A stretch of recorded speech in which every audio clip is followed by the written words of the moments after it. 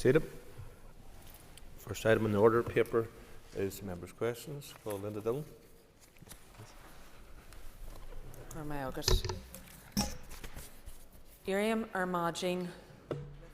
welcome the announcement that the Executive Office have taken a historic decision to appoint an Irish Language Commissioner and an Ulster Scots Commissioner.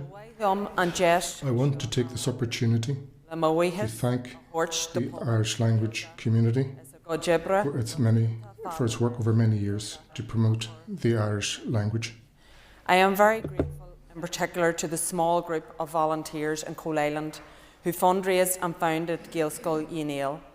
I thank them for the opportunity that they gave my child and many hundreds of other children to be educated through the medium of Irish. Gaelscoil Unail is a thriving bilingual nursery and primary school that serves all the families in Coal Island and surrounding area who want their children to be taught through the medium of Irish. We are very lucky to have a thriving Irish language community right throughout my constituency of Mid-Ulster. I know that the announcement of an Irish Language Commissioner is a right step to ensure that the language is properly promoted and that it is given the correct support. Mid-Ulster District Council introduced an Irish language street sign policy when I was a councillor over 10 years ago. And it is lovely to see the many residents across my district of Mid-Ulster embracing bilingual signage that illustrates an important part of all of our culture.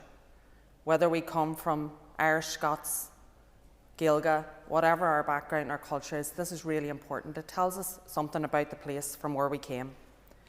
I welcome the confirmation from the Education Minister that the new build for Gaelscoil Unail will begin in the coming months. I would like to take this opportunity to thank the Minister of Education, Paul Givan, for his visit to the school to see the plans for the new school and to experience the hospitality of our young people and the staff of Gaelscoil Unail. Thank you very much. Well, Brian Kingston. Mr. Speaker, and I rise to pay tribute to the pupils and staff of Springfield Primary School in West Belfast. The school made a very positive impression on all those who attended the Northern Ireland match at Windsor Park on Friday evening, when the team achieved a credible one-each draw with Switzerland.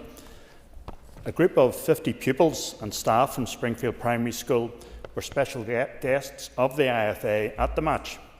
Sitting at the front of the South Stand, they sang for the entire game, and at half-time they treated the Green and White Army to a selection of new songs dedicated to some of our new players, including the three Charles and also Isaac Price, who scored an excellent free kick routine on the evening.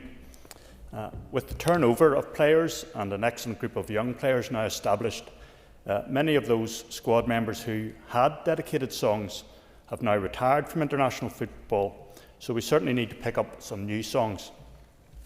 It was no accident that Springfield Primary pupils were so clear in their group singing of the songs, as the school enters the Belfast Speech Festival as well as the Belfast Choir Festival every year, and has enjoyed great success in both festivals again this year. So they were a great choice for this role, and there were a lot of positive comments on social media after the match about how well the pupils had done in their singing. The Education Minister, Paul Givan, enjoyed a performance of their choral speaking when he visited the school 2 weeks ago to officially open a new safe drop-off and pick-up area away from the Springfield Road, which has greatly improved pupil and driver safety. The school is also making good use of the restored running track at Paisley Park. Pupils are able to walk up the new Forth Meadow Community Greenway to Paisley Park for weekly running sessions, and the school has enjoyed success in cross-country running competitions in Belfast.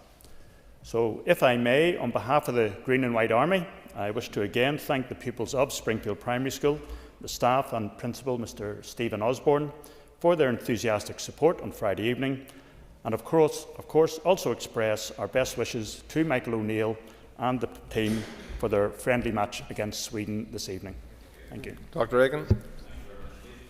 Mr. Speaker, may I first make a declaration of interest as Chair of the All-Party Group on STEM and on aerospace. Mr. Speaker, last Friday I had the very enjoyable opportunity to attend the Northern Ireland Schools Rocketry Final at RLC's historic site at Langford Lodge on the shores of Lough Neagh. The over 90 school children who took part had an exacting, and I mean that clearly, exacting task, because they had to build a rocket that would fly up to 790 feet, plus or minus a few feet, separate, and for the payload of 2 eggs, and they weren't hard-boiled, to come down by parachute to be safely recovered. The schools and the young persons groups also had to weigh, length, work out the centre of gravity, do the design calculations. They all had to make themselves. And the schools had to build and design them and bring them to the launch site as well. The launches themselves were spectacular, even when just a few missions, to use SpaceX's terminology, had a rapid, unscheduled disassembly, but all of the children had successful runs. The practical STEM lessons were there to be seen in abundance, with girls and boys teams using mathematical principles, computer-aided design, manufacturing and engineering techniques to make usable rockets. Being surrounded by these enthusiastic scientists and engineers is a testament not only to their skills, but also to the leadership and dedication from their teachers and group leaders. I'd also like to particularly thank all RLC who hosted the event, Thales UK who provided some of the prizes, to Airbus UK and to Queen's University. I'd like to give special thanks to ADS, who helped in the administration of this great event. Finally, well done to all those who took part, to Friends School Lisburn, to the Air Cadets and to the winners, Slemish College in Ballymena. Slemish's team of Rocketeers now go to the UK finals at Farnborough, and if they win there, they will be representing all of the United Kingdom schools at the Paris Air Shows. To paraphrase a certain Mr. Armstrong, that was one small step for Slemish, but a giant step for STEM. Thank you, Mr. Speaker. Alan Robinson. Speaker, I want today to pay tribute to well-respected and popular flute bands in my constituency, who this year celebrate significant milestones in their long history. Ballycun Flute Band were formed in 1925, and this year will celebrate their 100th year anniversary. I want to applaud the bandmaster, Mr. David McKeegan, who, along with the band members, has been leading on a year-long programme of events which are well underway.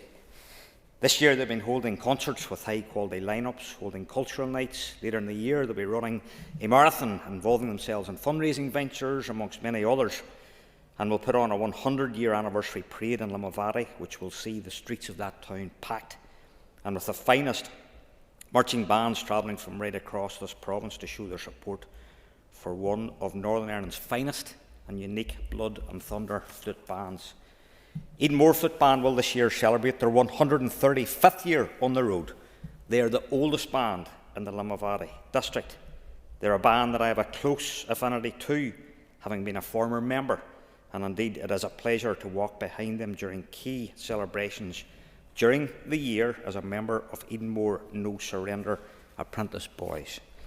When I was Mayor of Limavady Borough Council 10 years ago, I ensured that they visited Limavady Borough Council Chamber, where they were the first fully uniformed flute band, along with their standard, to visit the Limavady Council Chamber and the Mayor's Parlour. This is a band with an illustrious history, having travelled throughout this province and participated in events in Scotland. Being in a marching band is like having a second family, and indeed that can be said of both these distinguished flute bands. Their friendships become bonds for life. Lifelong friendships have developed in Edenmore and Ballycun, and indeed relationships have blossomed in a lifelong marriage outside the band environment. Generations of local families have stepped out in the proud colours of both bands, and I have no doubt many generations will continue to do so, both from rural areas of the Roe Valley, but with memberships far beyond the areas that they were originally born out of, and both bands solely about expressing their proud identities and celebrating their heritage. And I want to say to both bands how incredibly proud I am that they continue to promote, protect and celebrate our treasured culture. On this anniversary year and ahead of the marching season, I encourage them both to continue to wear their uniform and to fly their colours with immense pride. From the seat of government in this province, I hope that they both have a thoroughly enjoyable year. Thank you, Mr. Speaker. Cheryl Brownlee. Thank you, Mr. Speaker. Today I rise to congratulate Sky Lee Hayton from Evolution Boxing Club in Carrickfergus for her tremendous achievement of being named Junior Sports Person of the Year at the Mid and East Antrim Sports Awards. This recognition is a true testament to Sky Lee's unwavering commitment, extraordinary talent and, of course, her inspiring journey into the world of boxing. From a young age, Sky Lee has shown a dedication to her sport, overcoming challenges, pushing herself to achieve greatness in the ring. Her success is evident in her impressive list of accomplishments, from becoming the National Senior Cadet Champion to her international appearances, including a standout performance at the Golden Girls Championships in Sweden. But beyond the titles and the victories, what truly sets Sky Lee apart is her role as a trailblazer for young female athletes. She's proven that with determination, hard work and self-belief, barriers can of course be broken. Sky Lee's achievements are not just her own. They have inspired so many young women, showing them that they too can excel in sports that they were once seen as male-dominated. And I can truly say, as a former boxer many years and stone, unfortunately, ago, there is nothing as scary as walking into a boxing ring knowing you're about to be punched in the face.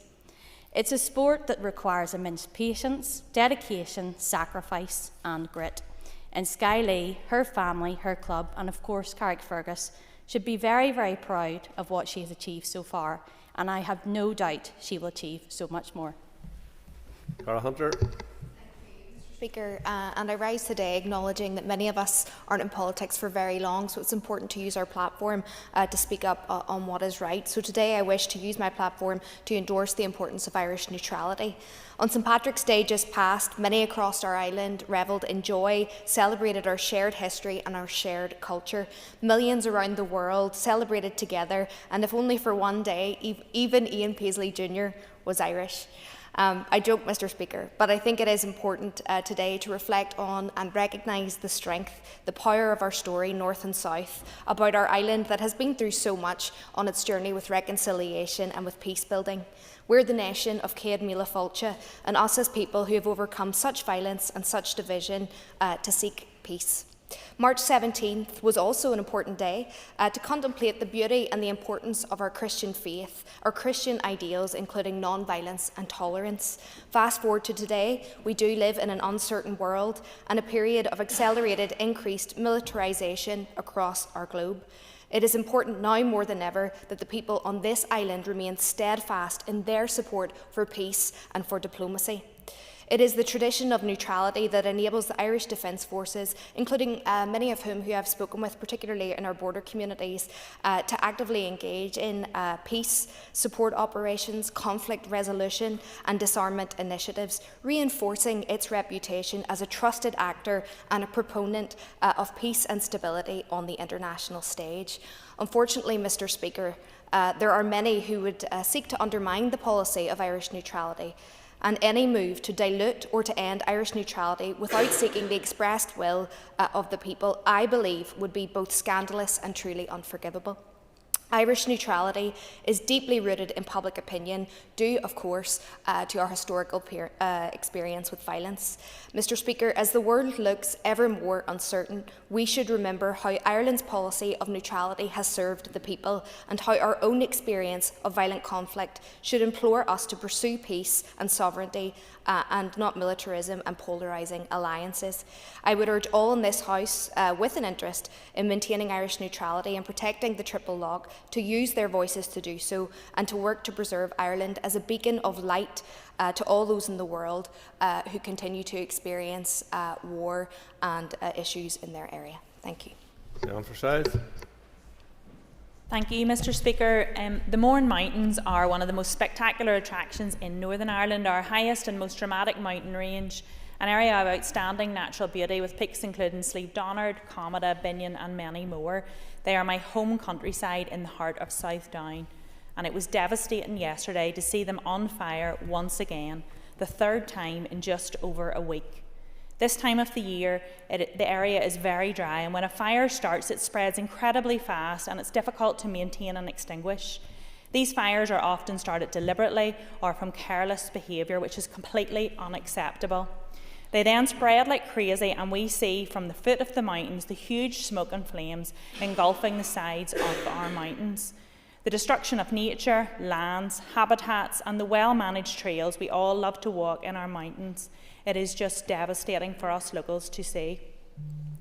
We are so grateful for the amazing work of the Northern Ireland Fire and Rescue Service in their response. In yesterday's fires on Slieve Binion, they reported 6 fire plants from Newcastle, Kilkeel, Warrenpoint and Rathfriland at the scene, and the command centre down in Newcastle from Lisburn. And on Friday, just past, fighting the wildfire up at the Silent Valley, there again were 6 fire appliances and 49 firefighters from across Kilkeel, Warrenpoint, Newcastle, Rathfriland and Newry who contained the fire. And I want to put on record my sincere thanks to the Fire and Rescue Service for putting their own lives at risk to keep others safe, and I'm so grateful that there were no deaths or injuries to the public reported.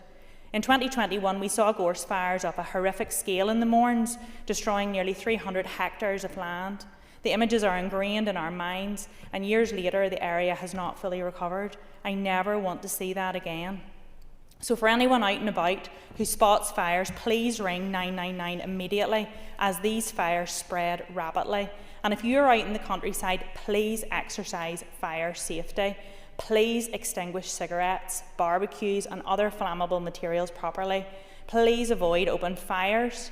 Please do not leave glass or bottles behind you, and please be considerate in your parking, because vehicles who are parked improperly impede access by our emergency vehicles. So please stay safe, respect the countryside, especially our beautiful Mourne Mountains and surrounding nature, a huge asset to Northern Ireland, our environment and our local tourism industry. Timothy Gosson. Mr. Speaker, yesterday in this House I asked the Minister for Infrastructure for an assurance that she would commit to undertaking a consultation and a quality screening exercise before taking any decision on the installation of Irish language signs at Belfast Grand Central Station. Far from providing the assurance I sought, the Minister informed the Assembly that she had taken a decision to install bilingual signage at Belfast Grand Central Station and on all Translink ticket vending machines. The Minister clearly had no thought for the need for consultation or a quality screening. She has chosen to impose her will without so much, it would appear, as consulting her executive colleagues. I have therefore this morning lodged a petition in the Business Office to refer Minister Kimmon's decision to the executive and subject it to a cross-community vote. Every member of this chamber who believes the divisive decision of Minister Kimmon's should be opposed and will add their name to that petition accordingly. The power to stop the Minister's plans to weaponise Irish, both in signage at Grand Central Station and all Translink ticket vending machines, lies in the hands of MLAs. I note that the DUP infrastructure spokesman has questioned the cost of this and challenged Sinn Féin on their misguided priorities.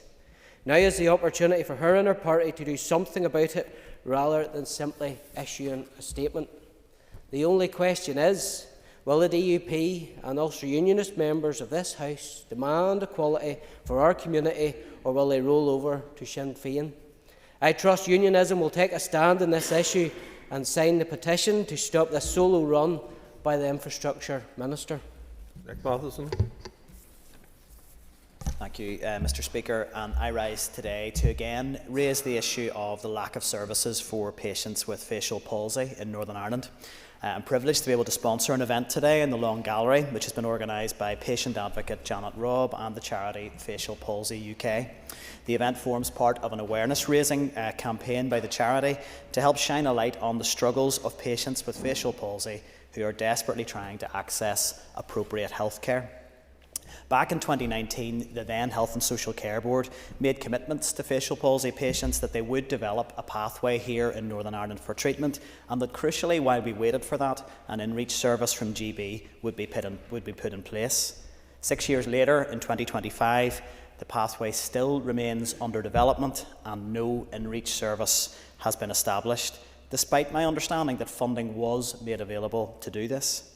It's unacceptable that facial palsy patients who need interventions across a range of clinical disciplines are left on waiting lists indefinitely, often then to be seen by a clinician who doesn't have the relevant expertise to treat them. Some progress has been made, and I welcome the investment for signposting on NI Direct for these patients, about awareness-raising work that has been done with GPs, and the work by a very small team within the health department to map out a pathway. But anybody living with facial palsy in Northern Ireland today needs help now. They cannot be asked to wait any longer. And that's why I support the call that we made today at the event for what are some initially very small, modest asks: access to specialist facial therapy treatments and access to psychological support, which can be so vital for these patients. These would be very, very small stepping stones to a better, properly mapped service here in Northern Ireland. And I welcome the fact that the Health Minister does plan to speak at the event today, but I would urge him not just to make a speech and to leave. I would urge him to take the time to engage with the patients who will be there today, to listen to their stories and the journeys they have been on in trying to access healthcare, to understand the impact of not getting the right treatment and how that impacts their lives every day. And I would encourage all members to attend the event today. This morning there'll be an opportunity to meet with local patients, the opportunity to meet with clinicians who want to be part of the solution, and then from 1 p.m. there will be the formal contributions setting out the group's asks.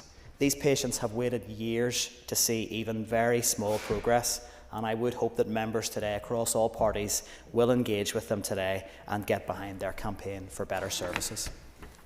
Before we call Mr. Buckley, he'll be the last person, as there's nobody else has been standing. So if there's anybody else who wishes to speak beyond that, please stand. Mr. Buckley.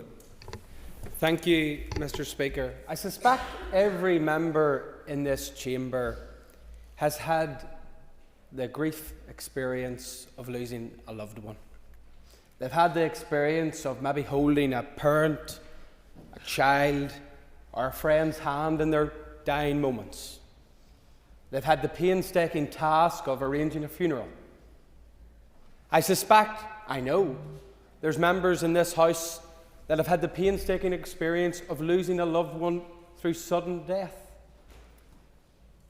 A member of their family may be taken from them in accident, in murder, but there is nobody in this chamber that has had the experience of having their loved one disappeared, of having their loved one abducted, murdered, and placed in a secret grave somewhere on these islands,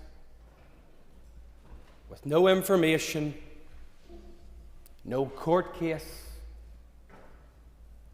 and no justice. That is the experience of many of the families in Northern Ireland that disappeared.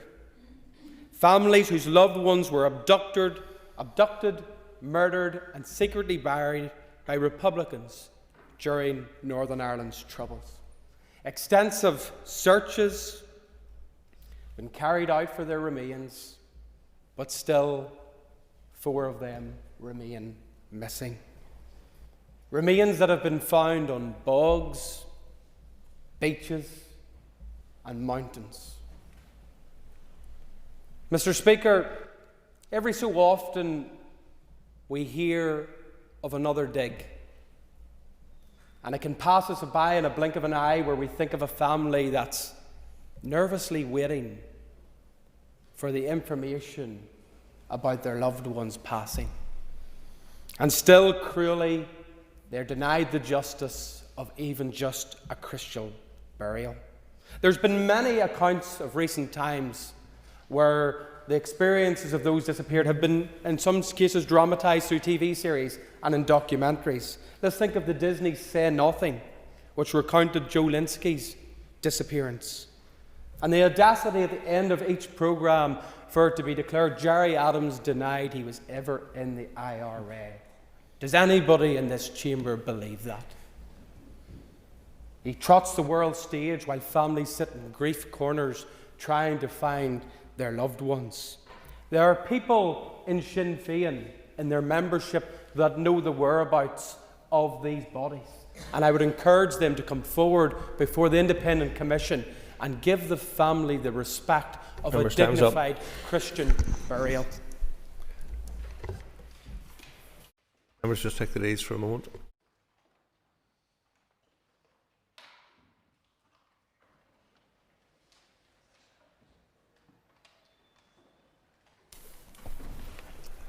I have received notice from the Infrastructure Minister, Liz Kimmins, that she wishes to make a statement. Just before we move to the statement, it was received at 10:31, supposed to be received 30 minutes beforehand, but we're slightly shorter in our member statements this morning, so I'm sure that members won't object if we proceed a couple of minutes early, although some might, but we're going to do it anyway.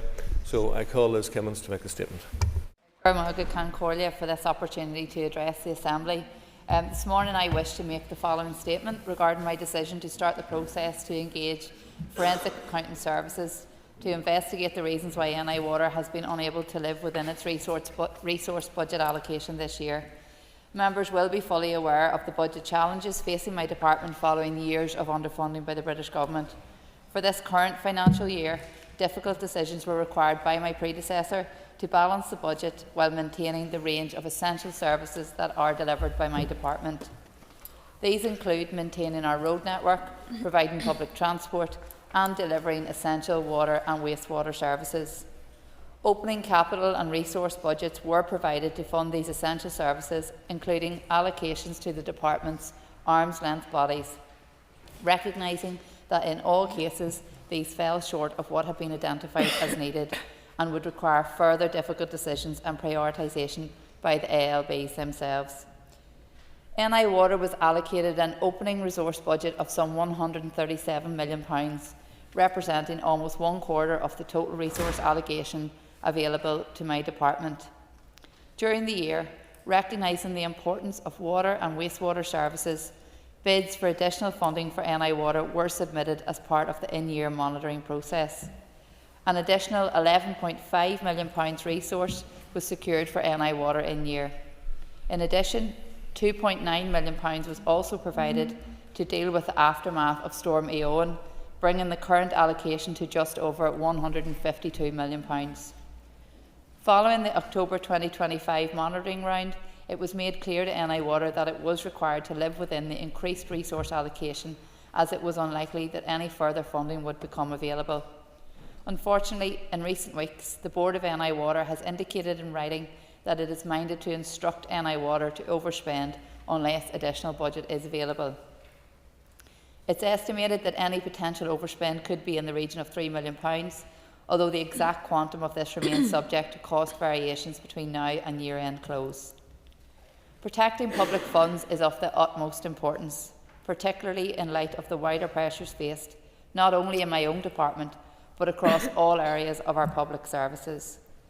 Difficult decisions are having to be made across all executive departments and arm's-length bodies, and therefore it is essential that I fully understand the budgetary management decisions that NI Water have taken this year that have led to the Board of NI Water proposing this unprecedented and disappointing course of action. I was therefore faced with a number of options given the serious nature of the Board's intention to instruct NI Water to incur a potential budget overspend, and in particular the wider implications for other key essential services which my department funds. I have considered these options carefully, and my decision to appoint a forensic accountant is a necessary step that takes a measured approach to help us work in partnership together with NI Water and enable better planning going forward in these times of constrained budgets. I wish to reassure members that I am taking the possibility of an overspend very seriously, while adopting a pragmatic approach to understanding how we have ended up in this situation so close to the financial year end. I would hope that any learning from this investigation will be useful for both parties and help prevent such an occurrence in future years. In line with my decision to proceed, I have instructed my officials to put in place the necessary steps to urgently appoint suitably qualified forensic accountants to progress this investigation as quickly but as thoroughly as possible. You will appreciate that this will be a live investigation, and I do not propose to comment further at this stage until such times as the investigation is complete. In closing, Concordia, I very much hope that my decision will help us move forward together in partnership. These are difficult times for us all, and we must ensure we do the best we can with the resources available. Thank you. Mark Durgan. Mr. Speaker, thank the Minister for the statement. Minister, despite the initial sizeable allocation to Northern Ireland Water and monitoring round increments to that, the total that they've received still falls short of the amount identified in the price control. Can you clarify whether the remit of the forensic accountants will extend beyond this year's internal financial management to include any assessment of the structural adequacy of Northern Ireland Water's funding model itself? And if systemic issues are identified, will you commit to taking action? Well, I think without going into details of the investigation at this stage, I hope that this will help us to get to a position that ideally we can say exactly where the position that NI Water are in from a budgetary perspective.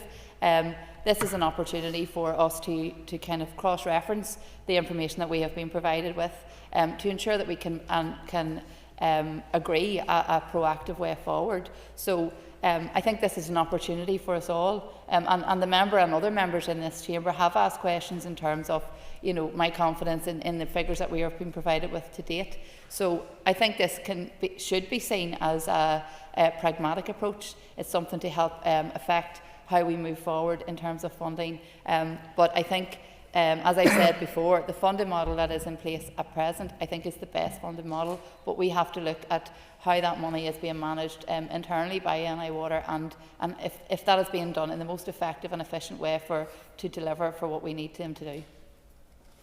Deborah Erskine. I thank the Minister for her statement and for the opportunity of a pre-brief beforehand. It is interesting that the Minister is taking this decision in the dying days of this financial year. The overspend in Northern Ireland Water is nothing new, and I would have thought that it would have been prudent to do this before now.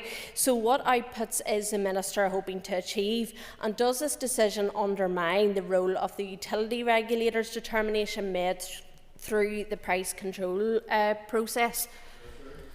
Well, I think we have had frequent engagement with NI Water throughout the year, and I think from I've come into post we've been in quite regular engagement with them. We've given as many opportunities as possible to try and ensure that they are doing everything that they can to live within their budget, and that has been made clear not just by me but by my Permanent Secretary, by officials and by my predecessor John O'Dowd. This is not the first year this has happened, so whilst it has happened close to the end of the financial year, I hope that indicates just how hard everyone has been working to try and get us to a point that we didn't have to take these steps. However, as of the last number of days, NI Water have indicated that they are still looking at an overspend of close to £3 million. So it's incumbent of me to make a decision as to how we do.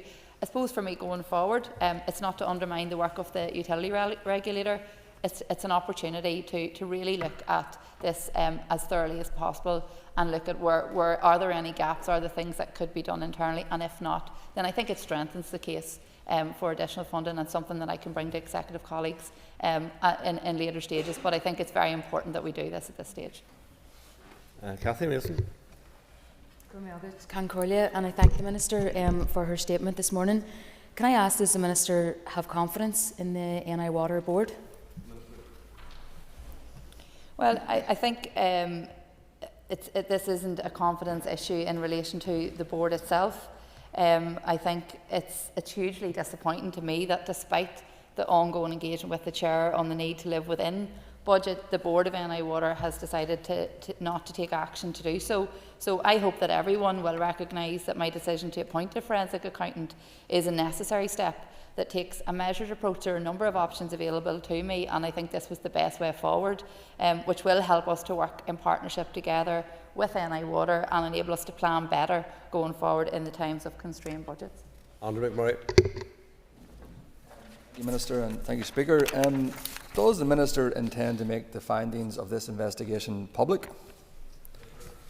Yes, well, I hope that I will be able to provide feedback both to the committee and to the Assembly. At the end of the day, that is actually one of the key reasons why I have taken this decision. I'm very mindful that I'm accountable to this Assembly, and we need to be sure that public funding is spent in the right way. So I'm happy to be able to provide an update once the investigation has concluded.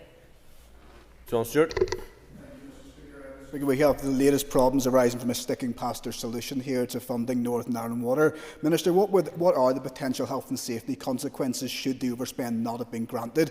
And will this overspend in any way impact on the action Westminster has to claw back up to £500 million worth of funding?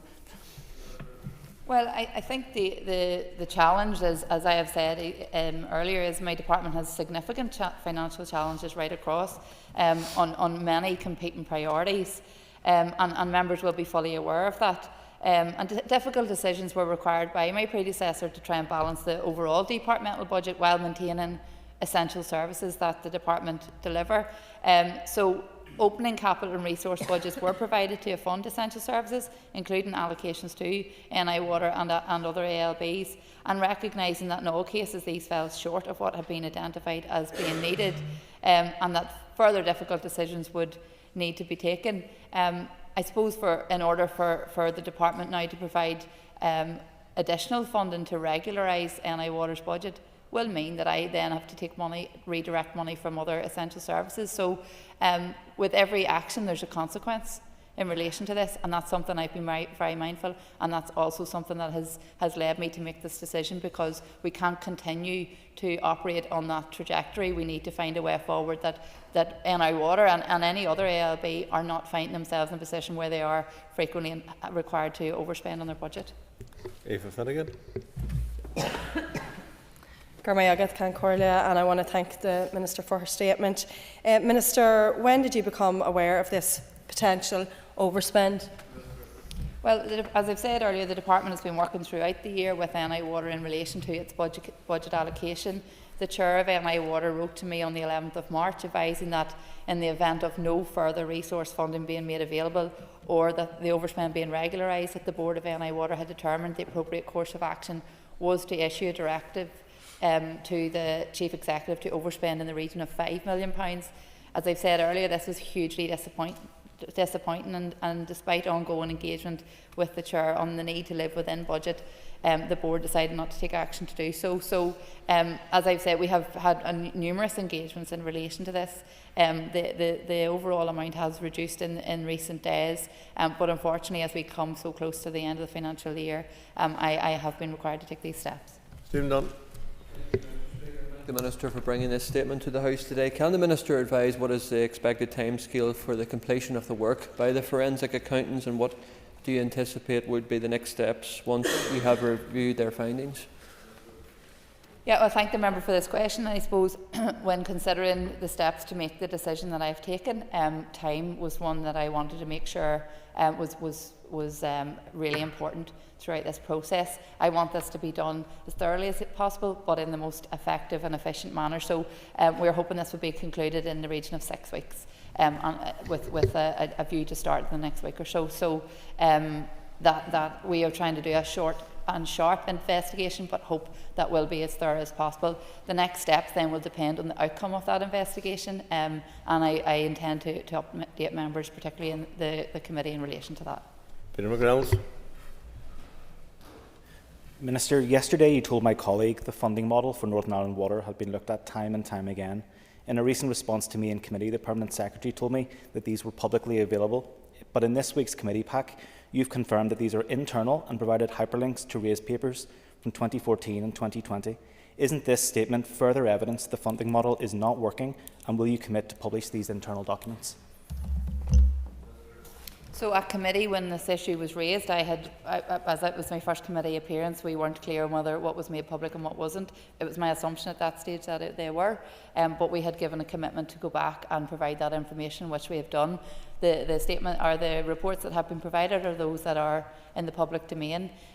So that tells me that the others aren't for whatever reason, but we can get information in relation to that and provide it to the member as to why that isn't the case. Dr. McAleer. I thank the Minister for her statement. Minister, is this the first time that NI Water has indicated a potential overspend? Okay. No, well, in December 2023, when this assembly was down and in the absence of local ministers, I understand that NI Water had highlighted a potential overspend of over 30 million of their capital budget. At that time, this was resolved by NI Water slowing down elements of their capital budget to ensure that they remained within budget. And in recent years, NI Water has had resource pressures that have been reduced in year or have been addressed through in-year allocations and therefore lived within budget. Annie Buckley. Speaker, to appoint forensic accountants to such a significant arm's-length body such as NI Water is quite a serious step, Minister. So can I ask, when did you communicate your intention to do so to NI Water? And secondly, without getting into any detail on specifics, is the Minister or her department aware of any potential fraudulent activity which potentially would have caused the overspend? So, in relation to my communication with NI Water would have received a letter early this morning as well, as we have been working on this right up until late last night. So I hope that indicates just how seriously I have been taking this issue and the consideration that has been given to taking these steps. And we have been in frequent engagement with NI Water throughout that process. As part of that, I have offered to meet with NI Water board to discuss the next steps and hope that we can do that in the very near future. In relation to the members' comments around a fraud investigation, I am aware there's been a number of questions have been raised by members in relation to that and responses have been provided. I can't comment on the detail of this investigation as we don't know until we do the investigation, so at this point I don't think it would be fair to make any further comment. Steve Egan. I thank the Minister for her remarks so far. Minister, you'll be well aware of the Water and Sewage Services Northern Ireland Order of 2006 and the consolidated licence of 21st of November 2024 and your legal responsibilities as Minister because of the rather strange setup that Northern Ireland Water is as a form of GoCo. You actually have the ultimate responsibility for it. If you look at the board minutes of Northern Ireland Water, they've been making complaints about potential overspends for some considerable period of time. If there is a particular issue to do with health and safety that this overspend is for, can you say where your legal responsibility lies? And if this requirement to overspend is based on a health and safety issue, why are you bringing in forensic accountants and not finding the money? Well, I think that health and safety is paramount at every opportunity, and I think what I've said very clearly is that we've been working with the board. However, if my department overspends, there's a consequence. So we all have a very difficult piece of work to do to ensure that we live within our budgets. I am not underestimating the challenges that any ALB have in living within their budget. The point of this investigation is to ensure that everything that is being managed within that budget is being done in the most effective and efficient way. There are a number of factors that have led to the overspend, and I've been working with NI Water to identify those and try and find where savings can be made. The issue here is the overall executive budget is not enough. The member's fully aware of this.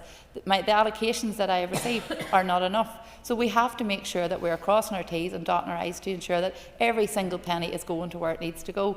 For me, I think this is a really good opportunity for NI Water to outline their position very clearly, that we can then stand over that and say when allocations are being made that they cannot continue to reduce any further. So I hope the member is assured that health and safety is paramount to me, and that's why we're doing these things, because we want to ensure that it's being done in the most effective and efficient way possible. Deirdre Hargett. And to the Minister, I welcome this statement today. I would like to know how long NI Water have been made aware of the need to live within their budget. Well, as I've said, this has been an ongoing issue, and we have said on numerous occasions, both through my engagement with them, through my officials' engagement with them, through my permanent secretary's engagement with them, and through my predecessor. So this has been an ongoing matter for discussion, and whilst the overspend has significantly reduced throughout the year, we're unfortunately still in this position, and I think it is important that I recognise the seriousness of this and that we take steps to ensure that this doesn't happen again going forward. Keith Buchanan. I thank the Minister for her statement so far. Minister, can you confirm, has the terms of reference been agreed or set up for this, and have you a team-stroke individual in your department responsible for the overseeing of this? Yes, so that is still being finalised, and that as I said, we're hoping to the investigation to commence in approximately a week's time, or you know, we're in those kind of finalisation. With regards to a team within the department, officials will expect to be engaging with NI Water on a very regular basis, and on a weekly basis, and we have made them aware of that also. And I think that hopefully shows our commitment to concluding this investigation as soon as possible, but as thoroughly as possible as well. In terms of the forensic accountant, this will be somebody completely external to the department, and I hope that they can look at it from a different perspective that will give us a clearer view of the inner workings of how budgets are managed, and maybe where we can make changes to resolve these issues moving forward. Kelly Armstrong. And thank you, Minister. Minister, if this was private business, somebody would lose their job. We all know, and you have said today, that you don't get enough money to be able to fund Northern Ireland Water in the way it wants. Public sector budgetary rules constrain Northern Ireland Water's ability to access and utilise funding beyond that provided by the department. So can you confirm to this House that at long last that we will have an evaluation of the current model, so that people don't have to, as the Audit Office report says, have increasing numbers of people living in homelessness in Northern Ireland, the barrier of which is caused for house building by Northern Ireland Water? Sir.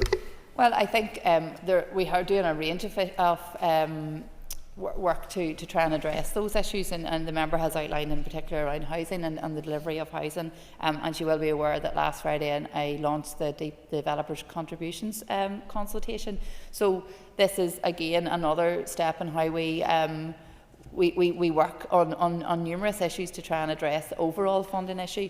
In relation to the funding model, NI Water is currently classified as a non-departmental public body, and it receives over 50% of its revenue from government subsidy, and borrowing is currently provided through my department. Reclassifying NI Water to, for example, a mutualised company will require the removal of NI Water from central government oversight and the introduction of a guaranteed and predictable funding stream that is not subject to direct political control or competing public sector priorities.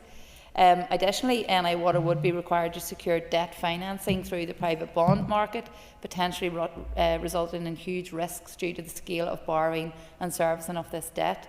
And evidence from water and sewerage companies operating along mutual and privatised business models in England and Wales have clearly demonstrated that significant operational pressures persist in many of these companies, particularly with sewage infrastructure, in addition to serious concerns in relation to debt management and the cost of servicing debt. So, as the member will know, I am opposed to introduction of domestic water charging, as it will impose additional financial burden on people and families in the midst of a cost of living crisis. As I've said, I'm continuing to the three-pronged approach that is already in place. I think that today's announcement will hopefully strengthen the work that I'm doing with executive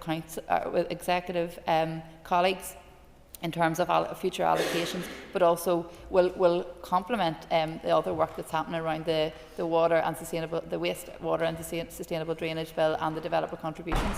I think there's a recognition across this House that we have to do everything within our power to try and resolve this issue, and there's a real willingness on my part to do so. But the one thing I will not commit to doing is putting additional financial burden on domestic customers. John Forsyth. Minister, in Finance Committee every month we hear the reported outturns and the direction towards reaching a balanced budget for this year, and as Minister for Infrastructure it's your responsibility to get us there, and the indications were that we were on track for that.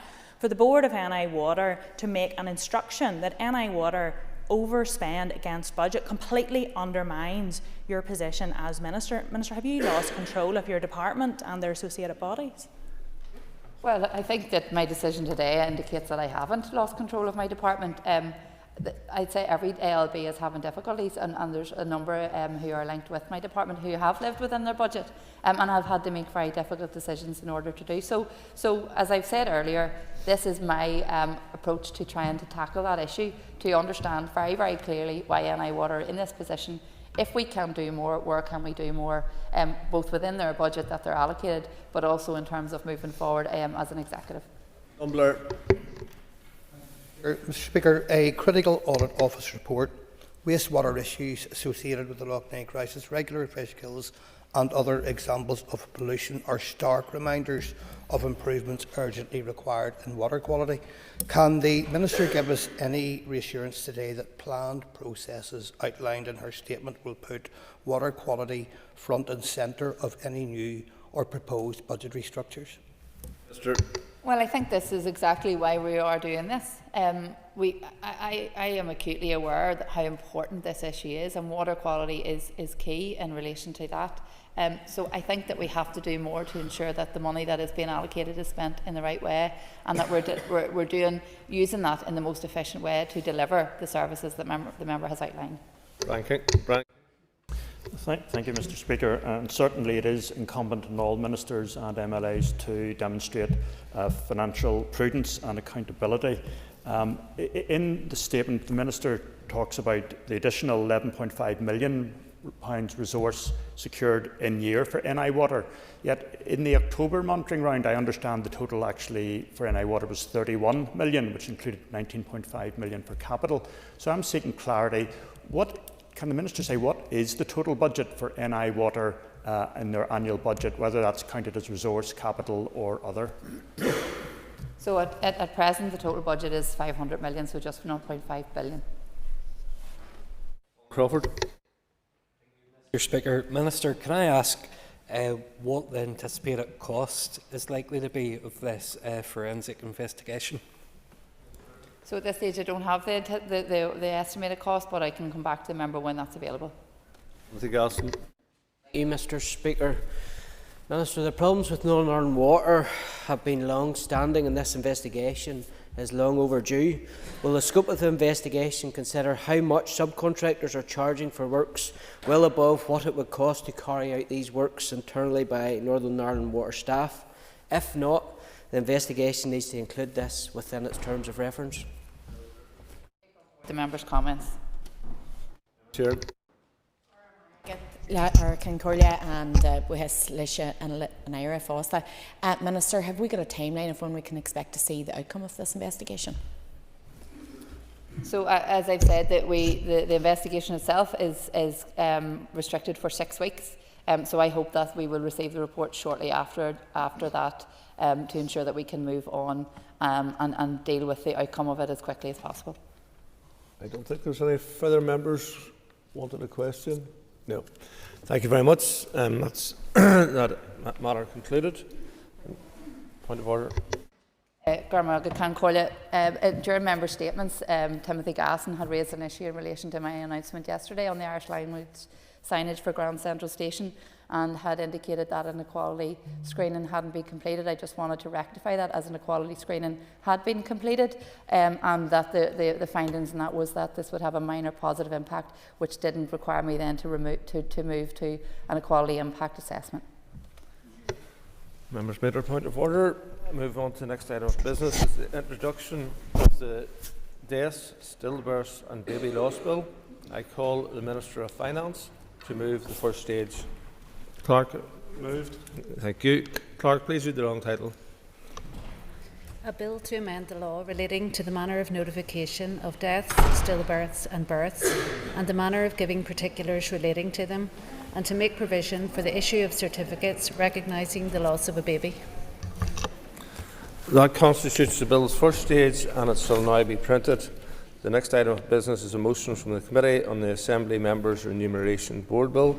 Clerk, please read the motion. That in accordance with Standing Order 33.4, the period referred to in Standing Order 33.2 be extended to 16th May 2025 in relation to the committee stage of the Assembly Members' Remuneration Board Bill. That in accordance with... I call the Deputy Chairperson of the Ad Hoc Committee on the Assembly Members' Remuneration Bill to move the motion. Thank you. The Business Committee has agreed. There will be no time limit in this debate. I call the Deputy Chairperson to open the debate on the motion. Concordia, this motion seeks member support to extend the committee stage of the Assembly Members' Remuneration Board Bill to the 16th of May 2025. As members are aware, the Ad Hoc Committee was established on the 17th of February to undertake the committee stage of the bill and to report to the Assembly by the 1st of April 2025. While the committee has made good progress in a scrutiny of the bill to date, a short extension is necessary to complete this work and to prepare our report on the bill. Although this is a short and mostly technical bill, its provisions are of considerable public interest, given that it deals with matters relating to the salaries, pensions and allowances of Assembly members. The committee has been cognisant of the importance that our work demonstrates to both the members of this House and to the wider general public, that we have carried out our scrutiny in a robust, thorough and impartial manner. Since our first meeting, the committee has been briefed by the Assembly staff from RAISE, the Bill Office and Legal Services to support the committee's understanding of the provisions of the bill. The committee has also considered written and oral evidence from the Assembly Commission, as well as remuneration bodies from other legislators. In addition, the committee has considered the views of 74 respondents to our call for evidence. And at the time this motion was laid, the call for evidence was still open, and we wanted to ensure that in the event that a large number of responses arrived between the deadline for laying the motion and the closing date of the call for evidence, the committee would still have sufficient time to fully consider all responses before the end of the committee stage. As the call for evidence closed on the 19th of March and only a small number of late responses have been received, I can assure the House that we will work to complete the committee stage of the bill well within the time frame proposed in the motion. As we reach the important final stages of our scrutiny of this bill, the committee wants to take some time to form our views based on the evidence that we have received. We also want to consider potential amendments to the bill and explore options with the Assembly Commission. The outcome of our deliberations will be communicated to the House in the committee's report, which will be published at the end of the committee stage.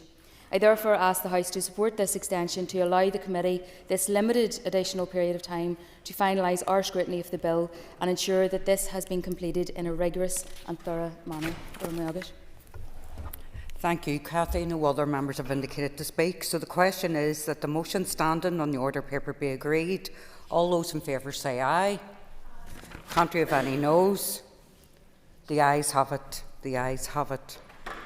So the next item of business is a motion on a hydrogen innovation strategy. Clerk, could you please read the motion?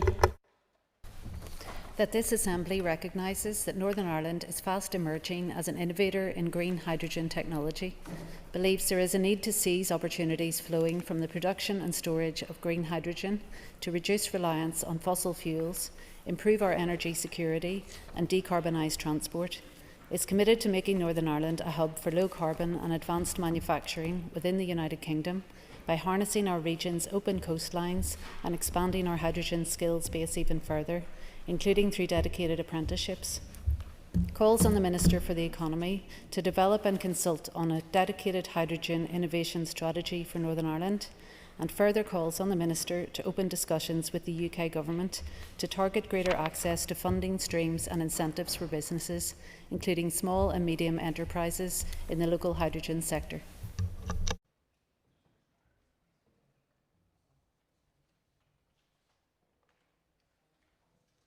Okay, I call on Jonathan Buckley to move the motion. Moved. Thank you, Jonathan. The Business Committee has agreed to allow up to 1 hour and 30 minutes for this debate. The proposer of the motion will have 10 minutes to propose and 10 minutes to wind. All other speakers will have 5 minutes. Please open the debate on the motion. Jonathan, thank you. Thank you, Madam Principal Deputy Speaker. Today I move a motion that I trust will set Northern Ireland on the path to becoming a global leader in green hydrogen technology, a path that harnesses the potential of hydrogen to transform our energy landscape and create high-quality, sustainable jobs in industries of the future. Hydrogen has long been hailed as the key to decarbonising our transport sector and improving our energy security. Yet, for us to realise this potential, we must take proactive steps to create the right conditions to foster innovation and growth in this critical sector. That is why the Democratic Unionist Party believes that it is essential that we adopt a dedicated hydrogen innovation strategy for Northern Ireland. This strategy must capitalise on our unique advantages and build on the expertise already present in our region. Northern Ireland is at the cusp of an energy revolution. Our geographical advantages, particularly our abundant renewable electricity from onshore wind, place us in a position to be a global leader in the production of green hydrogen. Already, onshore wind provides more than 80% of our renewable energy capacity.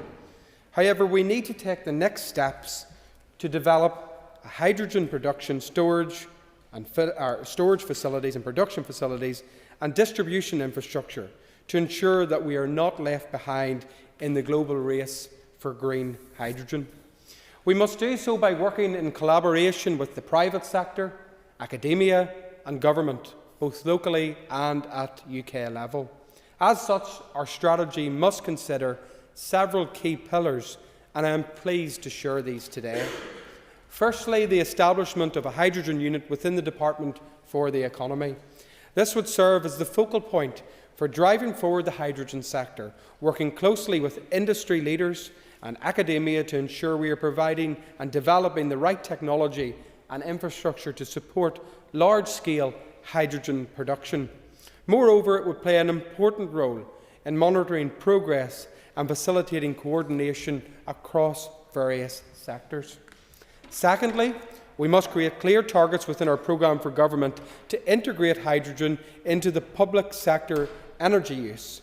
By setting targets to embed hydrogen into public sector projects, we can provide the necessary momentum to stimulate demand and investment in this space. Third, we must continue our discussions with the UK Government to access funding streams and incentives that would support innovation in our hydrogen sector, particularly for small and medium enterprises in Northern Ireland. The British Hydrogen Innovation Initiative, as well as the UK-wide schemes like Clean Power 2030 Action Plan and Great British Energy, must include clear provisions to support local businesses in their bid to drive forward hydrogen technologies. Fourth, we must assess the necessary gas infrastructure to support hydrogen blending, something that is already happening in areas such as Dungannon. The process of injecting hydrogen into the existing gasworks.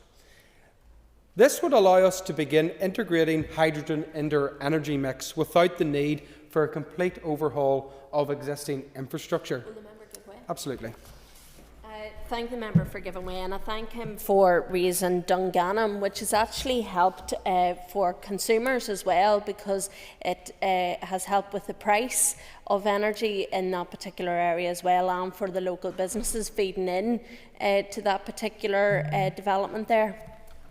I thank the member for her intervention, and she's absolutely right. I did visit the site with her alongside other members, and it was clear to be seen the enthusiasm that there was for this revolutionary style of blending happening on our doorstep at Granville. And it really was a first on this island to ensure that we could harness the potential. But there is much more work to be done to ensure that, not only from a Department for Economy's perspective, but also from a Department for Infrastructure's perspective, that they realise and capitalise upon the huge potential that hydrogen gives to not only consumers and businesses alike, but they face real challenges in accessing that planning structure in live time. And we also have a point to celebrate in Northern Ireland, because we indeed have the unique advantage to the counterparts on these islands by having a young, modern gas infrastructure that they could certainly be envious of. Fifth, we must make significant progress in developing large-scale hydrogen storage capacity, ensuring a consistent and reliable supply of hydrogen throughout the year. With hydrogen storage, we can address the intermittency of renewable energy generation, such as wind, and ensure that we are maximising the potential of, and indeed for, our renewable energy assets. Sixth, we must work to ensure that Northern Ireland's energy systems are hydrogen ready. This involves ensuring that all new gas-fuelled appliances, including boilers and hybrid systems, are designed and installed with the capacity to use hydrogen as a fuel source.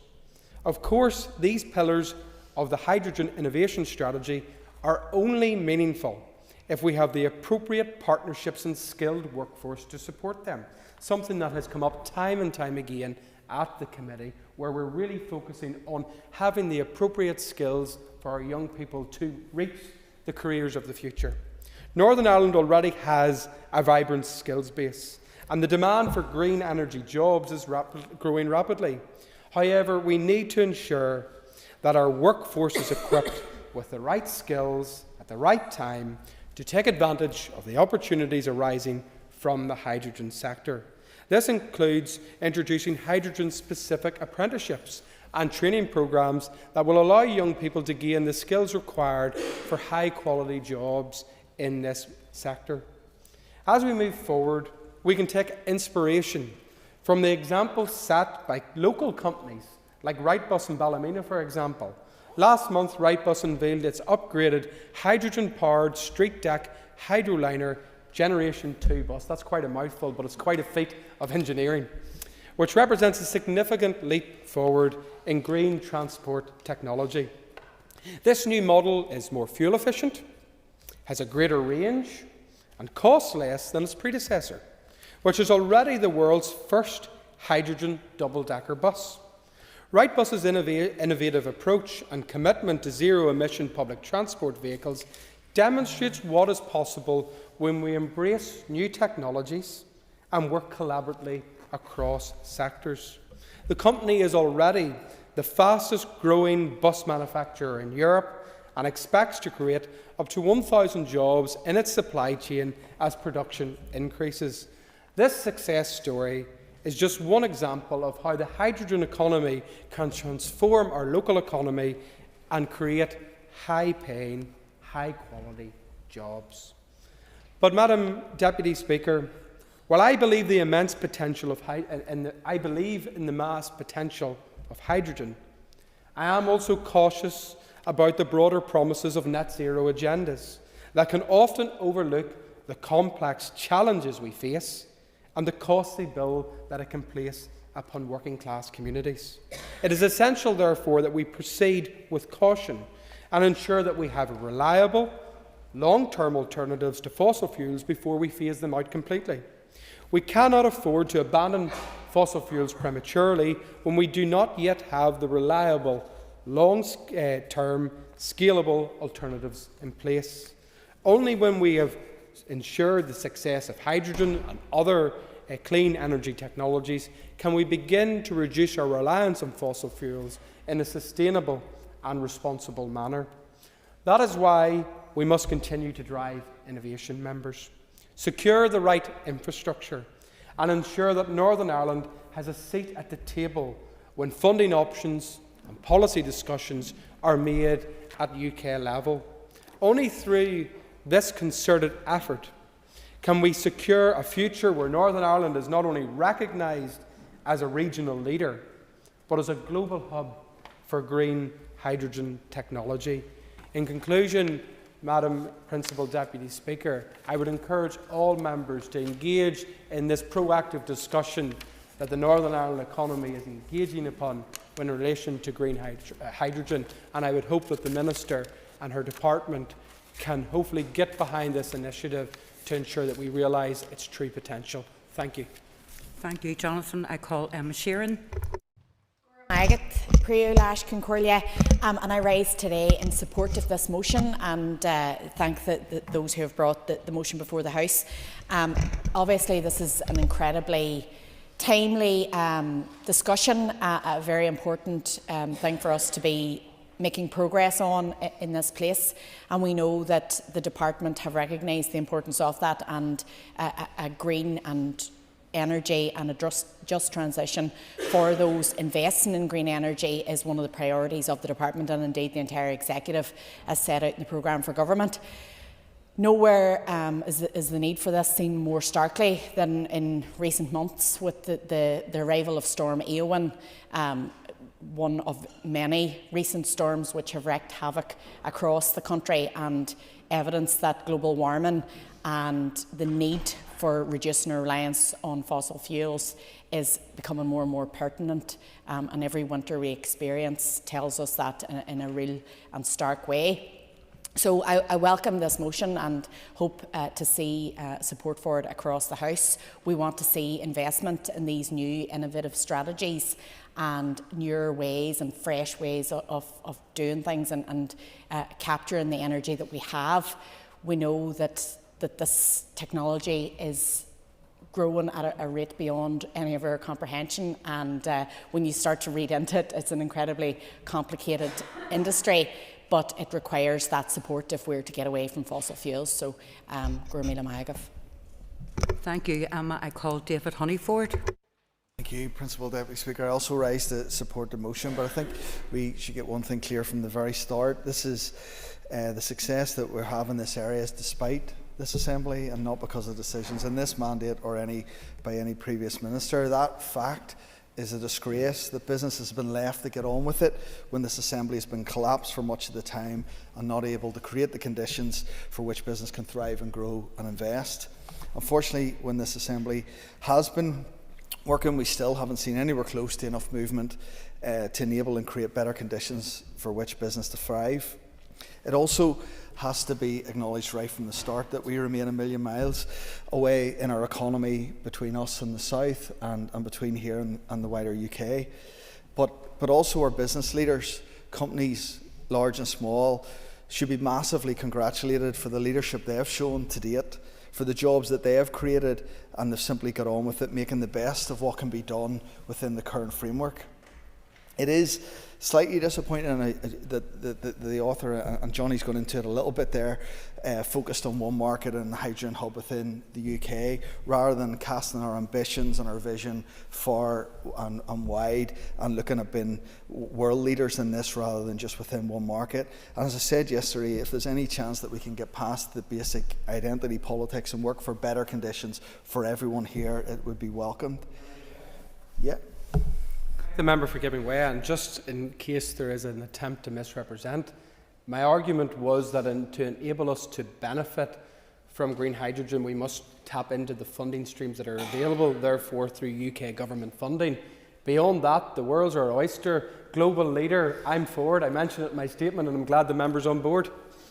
Thank you. The members are next a minute. Cheers, thank you, and thanks for clarifying that. I suppose the unfortunate bit, if we look at this, and we talk about innovation, and we talk about manufacturing, effectively advanced manufacturing, the basic denial of the DEP to remain in complete denial that there's an advantage for dual market access within this is still stark. Hydrogen and advanced manufacturing is exactly the kind of industries that we can take advantage of having access to both the UK and the EU markets. The innovation is also for us here to help ourselves, but it should be an export, and that's where the advantage that we have is, and we should be seizing.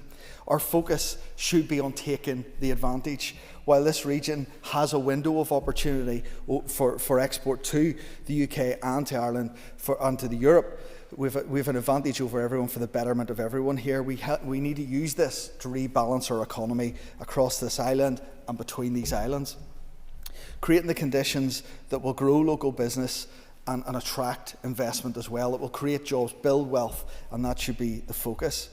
When economic figures were released just a few weeks ago, they yet again showed a really poor economic growth pattern for Northern Ireland. It can be described probably best as resilient, given the rest of the UK is contracting.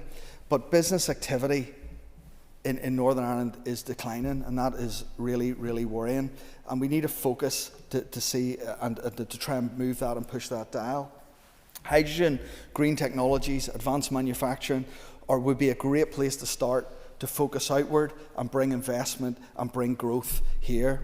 We have all the talent in the world, we have an entrepreneurial base, we have a highly skilled workforce, and importantly, we have that market access.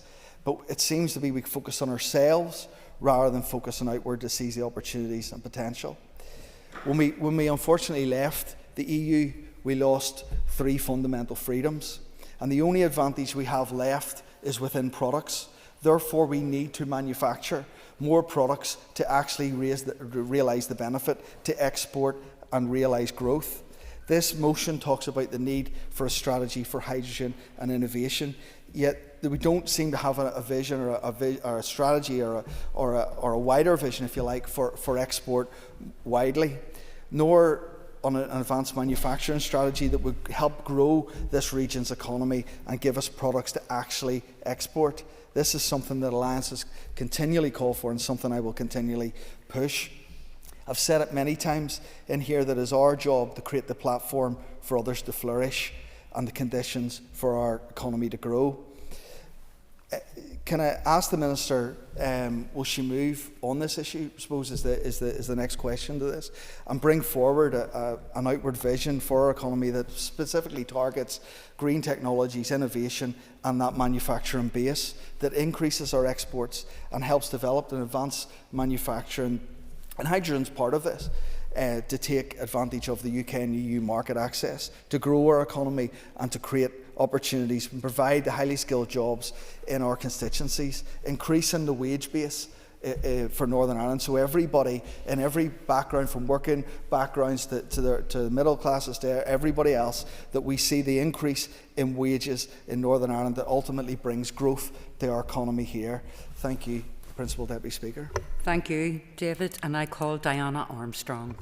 Thank you, Madam Principal Deputy Speaker. I'd like to thank my Economy Committee colleagues for bringing forward this meaningful motion. Hydrogen energy is an opportunity to transform our energy consumption, pave the way for a low-carbon future and position Northern Ireland at the front of the green economy. Local firms are already working towards Northern Ireland's path to net zero energy action plan with the aims of low carbon and affordable energy in mind. As a clean fuel, it is imperative that we ensure that Northern Ireland is not left behind in hydrogen investment, as it provides a gateway to not just our environmental goals, but also to supporting highly skilled jobs and sustainable economic growth. In Northern Ireland, we can witness this innovation firsthand today. We can take pride in companies already mentioned by Jonathan Buckley, companies like Wrightbus, who have pioneered the first hydrogen bus, which, as it's adapted further across the world, will improve air quality due to zero emissions, and offer a case study on how we better utilise hydrogen in not just our transport networks, but in industries across the economy. In my own constituency of Fermanagh and South Tyrone, building products firm Manock have set out an ambitious 2030 sustainability strategy that aims to reduce emissions and make their business more sustainable. Their green hydrogen project is targeting a reduction in emissions by 7.4%, and they foresee their hydrogen strategy will help decarbonise 50% of their fleet by 2030. Hydrogen, when used effectively, has the potential to revolutionise our transportation system, moving away from fossil fuels and unlocking the possibilities for cleaner, carbon-free transport network. And just on that point, as alluded to by David, when the former US envoy to Northern Ireland was in Fermanagh, Joe Kennedy, he took particular interest in the green technologies and hydrogen development that was happening particularly in Manock with their work. In order to help boost this work within our local firms, a dedicated hydrogen innovation strategy would help develop a new industry, offer hydrogen-specific apprenticeships, leading to skilled jobs, grow export opportunities, cut emissions in transport and leverage renewable energy potential to sustain our energy security. There are challenges, no doubt, that we must be aware of. If not managed well, hydrogen energy could be costly. It will also require a significant investment in infrastructure and more consistent government support. That is why it is essential that the Department for the Economy engages with UK counterparts to ensure we get the necessary investment to build on this fast-moving green technology.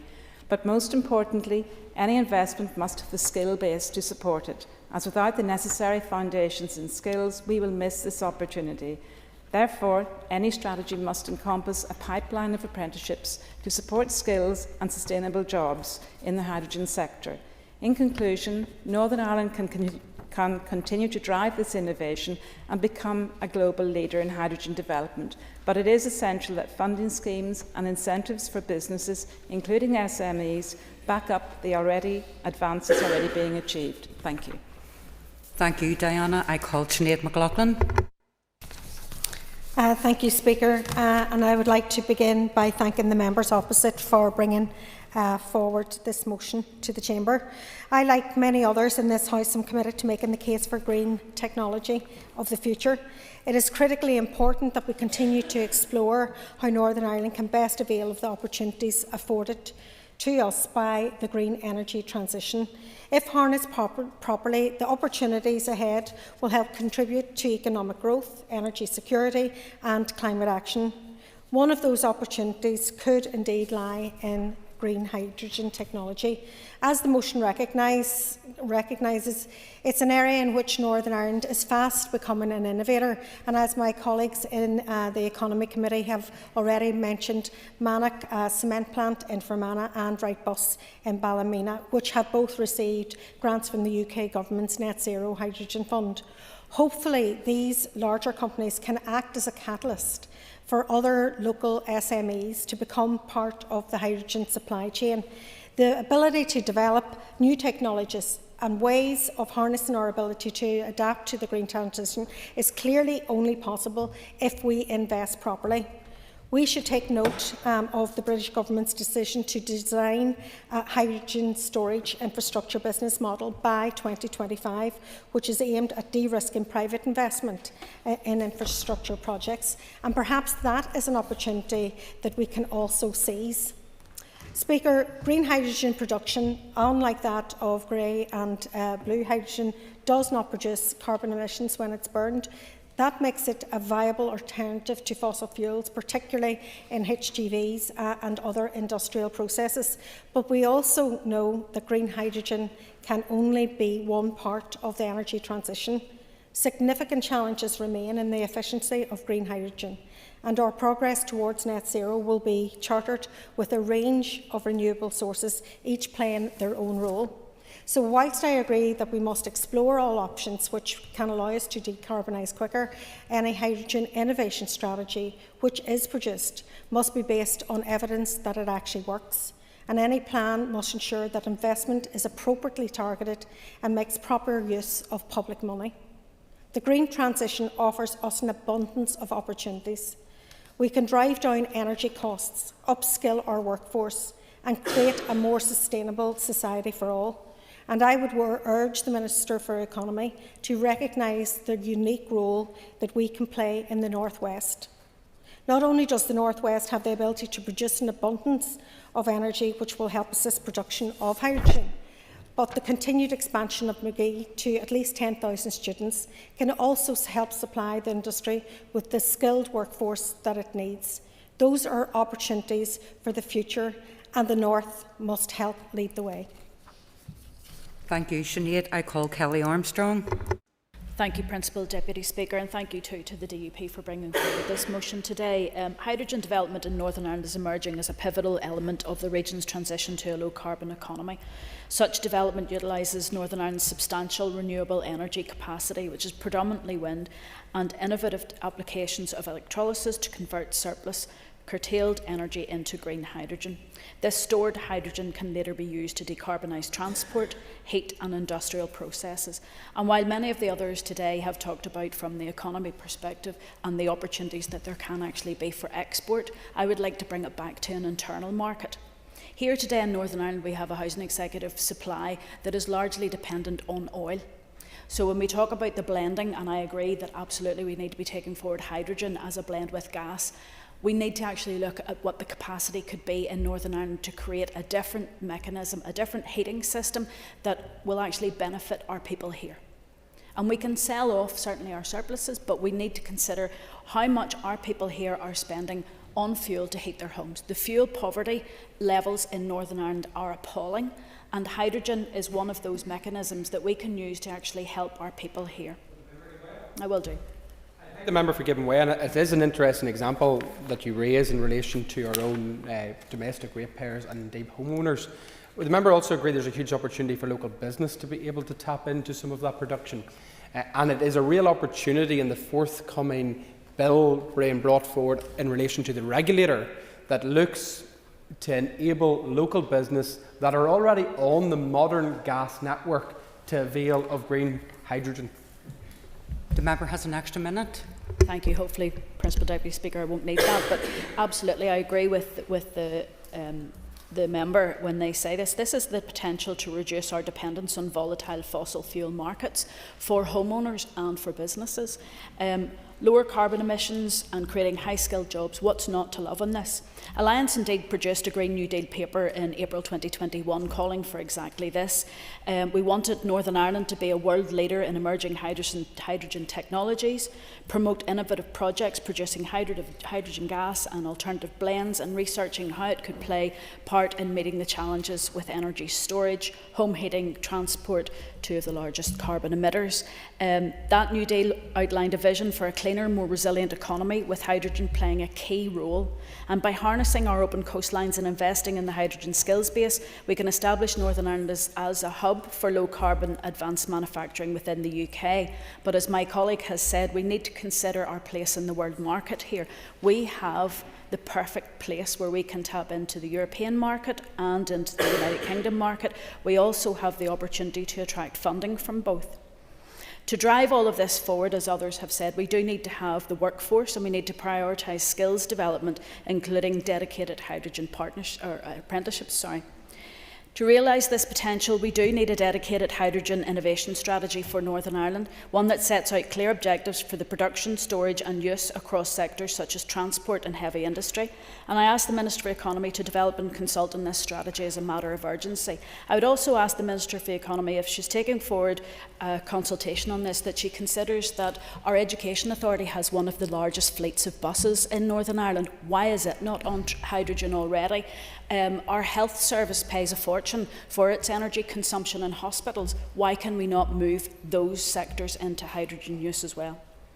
I am interested in the potential for harnessing energy from our waters. My constituency, Strangford, has the longest coastline. For anyone who has listened to me, and I can bore all day on it, I'm passionate about renewable energy and the untapped potential of our local waters. I visited the Queen's University Centre for Advanced Sustainable Energy project down in Strangford, and they have been working on tidal energy and wind turbines and the types of wind turbines that can capture as much energy as possible. Our coastlines have the potential to support our energy requirements as part of a mix, but we're failing to grasp the opportunities that are here on our doorstep for most of our constituencies. But we have to engage all the opportunities to actively replace our dependence on fossil fuels. In summary, hydrogen development in Northern Ireland is a multifaceted strategy that combines the efficient use of renewable energy, technological innovation in electrolysis and storage, and forward-looking policy reforms. This integrated approach is essential for reducing reliance on fossil fuels, enhancing energy security and driving economic growth through the creation of new green jobs and sustainable infrastructure. Thank you. Thank you, Kelly. I call Steve Aiken. Indeed, and may I thank indeed the DUP for bringing this motion before us, and of course the Ulster Unionist Party will be supporting it. Members, I think one of the most interesting things about green hydrogen and the move towards green hydrogen, it shows a definite transition towards net zero. However, one of the issues we're going to face in Northern Ireland is, in fact, we're not being ambitious enough. And I think one of the main challenges that I've been talking to industry about, it's been done very much in a piecemeal sort of process. However, I do understand that some people in industry are quite happy without not having the dead hand of the Department of Economy on them, because that way they can be much more innovative. But what I would like to propose is, one of the things we should be looking at is how we get the maximum leverage from the GB Energy and from the National Wealth Fund. Because there's over £8.3 billion are available there for investments in renewables. And a sizable proportion of that is to be ring-fenced for green hydrogen. So far, the only people seen to be availing of that are some local governments in sort of the northwest of England. And one of the issues that's been put to me by members of industry as well is that if we go ahead and look towards making Northern Ireland the centre for green hydrogen than it should be, we don't have a sufficient market for the green hydrogen we will produce. However, there is an opportunity. The Minister will be aware, and indeed members who, like me, who strongly believe in protection of the environment, are aware of the fact that the Irish Sea should indeed become a zero-emission zone for shipping. One of the ways to do that, as we've already seen from the Baltic and areas of the Mediterranean, is to encourage new shipping to actually be powered by green hydrogen. We know that Belfast and Larne, Dublin and various other ports are major areas where we could be incentivising the shipping industry to shift to being powered by green hydrogen that's being prepared and produced in Northern Ireland. That answers the question on the north-south dimension, which I know is Mr Honeyford is very happy about. It also, more importantly, answered the All Islands dimension, is where most of us should be sitting and looking about how we're able to develop that and grow that. Minister, there's opportunity now, because I believe there's conversations that are ongoing between sort of the UK Minister and also between GB Energy, because they are looking for large-scale projects. I would encourage the Minister in her department to reach out to the Minister and to say that we in Northern Ireland are looking to be able to grow this industry at scale. The Minister made clear that she's very interested in seeing developments in offshore wind, and the requirements to be able to attach offshore wind into a method of being able to have a deliverable system, i.e. turning it into green hydrogen, which is something that then would need a significant market to do that. If we do the maths, we can see that Northern Ireland could be a unique opportunity to do this. What we do need is a bit of ambition. The industry has the ambition. Let's support them. Let's move out and talk to people like Stena, talk to people like P&O Ferries, talk to people like Irish Sea Ferries, talk to about opportunities that replacing the shipping on these routes when it comes in, and it is due to be replaced in some degree fairly regularly, to moving it across to green hydrogen. That will create a huge market for green hydrogen that we can be producing and pushing out as well. I think this is a great opportunity. It's a good motion. You're not going to get me to say it's a great motion, but it's a good motion. And we will be supportive of it. But I think it's something we should all, Minister, be getting behind, and something that you can be then going and talking to Mr Miliband and making quite clear to him that Northern Ireland, we want our proportion of this £8.3 billion fund. But what's more, we've got something that can deliver for everybody across these islands. Thank you. Thank you much. Thank you, Steve. I call Timothy Gaston. Thank you very much, Principal Deputy Speaker. I'm very aware of where the future growth and opportunities are for the Northern Ireland economy, and in particular I believe Ballymena should be designated as the hydrogen hub for Northern Ireland. I say that for two reasons. Firstly, long before hydrogen was identified as the answer to fuel large vehicles in the future, Wrightbus in Ballymena had a team of engineers developing a prototype hydrogen bus. Wrightbus has always been ahead of the curve when it comes to their hydrogen technology. They are known as a global leader in the development of the next generation clean tech buses in both design and in manufacture. Since Joe Bamford acquired the company a number of years ago, they have continued to build on the foundations laid by the late Sir William Wright CBE. Mr Bamford has brought further expertise in hydrogen to this business and left it well positioned to continue to lead the design and development of future hydrogen vehicles on a global scale. Wrightbus now directly employ 2,000 people on their Gilgorm site, with another 1,500 employed locally throughout their supply chain.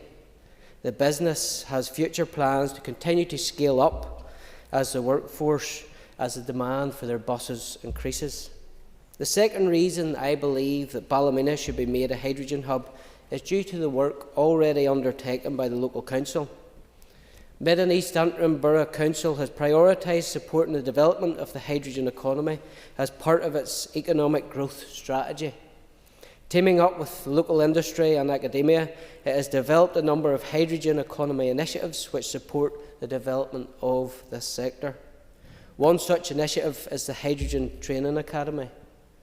Delivered through partnering with further and higher education institutions, including Queen's University Belfast, Belfast Metropolitan College and the Northern Regional College, the Training Academy will offer courses from Level 2 to Level 7 across a range of hydrogen subject areas, focusing on developing the skills required to maximise opportunities in the hydrogen and clean tech technology sectors. Additionally, the Council has been working on developing an innovation and clean tech centre called I4C as part of the Belfast Region City Deal. The Integrated Industrial Inspiration and Innovation Campus will be a £24 million green energy hub, including an innovation lab which will allow for an engineering team and create a well-equipped workshop which focuses on developing products, services, training and solutions for the clean tech sector across Northern Ireland, and in particular the emerging hydrogen economy. In Ballymena, we have already established a partnership working approach between industry and local government through the Manufacturing Task Force. Yes, go ahead. Can the member explain to me why he couldn't support the Green motion yesterday and the DUP amendment, which was supporting the green transition and industry, and yet today he's very effervescent about Ballymena being a hydrogen hub? The member has an extra minute. I thank the member for her intervention. Indeed, the topic we were dealing with yesterday, I outlined why I'm sceptical, but today I'm looking at, I recognise where the future economic opportunities are for Northern Ireland, and I certainly will. I'm happy to give way to Mr. Buckley. Well, it's great to see his excitement in relation to this motion. He's given two very clear, compelling reasons why he believes Ballymena should be the hub for hydrogen. He gave two reasons, but perhaps could I say a third? Would it perhaps be also the fact being that the member represents North Antrim, of which Ballymena is at the heart? Well, I could add that in as a third, no problem. Very happy to champion my constituency, and indeed will lobby very hard to bring jobs to North Antrim. But I am setting out the reasons why we have already set the scene for hydrogen. We're not looking for the executive essentially to reinvent the wheel. The infrastructure between business, between local government already exists. And what I'm trying to encourage the Minister and the Executive and the MLAs is to buy into that, because we have been working at this for a number of years. Indeed, I was very passionately a champion for this when I was in Mid and East Antrim Borough Council. And I certainly want, now that I have come to the Assembly, I will continue to champion that at every opportunity. So moving on back to the motion that's before us, before Sinead took me off on a tangent. But for our economy to take the next step to a green energy economy, significant investment is required by this executive. After engaging with industry and hydrogen, they have asked me to convey a simple message to the executive, and it is as follows. There is still a lot of interest in creating opportunities in clean hydrogen. However, there is no meaningful support from central government to help establish what is effectively a brand new sector.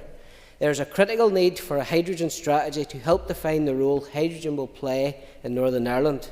This is something DFE should prioritise, and I would encourage the Minister and the Energy team to work closely with the sector to make sure it acts as a real catalyst for investment.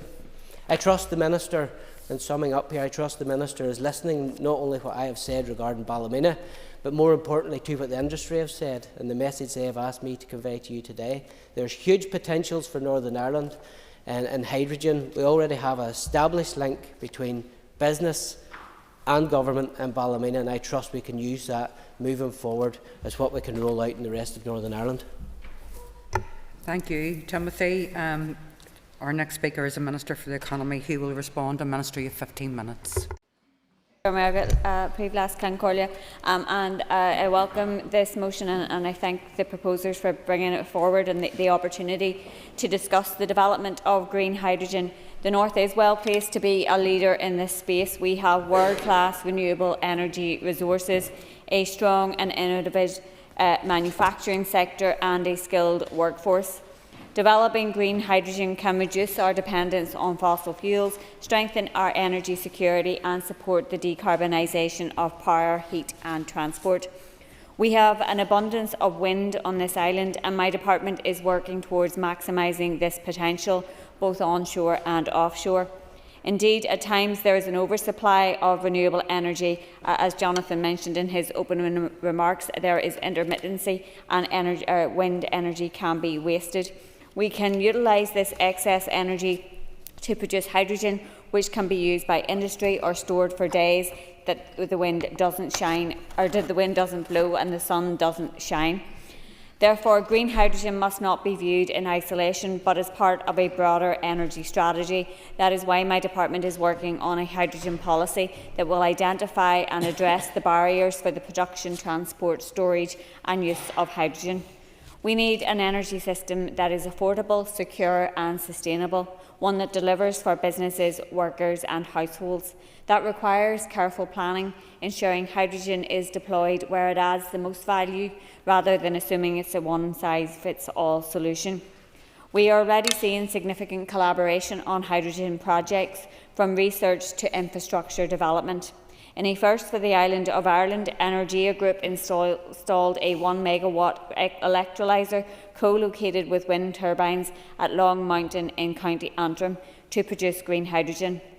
The Advanced Manufacturing and Innovation Centre, a Queen's University-led consortium, is taking forward a project on hydrogen gas storage tanks. My department provided £5 million capital to NI Water to spearhead an oxygen and hydrogen demonstrator project. This initiative is designed to showcase the benefits of using oxygen-enriched air in the treatment of wastewater and also to produce green hydrogen. Invest NI has also facilitated engagement with local businesses and the Hydrogen Innovation Initiative. My department has made significant progress on the development of the skills necessary for the energy transition. Working with the Green Skills Delivery Group, we are finalising a Green Skills Action Plan. This aims to ensure that the skills ecosystem effectively meets the evolving needs of the green sector, develops career pathways and promotes opportunities within the sector. Since September 2021, 14 courses supporting 400 individuals to upskill and reskill in areas including hydrogen energy systems, hydrogen fuel cell technology, hydrogen safety and hydrogen applications have been provided. Delivery is through our 6 local further education colleges and both Queen's University and Ulster University, with qualifications ranging from level 2 up to master's degrees. These courses have been a first of their kind offered across these islands. The motion raises the issue of funding, and there are already positive examples of local companies being successful. Both Mannock and Wrightbus have been successful in obtaining British Government funding through the Net Zero Hydrogen Fund, and I had the opportunity to visit Mannock recently and to hear about their projects. Caragen has also been funded by the Department for Energy Security and Net Zero in London to help develop a biohydrogen reactor. B9 Energy have been successful in obtaining £1.2 million funding from the Clean Maritime Demonstration Competition to investigate the feasibility of a green shipping corridor between Larne and the northwest of England. My department continues to collaborate with the Department for Energy Security and Net Zero in London on issues including the hydrogen allocation round funding to ensure such schemes meet the needs of local business. And I can assure Mr Ekin as well that we are engaging with both officials in DESNES and GB Energy in relation to the projects. Yes, of course. Thank the Minister for giving way and particularly raising some of those local companies that are doing excellent work in this field. But it's important, therefore, that we also look at some of the challenges that they've faced, and I think particularly of the gas blending example in Granville. There are many businesses that would love to be able to avail of that blended gas on the new gas network, which goes right beside their business. They're unable to do so. Will the utility bill recognise this and any other subsequent legislation? And I thank the member for his intervention, and I'm coming on to say in a wee minute about the hydrogen policy that we'll be putting out for consultation in the next number of weeks. And that will, I suppose, give people the opportunity to feed in some of those barriers and challenges that are currently being faced, and the potential for us then to find solutions for those so that we can maximise the potential that we have within the hydrogen economy. Prívlas Concordia, I certainly support the ambition to develop our hydrogen economy. I do think it requires a strategic evidence-based approach to integrate hydrogen into our broader energy system and ensure that investment benefits our local businesses and communities. And to Mr Honeyford's comments around a vision for the economy, I think that it's clear that the potential we have from the hydrogen economy very much aligns with the vision that I have for the economy in terms of all of 4 of the priorities: creating good jobs, the improving the productivity, the decarbonising the economy, obviously, and the regional balance piece, because there are companies right across the north and some areas in particular, like in County Fermanagh or in Dungannon, where these opportunities are already being seized. And so I think that yes, certainly. I suppose, thank you for giving way. I suppose the point I'm making is there's a strategy. If you look at the south, they have a manufacturing strategy. So the regional balance and net zero, the four pillars you've talked about, this all feeds into that. But whenever you look at the manufacturing strategy of the South, 85% of those jobs naturally get put outside of Dublin. So it's that kind of strategy that we're looking forward to come forward to focus us and give us direction. Thank you. And I thank the member for his intervention, and I know that he will be aware as well of the 7 priority sectors that we have for the local economy, the high productivity sectors that we have developed action plans for, including the low carbon technologies and advanced manufacturing. And so we are rolling out our economic vision across all of those sectors as well. Conclusion, Privlas Concordia, many of the members who have spoken today have talked about the opportunities. I think we are well placed to take advantage of these opportunities. We have some really world-leading companies. Mr Gaston referred to them in Ballymena, but right across the north, and we are leaders in these islands in addressing the skills agenda on green hydrogen, and my department is developing a hydrogen policy that will be an important piece of the wider energy strategy and the transition to renewable energy. So, Gara, Thank you, Minister. I now call on Gary Middleton to conclude and wind up on the debate on the motion, and Gary, the advice of 10 minutes. Thank you. Thank you, Madam Principal Deputy Speaker, and can I thank all of the members for their contributions today, which I feel has been a very positive motion, and to thank my colleague Mr Buckley as well for moving the motion. There appears to be quite a number of common themes from each of the contributions today. Many members, including myself, want to celebrate the existing businesses here in Northern Ireland which are already innovating, which are already leading the way in terms of hydrogen and grasping the opportunities which exist in terms of the move towards that particular piece of technology and infrastructure. But also there was a clear thread in terms of the focus on skills and the need for apprenticeships and ensuring that we have the skills as we progress further towards the use of hydrogen across Northern Ireland. We do believe that a hydrogen strategy is vital for securing and developing Northern Ireland's place as an innovator in this particular field. We want to see the opportunities grasped, and we want to see progression right across Northern Ireland to ensure that we have further growth, further job creation and an ability to deliver on a global scale. As has already been mentioned by a number of other members, we do have a unique place here in terms of our ability to produce green hydrogen. We had a positive debate in the Chamber yesterday around green growth, and I think there was a general consensus there also that that needs to be done in a way that is just, that is fair, and that protects consumers and businesses as well. My colleague Mr Buckley had mentioned about the fact that onshore wind here in Northern Ireland provides more than 80% of our renewable capacity, and of course we need to exploit that further. We need to make use of this energy when our demand is lower. But we also have a real potential to become a global centre of excellence for the hydrogen economy. The foundation that already exists through our local manufacturers, those involved in hydrogen-fuelled vehicles, Wrightbus, hydrogen fuel and reliable storage facilities as well. I'm just going to move on, Madam Principal Deputy Speaker, just to summarise some of the contributions that have been made during this debate. My colleague Mr Buckley opened up talking about the proactive steps that are required to grow the sector.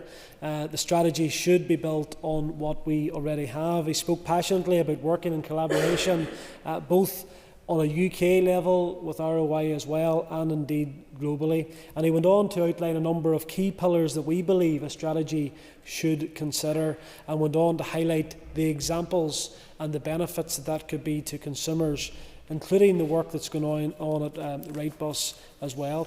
Emma Sheeran talked about being supportive of the motion and the need for investment in what is a growing sector. Also spoke of Storm Eowyn and the evidence of global warming and the need to move away from fossil fuels. Mr Honeyford talked about the success being, and despite of the Assembly being here. I do somewhat disagree. I think that the Assembly has shown leadership on these issues, not least through my colleagues, Minister Dodds at the time, Minister Lyons, and indeed the current ministers around not least the 10X strategy, but also the partnerships that exist at a local council level and Westminster level as well. And Mr Honeyford went on to talk about business leaders should be congratulated for creating jobs within the sector, and I completely agree with that. And also he went on to talk about dual market access. Diana Armstrong spoke about the importance of not being left behind in relation to hydrogen. Also spoke of a company within Mannock, within our own constituency, and what they're doing to effectively utilise hydrogen, and indeed the interest that was shown by Joe Kennedy when he visited the premises as well. Sinead McLaughlin spoke of the critical importance that we explore every opportunity in relation to green energy transition. She also spoke of green hydrogen as being not only being just one part of energy transition, but the need to look beyond that, and felt the need that any hydrogen strategy produced must be evidence-based, and I think we should all agree with that as well. Kelly Armstrong went on to speak about the domestic market here in Northern Ireland and the capacity for different systems for heating our homes, and the potential to reduce our dependence on fossil fuels. Again, Kelly also touched on the prioritisation of skills and apprenticeships. Dr Steve Aiken spoke about not being ambitious enough and the potential for tapping into GB Energy and the Wealth Fund as well, looking at the Irish Sea as potentially being a zero emission zone for shipping, and urged the Minister to speak with her counterparts in the UK Government to try and progress these issues. Timothy Gaston spoke of Ballymena being in a good place to be the hydrogen hub for Northern Ireland.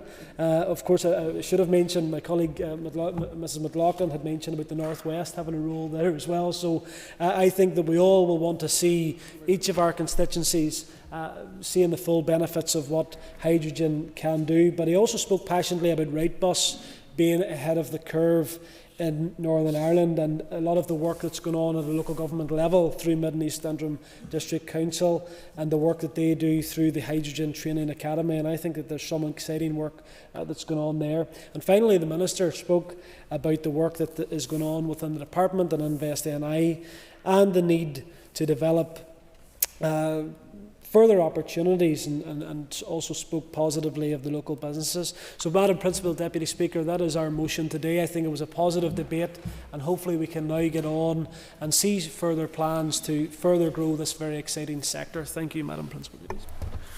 Thank you, Gary. So the question is that the motion standing on the order paper be agreed. All those in favour say aye. Aye. Contrary of any noes? The ayes have it. The ayes have it. Members, could you take your ease for a moment?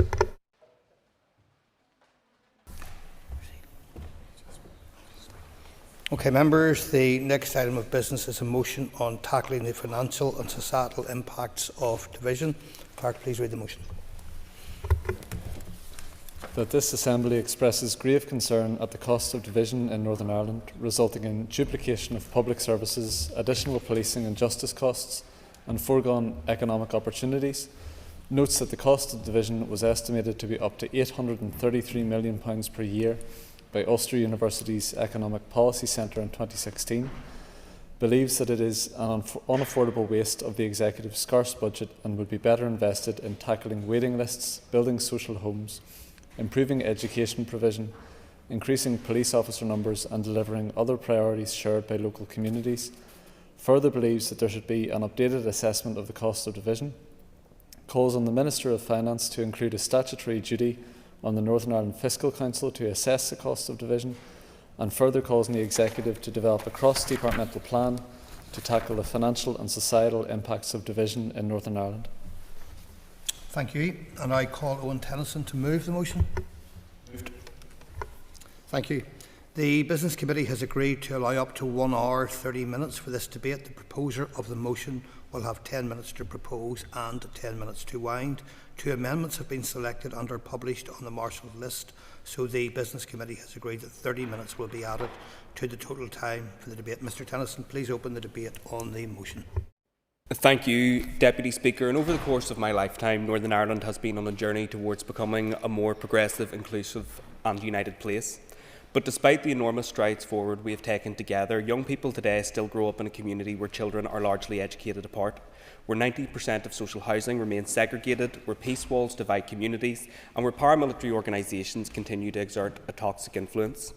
A society where, for too many, community background still dictates where you go to school, what street you live on, the football teams you can support, the sports you can play, the services you access, and what your political views should be. Not only is this anathema to the vision of a truly shared future that the people of Northern Ireland signed up to in 1998, but it also comes at huge financial cost too. A 2016 study by the Ulster University's Economic Policy Centre estimated the cost of division could be up to £833 million per year. More recently, the Executive's own programme for government placed the annual cost of paramilitary harm alone to be £750 million. These costs manifest themselves in a number of ways, through the duplication of services as seen in our education system, community and leisure provision and elsewhere, through increased policing and justice costs, including our prisons, and through opportunity costs in respect of foregone investment in terms of tourism and other investments. Whilst assessing these costs is difficult, and allow me to be the first in the debate to acknowledge that addressing them is even harder, doing nothing is simply not an option. Rather than squandering hundreds of millions of pounds on division, we ought to be investing in our health service, in housing and in tackling the cost of living. Just imagine the difference that even some of that £800 million could make. It could, for example, fund the first year of the Department of Health's plan to tackle waiting lists, a year of PSNI recruitment, make a significant difference to our mental health strategy and Lough Neagh Action Plan, and enhance community-based funding to tackle violence against women and girls.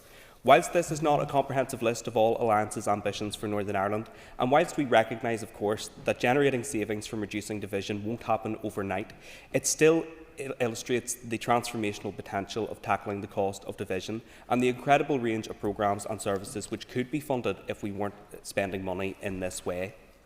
Tolerating the cost of division would be both morally and economically indefensible at any time, but is particularly scandalous at a time when executive departments are under enormous financial strain, with departmental bids for the 25-26 draft budget far outweighing the funding available for allocation.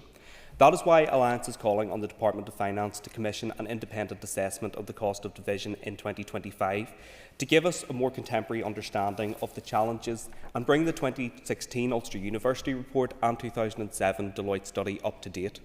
That work is pertinent at a time when Professor Holtham has been tasked with assessing relative need and the unique factors affecting Northern Ireland, because whilst many of the costs associated with division in our society can and should be addressed by executive departments, others may be genuinely unavoidable given our past and require attention from Treasury.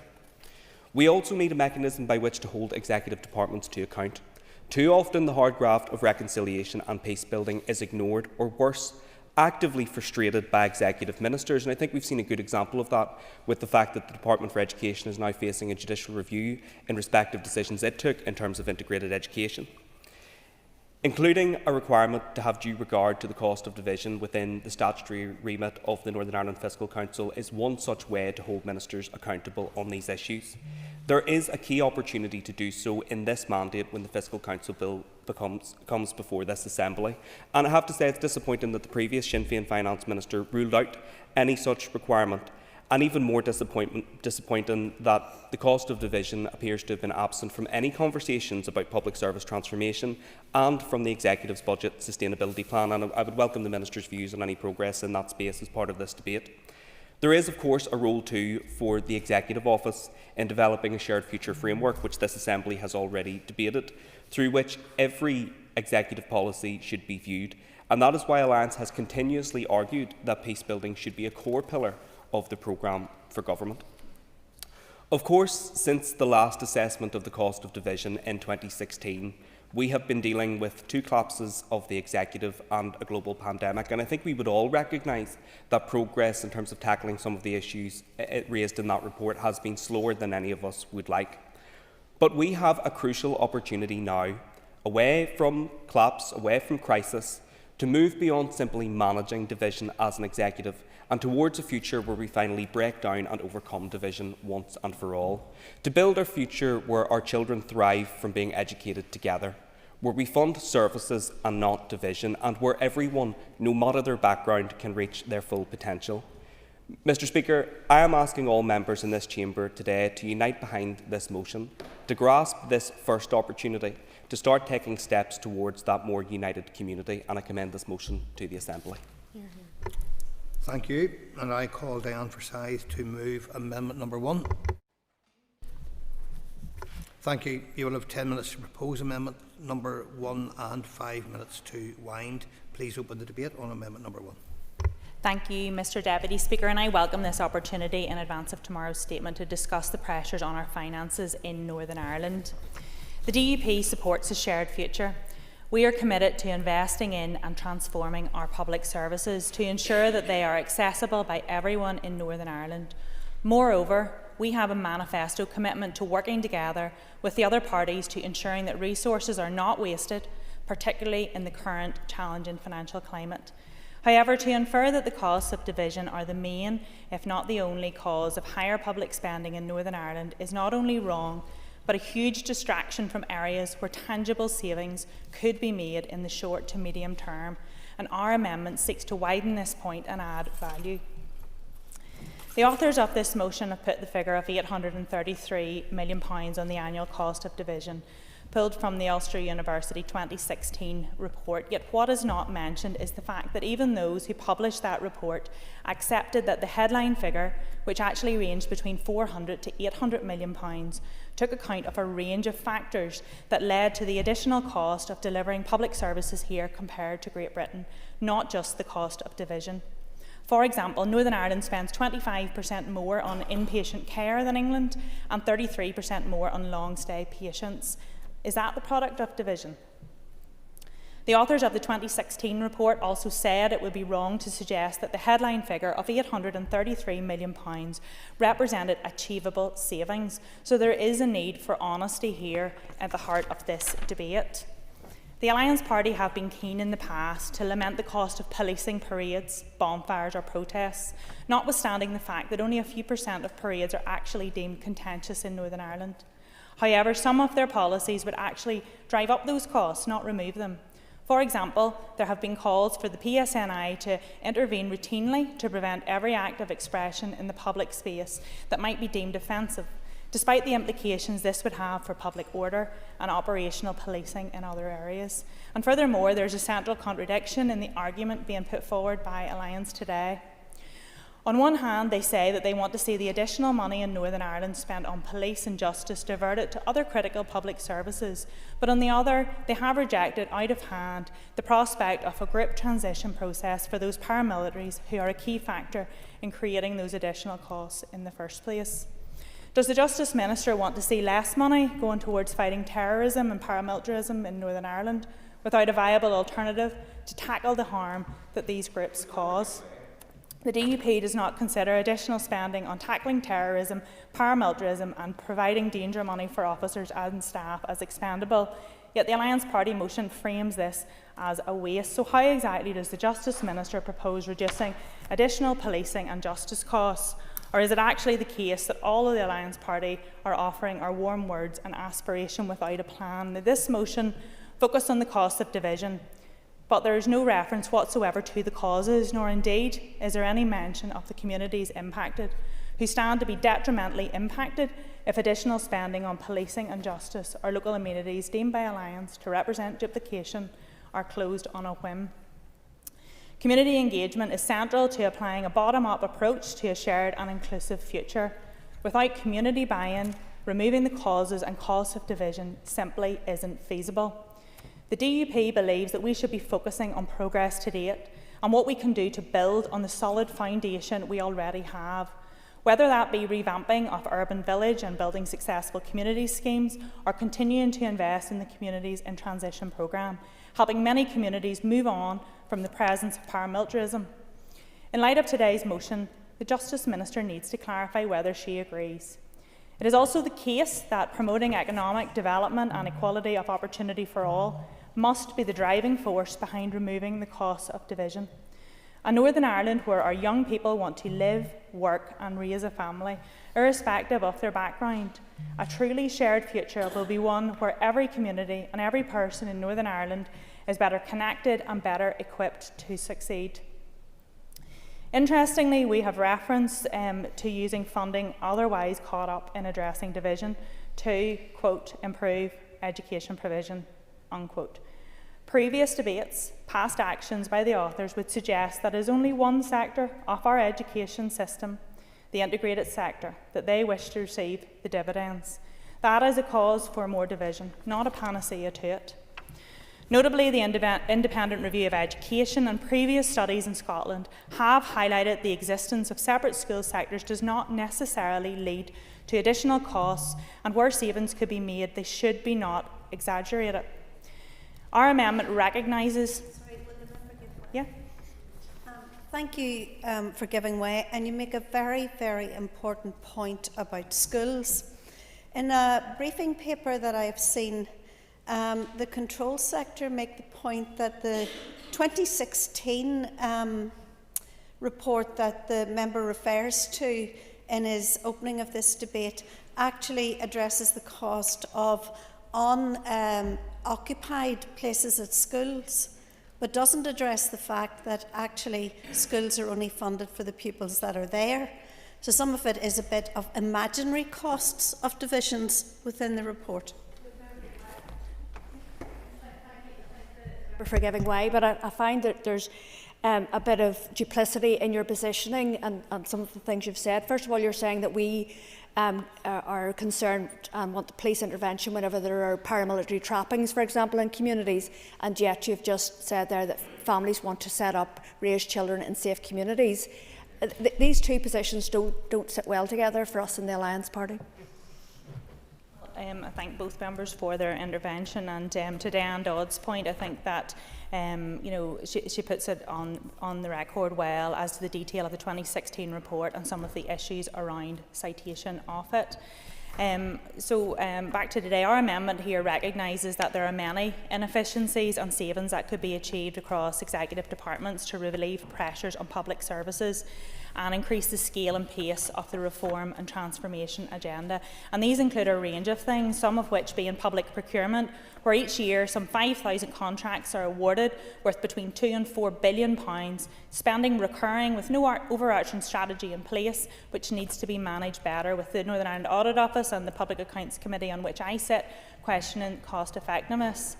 We also have capital projects where it has been reported over £2.5 billion of overspend between 2019 and 2023 and increasing, including the new maternity hospital at the Royal Victoria Hospital. More focus is needed on ensuring that our major capital projects are delivered on time and within budget. We also have the issue of unpaid and written off rates. Uncollected revenue of some £65 million in rates arrears have been written off by officials in the last 5 years, and over £100 million in arrears that we are not seeing the maximisation of our revenue raising stream being collected. We also have benefit fraud costing the taxpayer in Northern Ireland some £163 million a year, which needs to be reduced, and I'm grateful that Communities Minister Gordon Lyons has taken action on it. Agency staff is another issue where the cost to our health service alone is £179 million in 23-24. And in the Northern Ireland Civil Service, the agency framework, we've seen a rise of £127 million as of 13th of January this year to a total of £552 million. Also, arm's-length bodies and quangos, with some 120 bodies delivering public services in Northern Ireland, with costs of administration and governance. There are huge opportunities for efficiency in Northern Ireland, and we want to see them all investigated, not a selected few. Finally, we do not feel it's appropriate to dictate how the Northern Ireland Fiscal Council conducts its work in terms of independently assessing public spending in Northern Ireland. It would be interesting to learn whether Alliance had engagement with the Northern Ireland Fiscal Council before including the proposed statutory duty in today's motion. Our amendment seeks to support placing the Fiscal Council on a statutory footing, as previously committed, not to introduce specific duties on them. Overall, our amendment seeks to address all inefficiencies and savings that could be achieved across executive departments, to relieve pressures on public services and increase the scale and pace of the reform and transformation agenda in Northern Ireland. I commend the amendment to the House. Thank you. And I call Colin McGrath to move amendment number 2. Sir, Speaker. Thank you.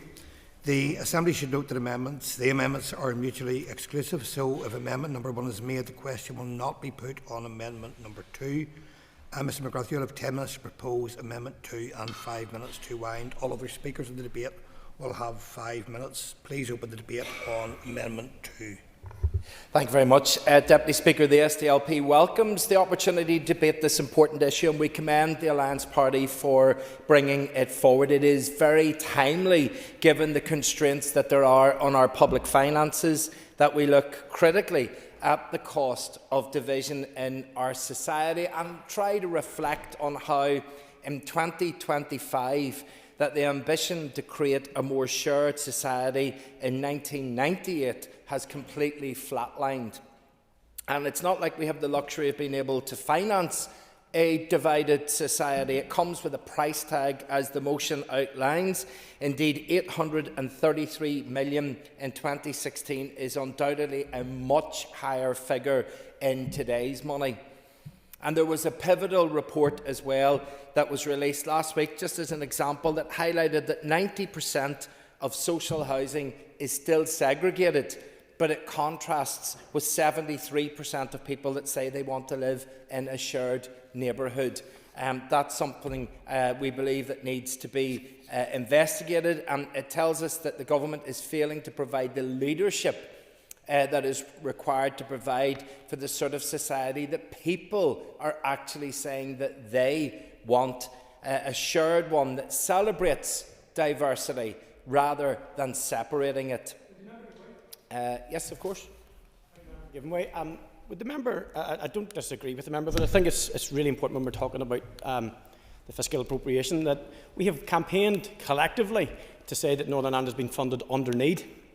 That's a pretty new term to most of us over the last 3 or 4 years. In 2016, we weren't even talking about that. Could that not be offset against that overarching figure, and then that we need to talk about the actual figures that it pertains to? Without going into the detail of what's been the point that's been made, I do think that doing something is absolutely imperative over doing nothing. And I think that we find that, and I will reflect on this a little later, that our constant battle is that we say, here's a specific response to something, but then the rebuttal is, yeah, but there's all these other problems over here, so let's not do anything. And I think that that is something to the core of the difference between some of the amendments and the original motion. But what I was saying was that the problem is that whilst peace was secured here, reconciliation was not. And whilst the priority of our party when we held power was to build on peace, to deliver that reconciliation, that has not been the modus operandi of the two parties that have been at the helm over the past 2 decades. So we can't be surprised that carve-up politics goes beyond this building. It has infected communities across the north, keeping people apart, creating fear of the other, and in its worst manifestation, keeping sectarianism well and truly alive. With duplication of our crumbling public services absorbing a significant amount of money, is it not time to look at removing the walls that are costly both in money and in changing our society for the better? And this fails to reflect the diversity of our society in 2025. For minorities and marginalised groups, this separation can make Northern Ireland feel exclusionary rather than inclusive, limiting access to opportunities and to equal treatment. The SDLP welcomed the inclusion of peace as an underpinning principle in the programme for government and believe that this should act as the basis for reducing duplication and, critically, then delivering reconciliation. But whilst we know that this executive might say a lot of the right things, the same cannot be said when it comes to delivery. Recent events within the Minister of Education's department in Derry and in Belfast City Council last year, through the despicable politicking from Sinn Féin and the DUP that saw them try to reduce a bid from a charity that supports children with special needs by 97% in a carve-up, tells us that these two parties prioritise their own needs over everything else. And this is why the SDLP has proposed an amendment that places a statutory duty on the executive to cooperate in the delivery of public services, which we believe will help to reduce the cost of division. Division is at the heart of our political structures. The ugly scaffolding of the Good Friday Agreement persists, and whilst it secured peace, it has not evolved to deliver that reconciliation. Our executive departments are carved up, they are shared out rather than shared, and that often leads to inefficiencies in spending and an inability to deliver an outcome that extends beyond the boundaries of one's own department. We regularly see this manifested in frustrating circular debates that might identify the problem, but then it goes nowhere to actually find a solution. We see this in our budget, allocated for political expediency rather than on a recognition to fix the biggest problems that we face as a society. We might need to pool resources and change how we do things. By introducing a duty to cooperate across government departments, we can remove some of the barriers that prevent more cross-departmental working.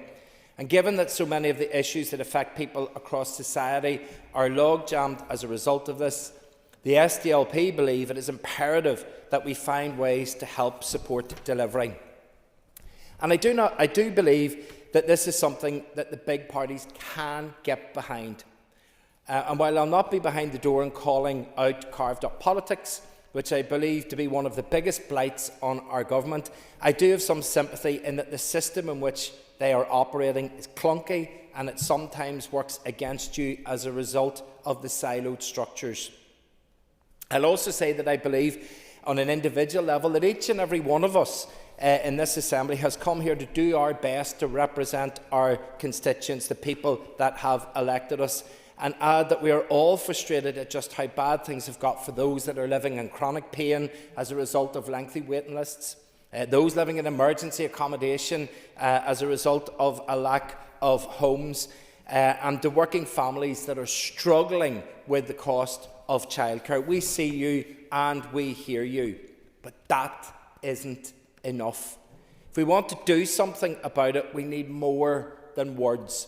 And so I'm calling on members to support the SDLP amendment, which would place a duty on executive departments to work together, helping them deliver on the ambition of this executive has outlined in its programme for government. Now, far be it for the opposition to help the executive deliver its agenda, but this is what constructive opposition is about. Offering solutions and saying we will support you if you deliver those and work together to help people in our communities, which would reduce duplication of services and funding. It would free up much needed money for the biggest challenges that people across our society are facing right now. And as I mentioned earlier, there are two amendments, and obviously one is mutually exclusive to the other. And the point that I would make for our amendment from the SDLP is, let's start to find focus. Let's start to find the issues that we can actually challenge, that we can actually do something about. If we constantly take a step back and say, no, but there's all of these big problems, here's a whole list of them, and all we ever do is look at those lists, we'll never change anything. So let's not dismiss it whenever there are opportunities and suggestions of single item things that we can do that will help. Because we're 27 years from the Good Friday Agreement, we should be working much more collectively, we should be working in a much more joined-up approach, and we should be delivering for people, saving that money up and allowing it to be put right back into the public services which so desperately, desperately need it. Thank you. Thank you. And I call Declan Kearney. I welcome that this motion places a focus on the cost of sectarian division. It is, however, unfortunate that its scope has been defined in one-dimensional terms. So we need to be honest. The reality is that sectarianism cannot be properly assessed without reference to the partition and division of the island and the associated economic and financial costs and repercussions. In the north, the costs of division are indeed evidenced in separate education systems, segregated housing, social disadvantage, and the disproportionate diversion of police resources in response to incidents of sectarianism and racial hate crime. The financial cost of community divisions within this region are a structural byproduct of partition. The creation of two states on this island has led to a duplication of public services and systems. The existence of two economies and divergent tax systems have created obvious impediments to the global marketing of our island. And this is why so many economists and commentators have concluded that Irish unity will generate significant economic net benefits and overall increase in GDP. Economic productivity and shared prosperity will be maximised by promoting the benefits of an integrated island economy, with a highly skilled workforce, one tourism product, and harmonised health, education and third-level education systems. So, of course, we must be united in our efforts to end community division. However, this motion has further weakened its focus by ignoring the adverse reality of the North's dependency upon the British Exchequer, which refuses our power-sharing executive access to the very financial resources required to deliver sustainable public services. And this, Cian Corria, brings me to my final point. Any strategy, political or otherwise, to effectively address costs of division in this region cannot ignore the elephant in the room. That is, the legacy and effect of successive British governments' economic and political policy towards the North. Previous Tory and now Labour austerity policies continue to deny our power-sharing executive the fiscal and financial capacity to repurpose the delivery of public services. I agree that we need a strategic discussion and plan about how to fully eradicate the root causes of division and the ongoing sectarian fault lines within our society. But I strongly submit that needs to be set within a framework which looks beyond the limits of partition, addresses the process of planning and preparing for constitutional change, and the achievement of an inclusive, tolerant national democracy.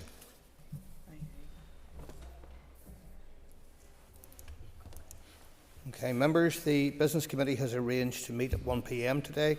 I propose, therefore, by leave of the Assembly, to suspend the sitting until 2 p.m. The debate will continue after question time, when the first member to be called will be Steve Aiken. The sitting is, by leave, suspended.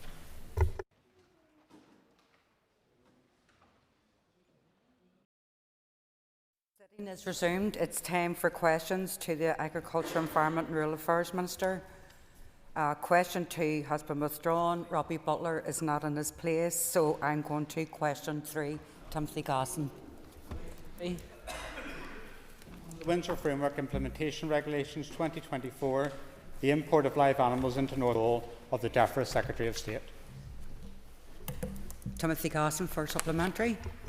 Thank you very much, Principal Deputy Speaker. So, could I ask the Minister, why then, the 15th of January, did the Minister for Food Security and Rural Affairs tell the House of Commons in Northern Ireland the controls will apply to meat and live animals, moving from a 3-kilometre protection zone and a 10-kilometre surveillance zone surrounding the affected premises in Germany? Those products cannot be moved to Northern Ireland. While the rest of the UK was protected by a ban covering all of Germany, why should farmers in Northern Ireland not receive the same level of protection? Minister. I can't be held responsible for what other ministers say in another place, but what I can be held responsible for is the actions I'm taking here in relation to Northern Ireland, which is engaging with the industry, engaging with UK Government ministers, engaging with my counterparts in the South in relation to this. There is control zones established both in Hungary and Slovakia, and the effectiveness of this approach was confirmed in the foot-and-mouth EFSA report published on the 6th of May 2021, which concluded that the disease control zones would comprise greater than 99% of the infections for an affected establishment if transmission occurred. Call Owen Tennyson for supplementary. Thank you. Thank you, Principal Deputy Speaker. The Minister mentioned engagements with the UK Government. Can I ask the Minister to give us an update on any engagements he's had in respect of an SPS veterinary agreement? Minister. Thank you, Owen. This is an important issue, and I've had significant engagement with the UK Government on the potential for an SPS veterinary agreement. That significant engagement is included with the Secretary of State for Northern Ireland, the DEFRA Secretary of State, DEFRA Ministers, and also Nick Thomas-Simmons from the Cabinet Office. I have been consistent in my messaging to those ministers that this should be an ambitious and comprehensive SPS veterinary agreement, and it should benefit Northern Ireland. Frankly, it can't come soon enough.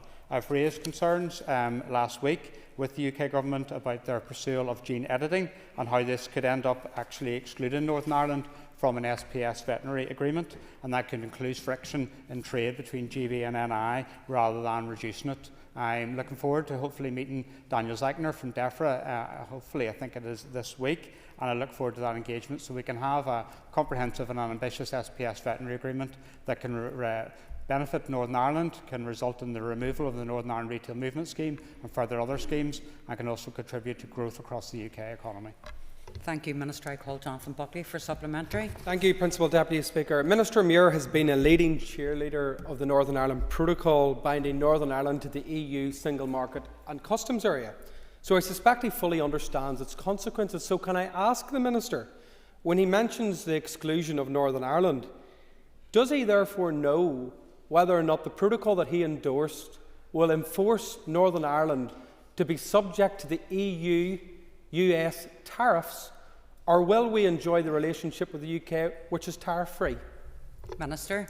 So I believe in the full, faithful and timely implementation of the Windsor Framework because I believe in upholding our legal obligations. I think that is important. It's part of the Ministerial Code and in terms of doing that. Let's be clear. Brexit, and it's been proven in terms of the Office of Budget Responsibility, has been a really, really bad idea for the UK economy. The people who are the most vulnerable are feeling the consequences of that. I will continue to work through the with the UK Government so we can alleviate some of the consequences of Brexit. I know some people look to President Trump in the United States with an ounce of glee. I will answer the question, Mr. Buckley. Yes. From a Saturday position. No shouting from a Saturday position, please. Go ahead. Thank you, Principal Deputy Speaker. It's a bit of a trend where Mr Buckley shouts down other people in this chamber and seeking to answer questions around this. I look to build relationships with people that you can trust. And frankly, your party has a history of building relationships with people you can't trust. I call Patsy McGlone for supplementary.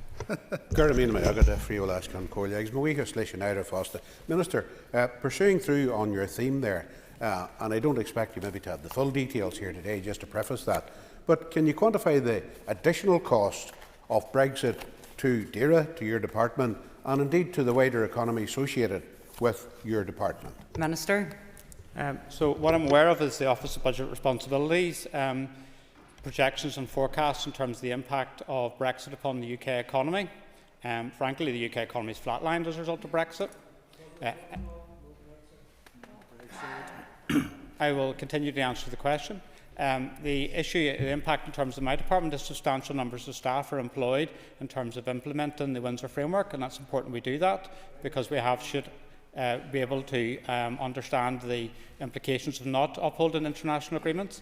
What I'll do is I will write to you a bit more around this. There's a slight complication because some parts of my department are under the direction and control of the Secretary of State in terms of the implementation of the Windsor Framework. That comes as a result of a request from the DUP. Before I call the next person, I just remind people just of good decorum in the chamber. I understand it's a political chamber. Just need to knock some of it in the head. Okay, David Brooks. The Northern Ireland Environment Agency provides support to local councils through the operation of the fly tipping protocol.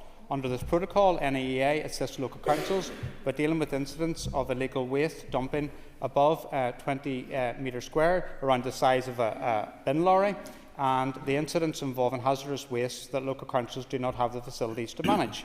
Currently, 9 of the 11 district councils have signed up to the protocol, and I have asked officials to engage with the 2 remaining district councils to encourage them also to sign up. Officials from NEA regularly contribute to several local council groups which discuss proactive enforcement, including Government Waste Working Group and the Northern Ireland Environmental Quality Forum. In January 2025, officials from NEA Environmental Crime Unit provided training to local council staff at a conference on the new legislative powers available to local councils to assist them in the enforcement of illegal waste dumping. This event allowed ECU to provide clarity on the work the unit undertakes and to provide guidance on the issue and the use of the joint legislative environmental powers, and encourage councils to take forward their own prosecutions. David Brooks for supplementary. Thank you, Madam Deputy Speaker. Minister, the question is born out of the frustration of my constituents in Millmount who routinely face fly tipping in their area. And many of them, like myself, would point to the abject failure of Lisburn and Castlereagh Borough Council to provide adequate recycling facilities to the significant population of Dundonald. And you, as a former Ards and North Down councillor, will be aware of the effect that has on other areas. Could I ask, are there any powers the department can bring to bear to push councils to provide appropriate local recycling services, or indeed make it easier for councillors to collaborate in this area? Minister. I respect the autonomy of district councils. I think there is greater opportunities to collaborate around these areas, and that's why my officials engage with councils on these issues. What we want to do is we want to reach the ambition of the recycling targets that are set out in the climate change legislation, and that requires us to work together, and we'll continue to do that. I respect district councils in terms of their operations, but we all collectively need to do more to encourage recycling and to reduce fly tipping. Thank you, Minister. I call Aoife Finnegan for supplementary. I just want to ask the Minister what engagement has the Minister had with his counterparts in the South to strengthen cross-border cooperation on tackling illegal dumping? Minister. This is a key issue, and that's why I'm seeking a meeting with my ministerial counterpart in the South. I took up office in January and I continue to seek that. I think it's important we engage on this issue, and we need to take an all-Ireland approach towards dealing with this issue of waste crime and fly tipping, and I'm very keen to have that engagement with him. John Blair for supplementary. Thank you, Principal Deputy Speaker. I'd like to ask the Minister if he can give us any information on what new legislative powers have become available to local councils to assist enforcement against illegal dumping. Thank you. Minister. A range of new enforcement powers became available to local councils on the 2nd of January 2023 under the Waste and Contaminated Land Amendment Act 2011. These powers include Article 4 concerning the prohibition on unauthorised or harm deposit, treatment or disposal of waste, Article 5 regarding duty of care, and Article 28 powers to require the removal of waste unlawfully deposited. Under Article 28 of the Waste and Contaminated Land Order 1997, a local council may direct those responsible for the deposit waste to remove it, and if they fail to do so, the council may intervene and remove the waste and seek cost recovery from those responsible. Under Articles 4 and 5 of the Waste and Contaminated Land Order 1997, local councils may prosecute those involved in fly tipping activity. Thank you. I call John Stewart for supplementary. The Minister for his answer. Minister, it does appear that fly tipping is regrettably on the rise, and you'll be aware that many councils are changing their policies on who can access recycling facilities, including stopping some businesses come in. Are you concerned that this will have an impact on greater illegal dumping, particularly in rural areas? Minister. So I know the primary focus of household recycling centres is for households around that, and also obviously for the councils to take forward their own actions in terms of how they manage their operations. What I do know is we have to work collectively together in relation to this issue of fly tipping, and currently 9 of the 11 councils signed up to the protocol, but Armagh, Brambridge and Craigavon and Min East Antrim are the 2 outliers who have not signed up. I've asked my officials to engage with the remaining 2 local councils with a view to getting them signed up. Cara Hunter for supplementary. Deputy Speaker, thank you, Minister, for your detailed answers so far. Illegal dumping is a severe issue, particularly in my rural constituency around the Drumcerne area. Minister, do you think the fines for those found guilty of illegal dumping are adequate, or would you like to see them increased? Minister. Significant legislative provisions in place. If there's representations from district councils to ask us to reconsider those, I'm happy to consider that. The main thing here also is a message to the public that people shouldn't do this. This is an individual responsibility, because what's happening here is district councils and NEA are having to go in and pick up the tab from people fly tipping, and that's wrong. Call Andrew McMurray. Mr. Speaker, question number 5. Minister. I recognise the crucial importance of science and research in helping to achieve my department's strategic goals and objectives by ensuring that policy is evidence-based and delivers tangible actions. And I personally believe in this. We need to get back to making decisions based upon science and evidence and away from populism. Also, science is key in developing new innovations to address strategic challenges we face in issues such as climate change and nutrient pollution in areas such as Lough Neagh. I want policymakers to be able to have access to the best available data, evidence and knowledge which will benefit every citizen in Northern Ireland. As set out in my department's business and corporate plans, champion and investing in science, including social sciences, innovation and knowledge transfer is a means of addressing policy challenges and unlocking new economic opportunities. My department invests significantly in science services each year, and its science strategy framework guides how this investment can be optimised. DAERA's science system has 3 goals: get the best science, get the best value from science, and make the best use of science. Under the guidance of my Chief Scientific Advisor, a series of project-led science transformation initiatives are being embedded across multidisciplinary teams within the DAERA family. Andrew McMurray for supplementary. Thank you, Minister. Just to follow up by asking how science and evidence is helping inform actions to tackle the blue-green algae in Lough Neagh. The Chief Scientific Advisor's Office is working with senior science representatives from AFBI, DAERA's Environment, Fisheries and Marine Group, Northern Ireland Environment Agency, Northern Ireland Water, Queen's University and Ulster University to help oversee a joined-up programme of scientific work for the Lough and take forward work on science-related actions in the Lough Neagh Action Plan. This includes the development of a Lough Neagh science platform and the development and validation of models to apportion nutrient loadings from agriculture and non-agricultural sources at river catchment and sub-catchment level. Turning to the resulting recovery times of the Lough itself, I have highlighted before that Lough Neagh has suffered from decades of pollution from nutrients from agriculture, wastewater, septic tanks and industrial processes. Modelling work undertaken by AFBI and Ulster University scientists indicate it may take as long as 40 years for the Lough to return to a good classification. However, it is important that timescales for full recovery do not deter the implementation of actions set out in the action plan, which includes the science platform. Thank you, Minister. I call on you, Murphy, for supplementary. And I'd like to thank the Minister for his answers thus far. Minister, what steps are you taking to enhance cross-border collaboration in relation to science and research, particularly in areas such as climate, animal health and sustainable farming? Minister. That's a really important question. So we're doing quite a lot of good cross-border cooperation as part of the co-centres, and I think they're absolutely key. But one key area that I want us to do a lot more cross-border cooperation on is the issue of TB. This is a significant issue for farmers in Northern Ireland and also for my department, and I can see the mental anguish in a lot of farmers' faces when they're suffering a heart breakdown as a result of TB. So there's been significant engagement by officials, north and south. I met my previous counterpart, Charlie McConlogue, last year, and I'm hopefully going to have a meeting with Martin Hayden. We talked about it briefly just recently, and a lot of our meetings unfortunately to date have been around issues such as avian influenza and foot and mouth, but we're looking towards redoubling those efforts and doing a lot more cooperation on this issue, because these are common challenges, and where we can work together, I'm up for it. Thank you, Minister. I call Diana Armstrong for supplementary. Thank you, Madam Principal Deputy Speaker, and thank you, Minister, for your answers so far. Just turning back to science and research, can you outline for us what initiatives DAERA have taken to increase the number of women and girls pursuing a career in science and research? Minister. So that would be a wider issue, probably led primarily by the Department for Economy, but we're very conscious of our commitments around this, and I'm very proud to have Katrina Godfrey in the role as Permanent Secretary as a champion around these issues. It's something I'm very keen to do, and in terms of CAFRE, the intake that we're having in terms of students coming through is really good in terms of the gender balance. There's more we can do, and Katrina's doing excellent work in that regard. I call Doug Beattie. Thank you, Madam Principal Deputy Speaker. Question 6, please. Minister.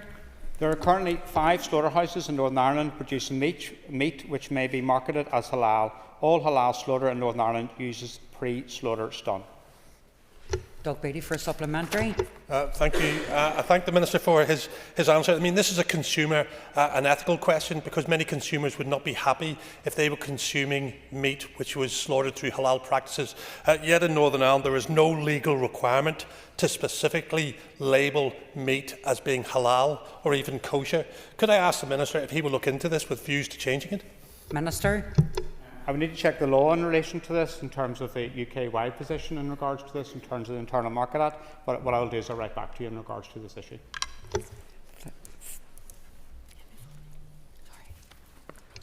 Okay, sorry. Donny Donnelly, please. Minister. The impacts of climate change are indiscriminate and affect us globally. As such, I fully recognise the necessity and the importance of working with my counterparts in the rest of the UK and Ireland to address the climate crisis and to achieve our shared net zero goals. At a UK level, I engage with my counterparts in the UK Government, the Welsh Government and the Scottish Government on matters relating to climate change through a number of interministerial groups, including the Net Zero, Energy and Climate Interministerial Group and the Environment, Food and Rural Affairs Interministerial Group. These discussions allow for knowledge transfer and identification of opportunities for collaboration. I was pleased to be able to recently host and chair the first in-person meeting of the Net Zero, Energy and Climate Change Interministerial Group in Belfast, and I want to thank Belfast Harbour Estate for hosting us, and that was on the 6th of March, and the next meeting is now planned for early May. I have also been fortunate to have the opportunity for additional engagement with matters relating to climate change with my Welsh and Scottish counterparts through the coalition. Separate to these IMG structures, I also engage with my counterparts from across the UK, ensuring we collectively fulfil our responsibilities under the UK-wide Climate Change Act 2008, and that includes us on the issue of emissions trading scheme. Through the British Irish Council and the North-South Ministerial Council, I have also ongoing engagement with my counterparts from across the UK and Ireland, which, amongst other areas of shared interest, includes discussions on how we can together address climate change. I want to build on these issues and I'm in the process of arranging a meeting with my ministerial counterpart in the Department of Environment, Climate and Communication following his appointment in January. I hope that meeting will take place shortly. Thank you, Minister. I call Donny Donnelly for a supplement. Thank you, Principal Deputy Speaker, and thanks to the Minister for that answer. Could I ask the Minister for his assessment of the recent Climate Change Committee advice on the fourth carbon budget? Thank you very much, Danny. The Climate Change Committee recently published their fourth carbon budget advice, and that was on the 19th of March, and I welcome that. And it advises us in terms of our pathway to net zero, and that there will be a net saving during the fourth carbon budget period, which is 2038 to 2042. If anyone hasn't read it, I would encourage you to do that. There's real strong benefits, particularly in terms of the decarbonisation of electricity, and this is an opportunity for us that we must grasp, because if we don't, there's a risk that we lose pace and we aren't able to create those good green jobs that we want to do in Northern Ireland and deliver prosperity for our people in Northern Ireland. Thank you. I call Michelle McElveen for supplementary. Our challenging budget and ever-growing pressure to meet targets set by an Assembly desperate to push through ill-considered legislation in 2022, we're now hearing that the office of a Climate Change Commissioner will cost in the region of £1 million per year. Can I ask the Minister if he considers this to be value for money? Minister.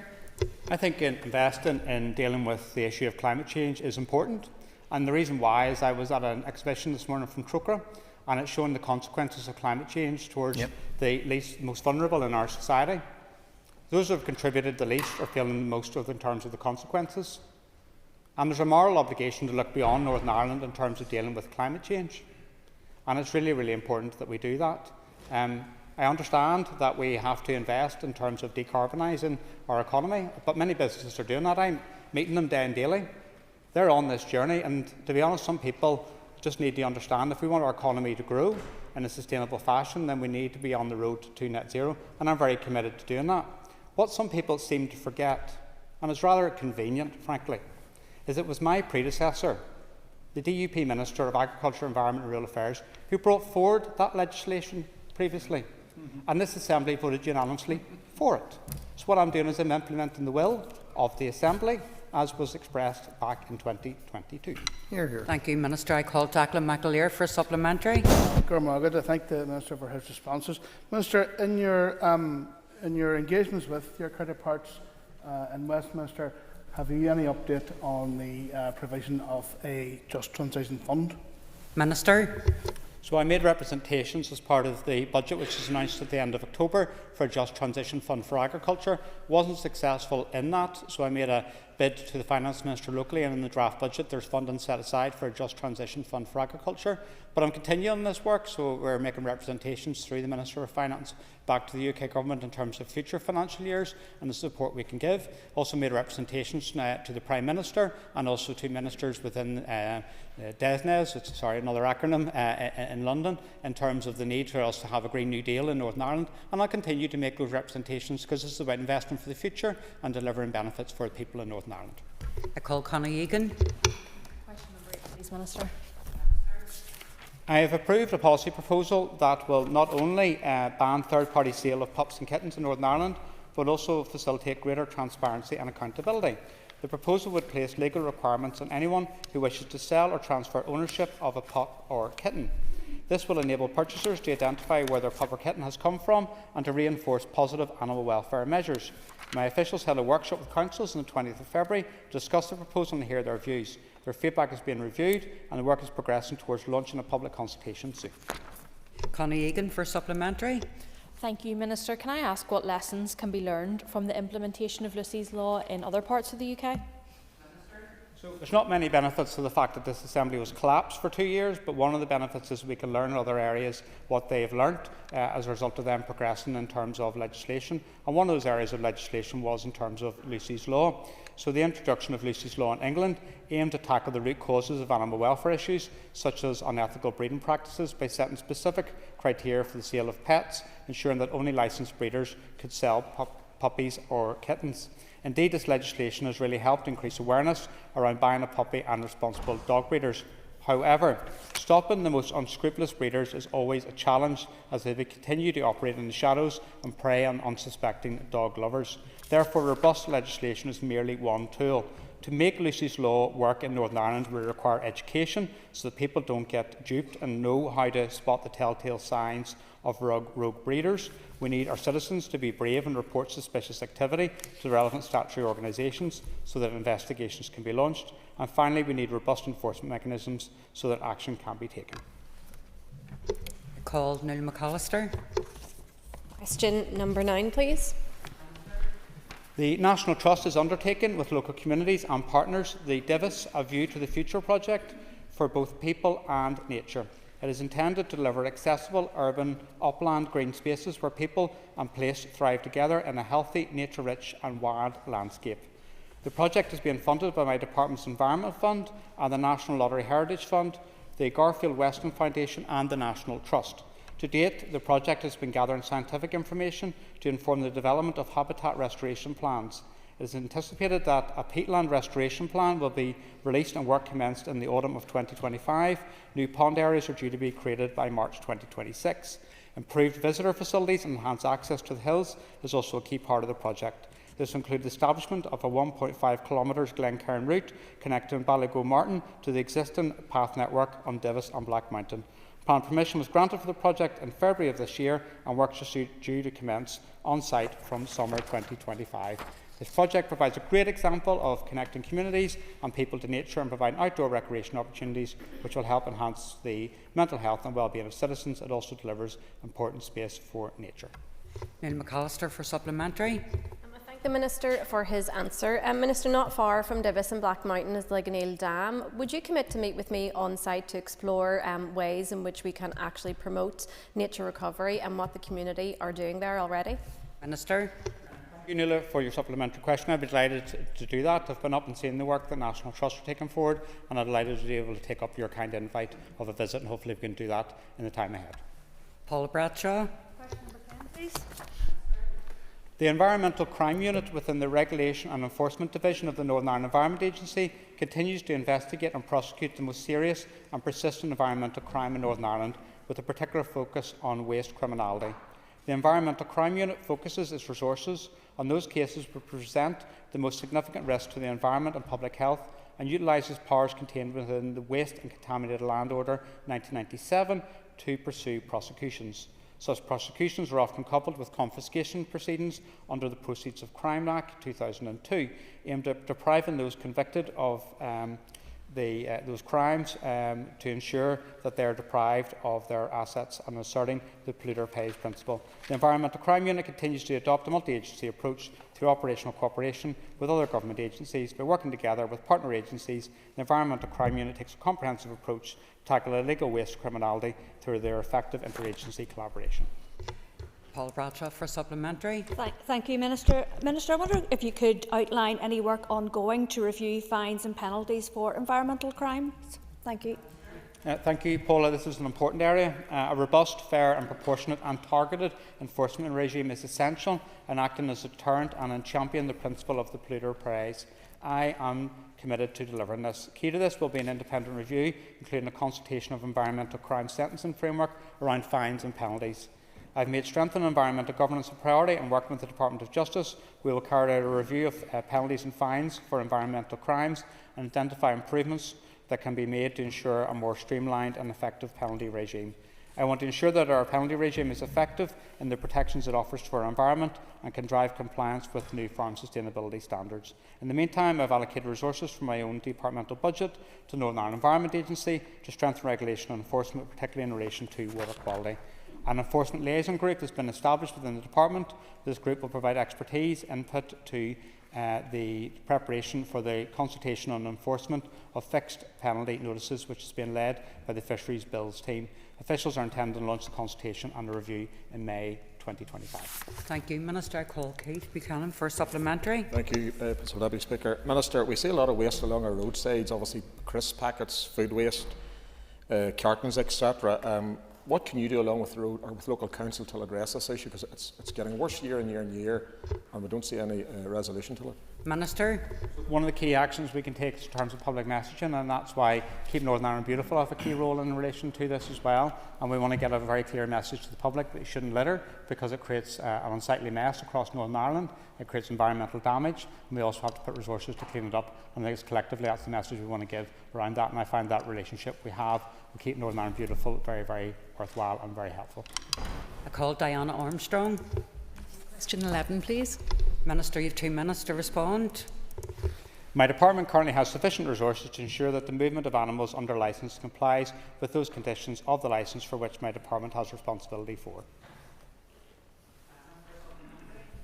And thank you for your response, Minister. Minister, do you agree with me that if we are to maintain Northern Ireland's biosecurity, that more monitoring should be conducted at our borders to ensure our security? So I will do whatever I can. Because of the Windsor Framework Implementation Regulations 2024, some of these areas sit under the direction and control of the Secretary of State. I met with Baroness Hyman last week, so I continue that relationship around that, but that's one of the challenges I have in terms of the border control points and who has direction and control over those. Quick supplementary, David Honeyford. Thank you, Principal Deputy Speaker. Can the Minister outline the importance of ensuring animal traceability? Quickly, Minister. It's absolutely vital because it's upon which our agri-food industry trades. Okay, that ends the period for a list of questions. We'll now move on to 15 minutes of topical questions, and I call Patsy McGlone. Thank you again, Madam Principal Deputy Speaker. Minister, in regard to recent reported comments by the Minister for the UK Minister for Rural Affairs, which appeared to cast some doubt on future support for farming and continued support for farming, have you sought clarity on those comments from the Minister? Gary Miogat, Astakesht. Thank you for your question. An important area for me. I raised this issue with the DEFRA Minister last week around it all, and the response to that was that the money had run out.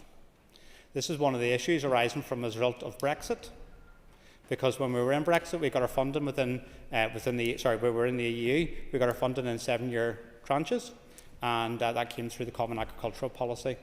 Now we're in a situation where each part of the UK has to decide its own farm support measures. I'm very glad to have been able to secure in the draft budget support for agriculture, agri-environment, fisheries and rural development for Northern Ireland as a ring-fence fund in next financial year and future financial years. I was the only devolved minister to be able to get that, and within that there will be farming with nature, and we're taking forward that at pace. It's a key priority for me, and we want to be able to deliver that support to farmers. So as England may do what they're doing, we will do what we can here to support farmers in Northern Ireland. Patsy McGlone for supplementary. Thank the Minister. Was that? What research has been done by the department then as to the potential implications of that for markets from here? So, as a result of us leaving the European Union, each part of the UK is developing its own policies, and there is an issue of potential divergence around that. What I want to do is I want to ensure that Northern Ireland has its competitive advantage. One of the issues we have in terms of that is in terms of our operation of the Windsor framework. We have advantages here in Northern Ireland that other parts of the UK were really keen to have, but don't. So it's really important we grasp that. Now we have certainty in terms of the full, faithful and timely implementation of the Windsor framework. We can sell that to businesses. We also want to develop policies which support farmers in Northern Ireland. So that's about the measures that are continuing to roll out. Suckler cow schemes coming out next month, but also the other issues in terms of farm with nature. So I will put my heart and soul into supporting agri-food in Northern Ireland and giving that competitive edge. One of the issues, and you'll know about this, is that if you read the Irish Farmers Journal, which I read every Wednesday evening, is that the situation in the south of Ireland compared to the north, there's a distinct difference there. There's a distinct difference there because of the fiscal position. The UK economy is in the doldrums, and ministers from the UK government come to me and talk about deficits, where I speak to ministers in the south and they talk about surpluses. And there's a big lesson to be learned around this. Brexit. No, Brexit. No. Yeah, no. You can. Brexit. Big, bad idea. Okay, I call Steve Aiken. Much indeed. I don't think we'll get into the debate about a united Ireland, despite what the ones on the other side of the rest of it. Minister, something much more important. Can you talk to me about the prevalence of sheep scab in Northern Ireland and whether the prevalence of it is increasing? Minister. So I'm aware of those concerns. The department did run a pilot initiative to raise awareness around that. I'm quite keen to see if we can explore if we can run that again, and I will be engaging with officials around that, which is about the importance of awareness around the issue. Steve Aiken for supplementary. Thank you very much indeed, Minister. You'll be very aware that a lot of the people of the farming community, particularly in the sheep farming community, are low income. They have got real concerns about access, about getting the right treatments are available. Is your department going to look at any support to give to them to be able to deal with this, and particularly since it's quite prevalent in the in the Antrim area as well, and particularly in the Antrim Hills? Minister. So, I'm happy to take any particular representations around this. One of the other areas I'm looking to bring forward is a sheep support scheme in Northern Ireland, and that is one of the areas that as a result of the resource constraints within my department, we have had to put in a bit of a back burner because we're trying to roll out Farm with Nature as a result of representations from Patsy around those areas that people want us to move forward in relation to that. But what we'll do is once we get that done, we'll roll out a sheep support scheme as well. If there's particular concerns in your constituency, I'm happy to consider those and engage with you around that. Thank you, Minister. I call Militia McHugh. Thank you, Madam Principal Deputy Speaker. At the outset, I wish to express my deepest sympathies to the family of John Logue, who died tragically as a result of a farm accident. In the light of this accident, Minister, I'd like to ask you, how does your department coordinate with Health and Safety Executive and other relevant bodies on farm safety, accident prevention and responses to farm fatalities? Minister. Thank you, Militia, and my heart goes out to the family. When I heard about this in recent days, it just reminded me of the dangers as a result of being a farmer in Northern Ireland and the real consequences this has had. And I would give my thoughts and prayers to everyone in the family and friends and the local area in terms of the circle of community that supports people at this time. We work quite collectively and collaboratively, not just with the Health and Safety Executive, but also with the Department for Economy on this issue. We launched a plan last year. It was Conor Murphy and myself that did that. We will have a joint presence at the Balmoral Show, which is coming up very soon, and it's important we do all this together, and the Ulster Farmers Union were part of that, because there's a collective issue here about how much more we can do to prevent deaths on the farm. Alicia McHugh. Minister, what action is your department taking to strengthen farm safety measures and prevent further tragedies, particularly concerning the risk associated with farm machinery? Minister. So this is set out in terms of the farm safety plan that we launched last year, and I think it's really important. I'll send a copy on to you in regards to this issue, and there's stuff within that, but there's a wider issue here just in terms of messaging that we can all share around these issues, and collectively we've all got a role to play in that regard. So I'll send that on to you and you'll have a bit more information on that. Thank you, Minister. I call Donny Donnelly. Thank you, Principal Deputy Speaker. I would just like to ask the Minister for his assessment of the recent Climate Change Committee advice on the benefits of renewable electricity. Minister. So the Climate Change Committee has issued advice in terms of our fourth carbon budget, but also in terms of UK-wide road to net zero most recently. And one of the key elements around that is in terms of the benefits of decarbonisation of our energy systems, most particularly in relation to electricity. There's a cost to doing that, but there's significant benefits in the long term around this. And the benefits are that we lift people out of fuel poverty, we reduce the cost of energy to not just households, but also to businesses. But also then we remove this ongoing uncertainty in terms of the risks of energy insecurity, and allow us to have a situation where we have a bit more security of supply around us. That's why we should follow the road to net zero. That's why the rest of the world is doing this, and that's why we in Northern Ireland should take cognizance of CCC advice in relation to this issue. Donny Donnelly for supplementary. Thank you, Principal Deputy Speaker, and thanks to the Minister for that answer. Further to that advice from the CCC, how is his department supporting low-carbon farming? So this is obviously a theme within Question Time today, and I'm really delighted to see that in terms of farming with nature and those environmental farming schemes and the support that we can do. So we'll be launching the Farming with Nature Transition Scheme very, very soon, and that will be the continued rollout of this. I want to be able to scale up our support in terms of farming with nature as Minister, and I'm very, very keen to do that. Just whilst England may be taking their own decisions, we are very clear in terms of Northern Ireland that we want to support farmers to have farming with nature as an enterprise on the farm, and that's something we're really keen to roll out. We need to do it at pace. We've lost a bit of pace as a result of the collapse of these institutions, but I'm very determined to do that, and we do that as a process of co-design. Call Connie Egan. Thank you. Minister, Cairnwood is a fantastic asset for our local community in the Craigavon Hills. Unfortunately, it's been closed since damage from Storm Eowyn. Can I ask when it will be reopened? Minister.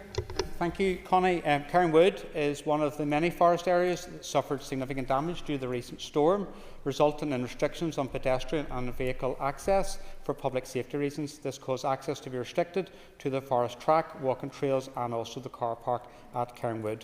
Ards and North Down Borough Council manage the car park and recreational facilities at Cairnwood under licence arrangements with Forest Service. The Forest Service and the Council are involved in tree clearance works to enable the safe reopening of the facilities in Cairnwood as soon as possible. I understand that tree clearance and path works are well advanced, however a number of larger trees and upturned tree root plates remain to be dealt with.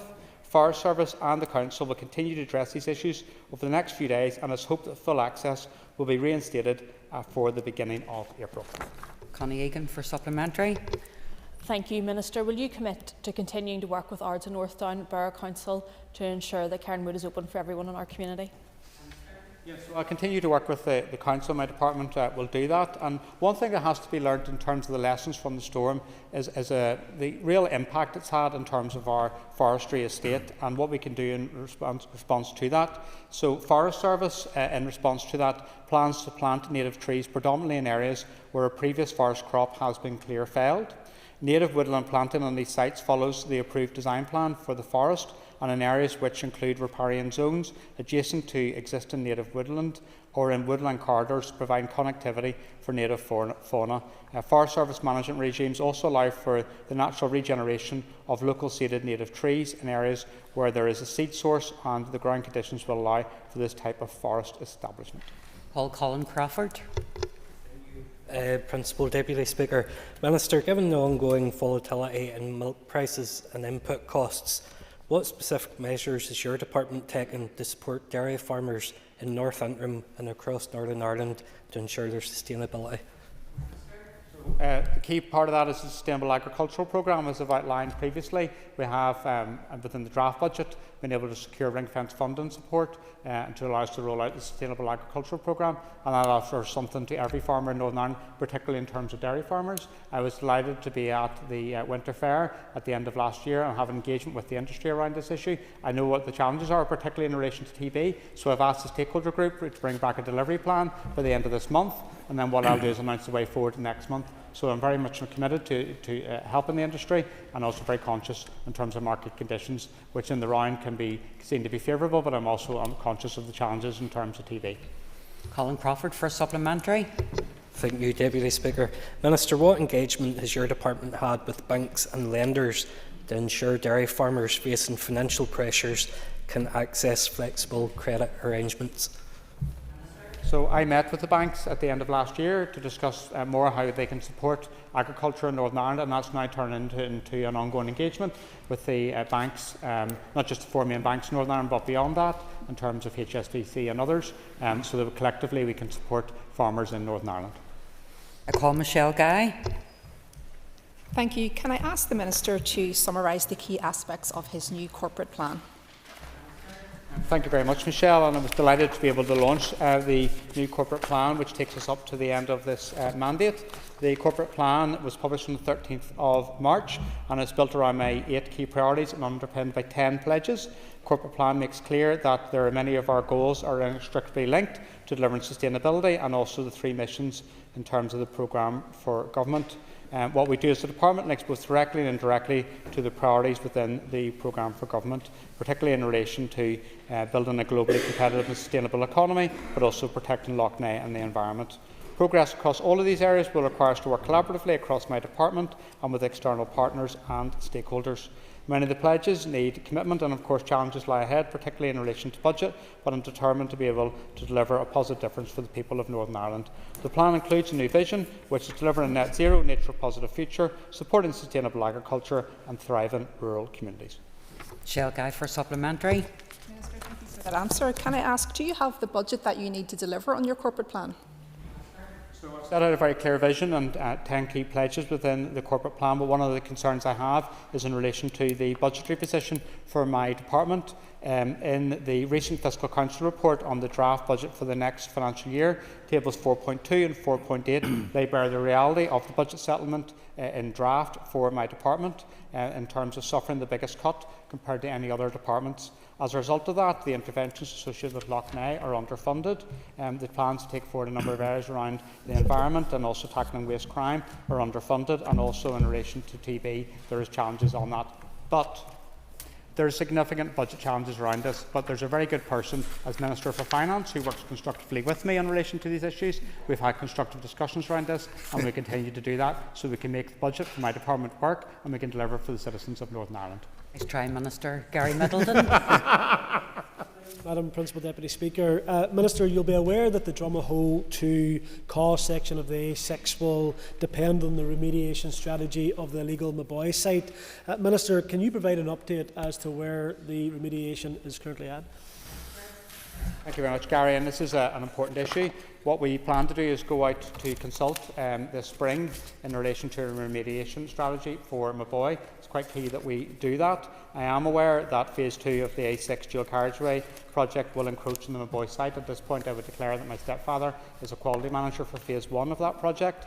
Northern Ireland Environment Agency officials continue to work closely with DFI Roads colleagues to ensure that an integrated and coordinated approach is taken, and we look forward to launching that consultation soon. Gary Middleton for supplementary. Thank you, Madam Principal Deputy Speaker, and can I thank the Minister for his response and indeed welcome the action that has been taken. It is long overdue. Minister, could you outline the timeframes as to what will happen next once the consultation is completed, how long that will be, and I suppose the next steps after that? So we'll do the consultation, we'll evaluate the responses, and then I consider the way forward. I'm very conscious there's potentially a very significant cost associated with remediation. That is also a resource cost, so I work with the Finance Minister in relation to that, because he's a really decent kind of guy, and it'll allow us to progress those issues, and that's what we want to do, is collectively consider this. But I'm conscious that this is an issue we've been waiting quite a while, and that's where I want to move on this. Thank you, Minister. Your time is perfect. That ends questions to the Minister for Agriculture, Environment and Rural Affairs. Would members take their ease? Yes. Yes. Point of order. Principal Deputy Speaker, last week I missed my opportunity at question time inadvertently in other business in the Assembly, so I'd like to apologise to yourself and the Speaker's office and of course the members for not being in attendance. Much appreciated. Mr Clark. Point of order. Thank you, Madam Deputy Speaker. Can I apologise for not being in my place when you moved? But I do believe I was in the chamber at 13:59 according to my clock. Could I ask for some confirmation in regard to the timings of when the question time speaks? I know the Speaker has the ability to call it, but it's according to Standing Order 20. It starts at 2 p.m, but I do believe I was in the chamber at 2 p.m. Thank you. So I watched the clock, just to feed back to the member, I watched the clock turn in 2 o'clock precisely. I waited a few seconds to see if you come in, and you didn't. Your party colleagues were here first. Appreciate that. It's difficult at lunchtime, you get trailed all over the place, but you will know as a former whip, question time starts at 2 o'clock. So your apologies accepted. Was there another point of order?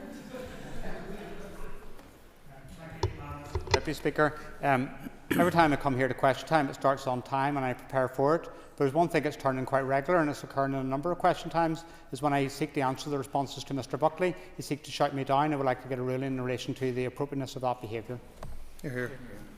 I'll pass that on to the Speaker, but you will have observed that I asked for good decorum from everyone, Minister, and I'm sure you're fit enough for Jonathan Buckley or anyone else. Everybody take their ease just for a few moments.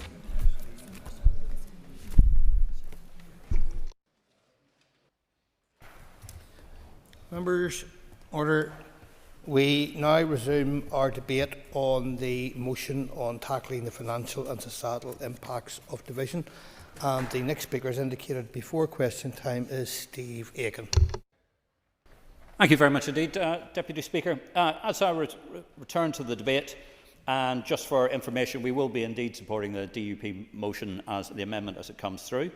The question I remember just before the last speaker who is on the floor was Declan Kearney. And Declan Kearney seemed to indicate that, and I think you'll give me latitude here, Deputy Speaker, because the amount of time that Declan seemed to talk about the answer was somehow United Ireland.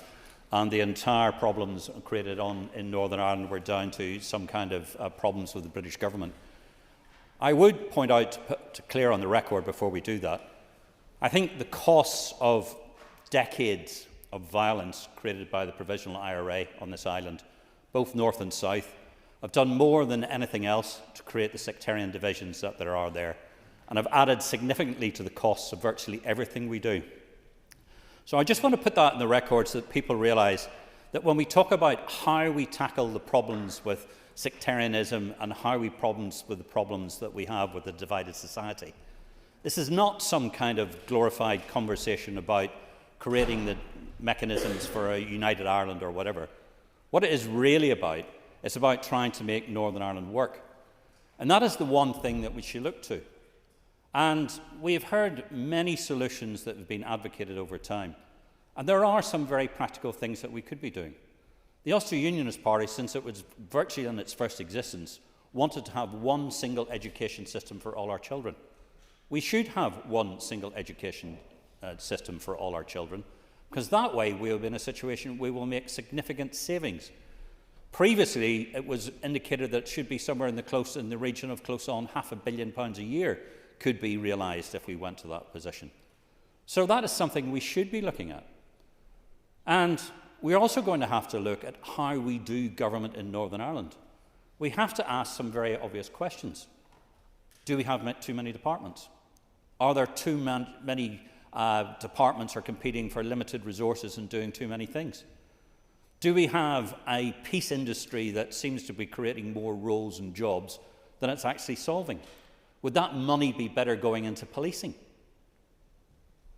At what stage do we get to the realisation that by continuing to pandering to paramilitarism across Northern Ireland, we're actually adding to the cost?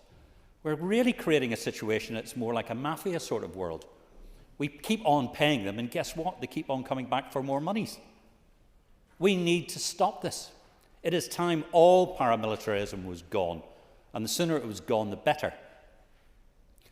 We also look to where we're going to have to look at bringing in sort of our resources and how we can use them effectively to do that as well.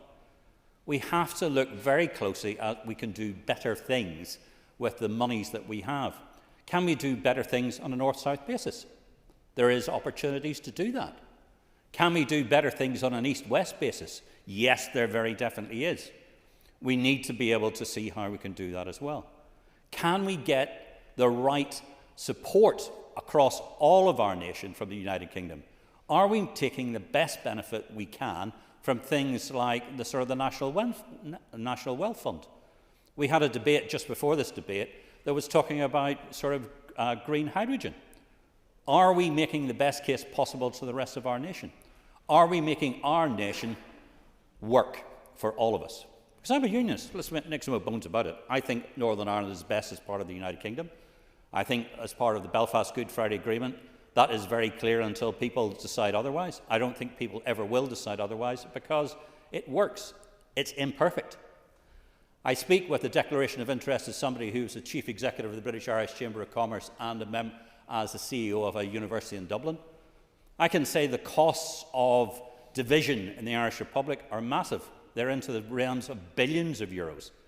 Anybody who thinks that there is some kind of panacea south of the border is living in dreamland.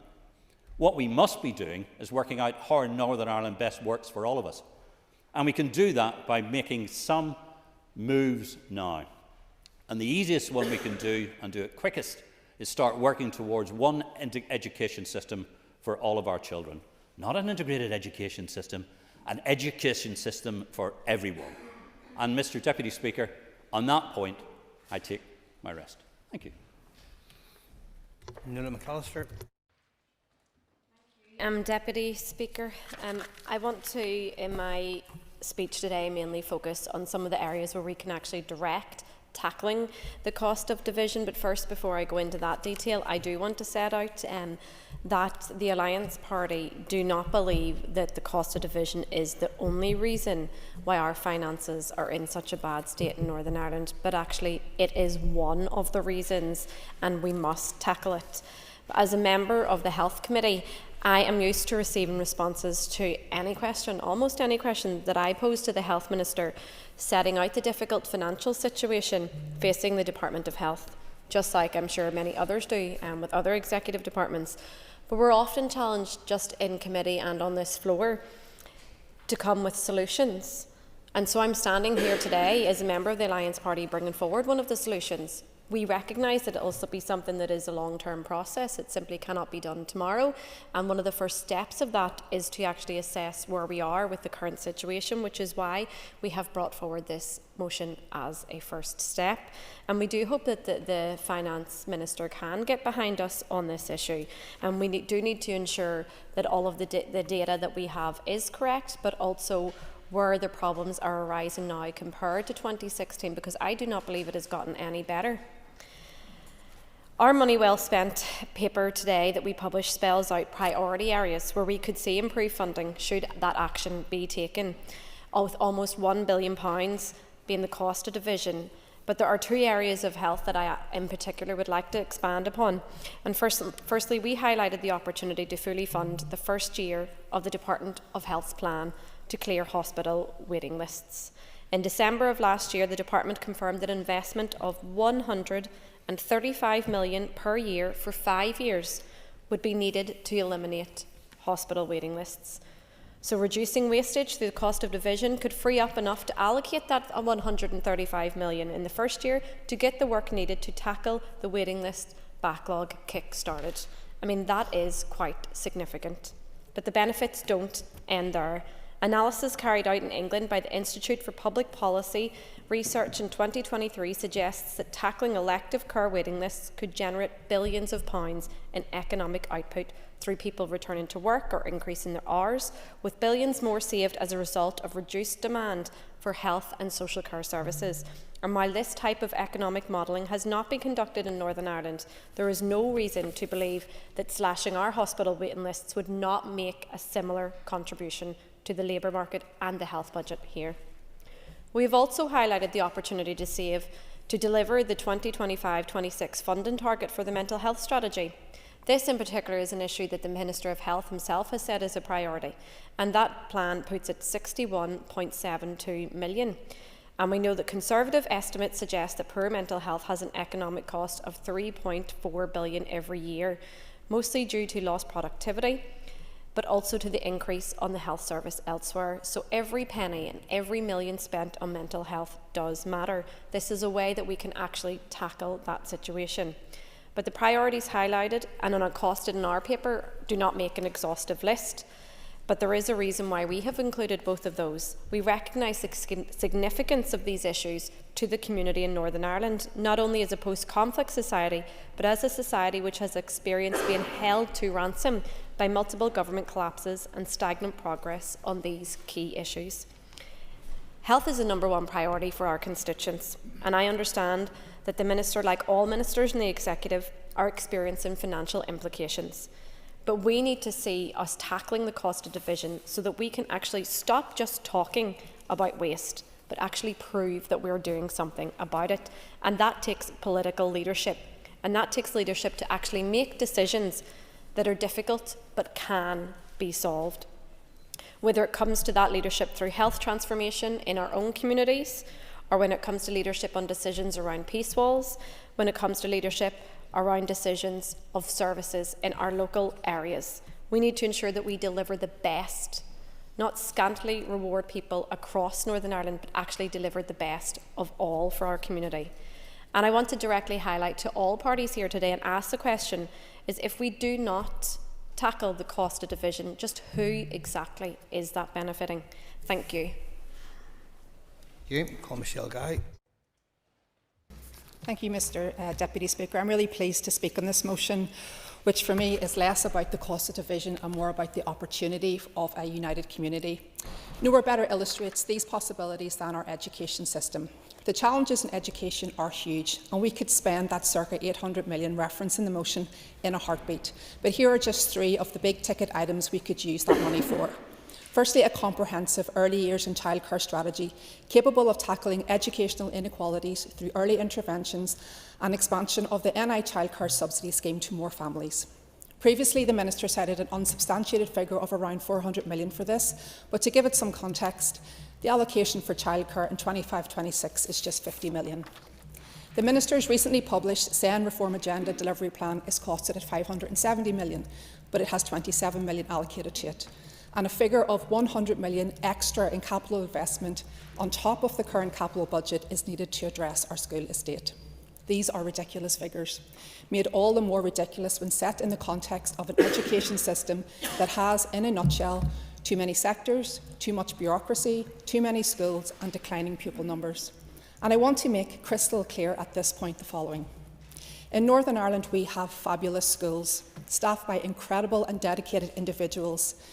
It is the system these schools operate within that must evolve and change if it is to meet the needs of our children and young people. And the evidence is clear. Our education system is on a collision course with a financial and demographic reality that it must reorientate to address. Last October, the Education Committee received a written briefing from officials that forecast a funding gap of over £1 billion by 27-28.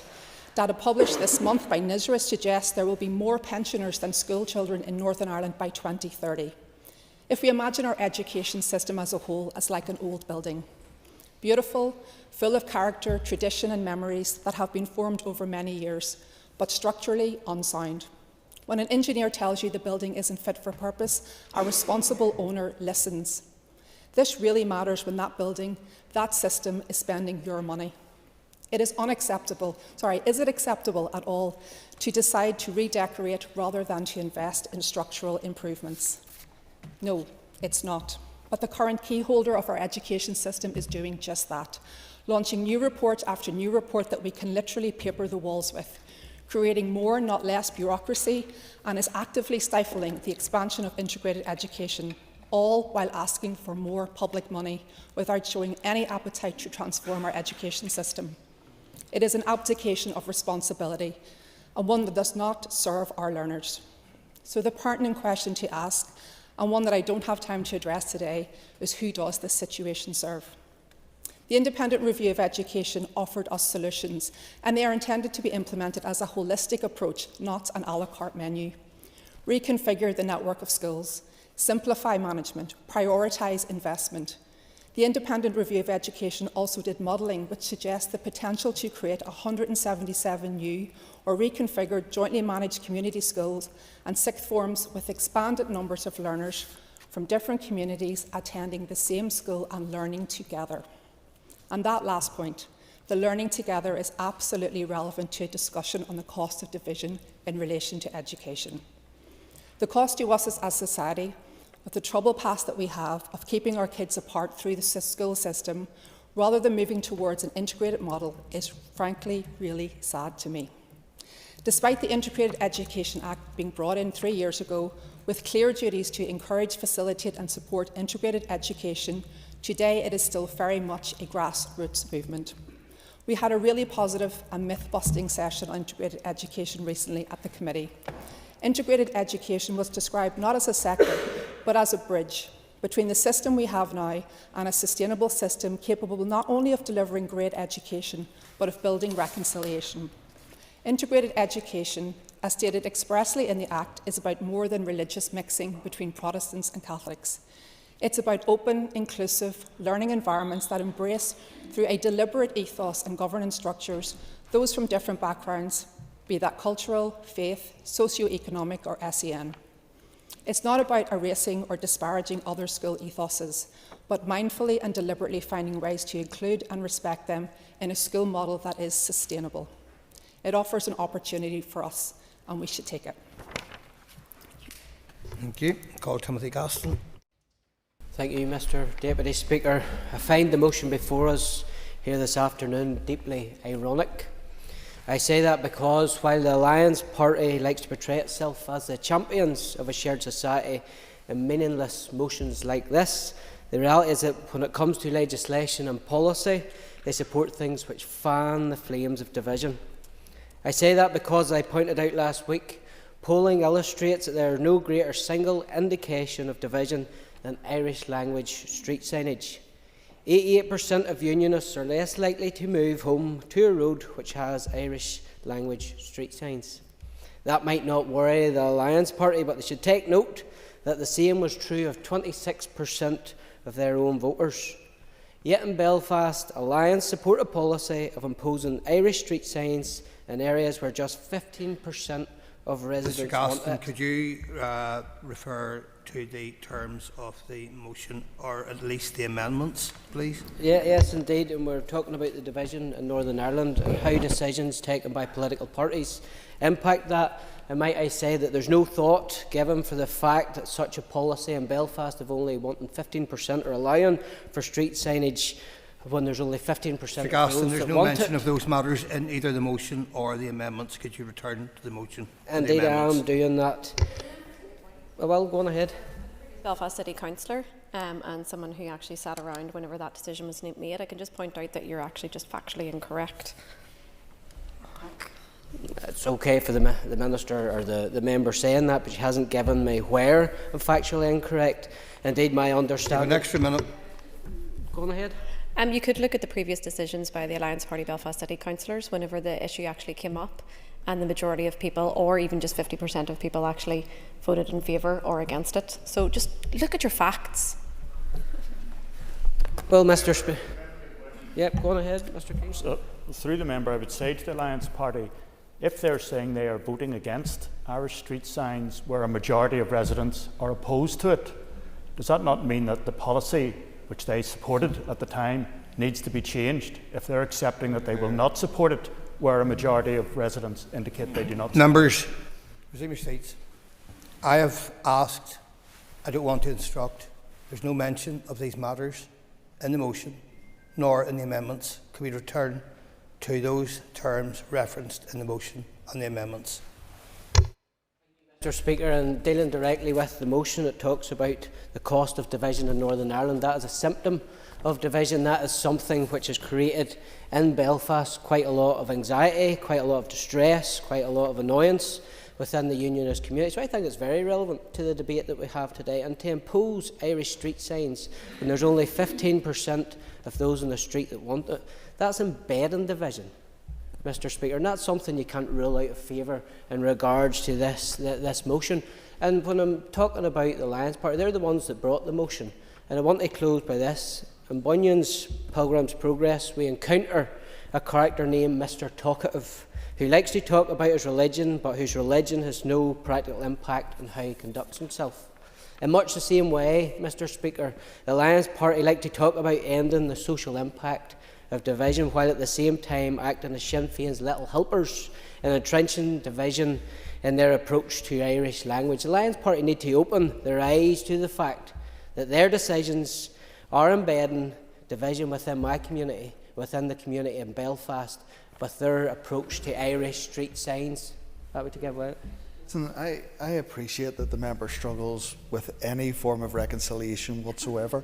I also appreciate that the member nitpicks and niggles at everything that's negative and wounds and hurts of the past. But surely, the member's party can see some benefit of sharing this society and working to build a better community here that everybody can benefit, rather than nicking and pegging at wounds and hurts. And I certainly disagree with the member's intervention. I'm nicking and picking. I'm here to speak up for a large section of the unionist community who feel downtrodden by the Alliance and their policy, and how that their decisions, when they portray themselves as being the great champions of a shared society, but in reality, Mr. Speaker, that's not the case. And we see that in Belfast as a prime example. We see that in Belfast as a prime example of the Lions Party showing their true colours. And before bringing a motion to this House, they need to look within their own glass house, essentially, about how their decisions entrench division. So if you want to move beyond that, Mr. Honeyford, certainly let's do that. But your decisions and your actions that you take in this chamber and the chambers across Northern Ireland certainly entrench division. Happy to give way. so you've got 45 seconds left. Give me 45 seconds of positivity of how you're going to reconcile this community and this place and this land and this region, Northern Ireland, call everything, whatever. What are you going to do?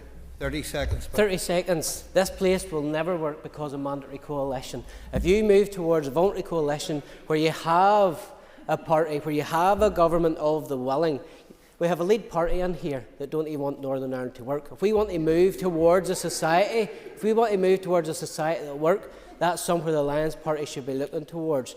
Getting those in government, agreeing a programme for government that will work for the people and deliver for the people with Northern Ireland. This place is a toy town. This place will never work. Time's up. Okay, members. I now call on the Minister of Finance, who's going to respond to the debate. And Minister, you have up to 15 minutes. Thank you, Laskin Cordia. I welcome the opportunity to participate in today's debate on tackling the financial and societal impacts of division.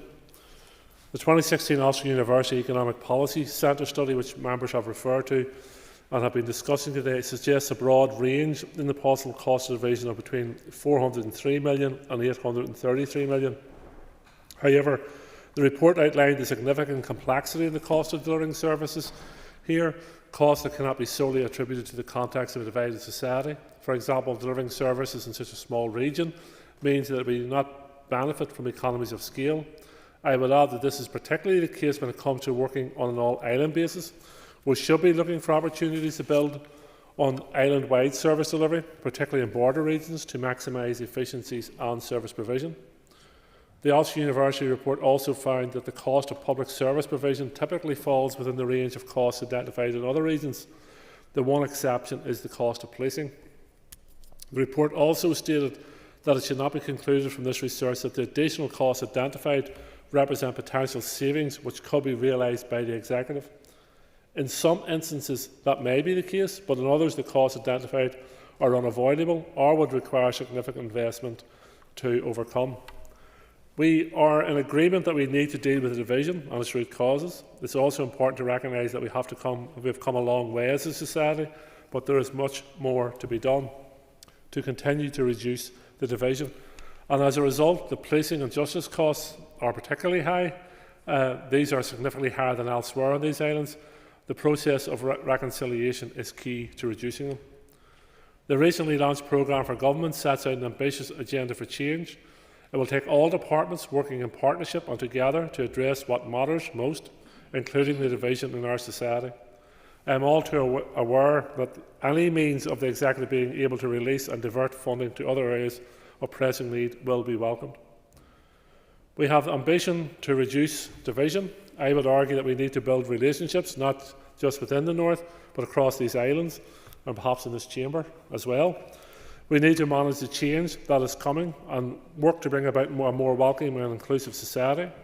Our ambition should be a society at peace with itself, and promoting respect. This would have added effect of bringing us financial benefits, but more critically, in a fast-changing world which is less stable and more uncertain, as politicians, I believe it is our duty to provide hope, opportunity and leadership.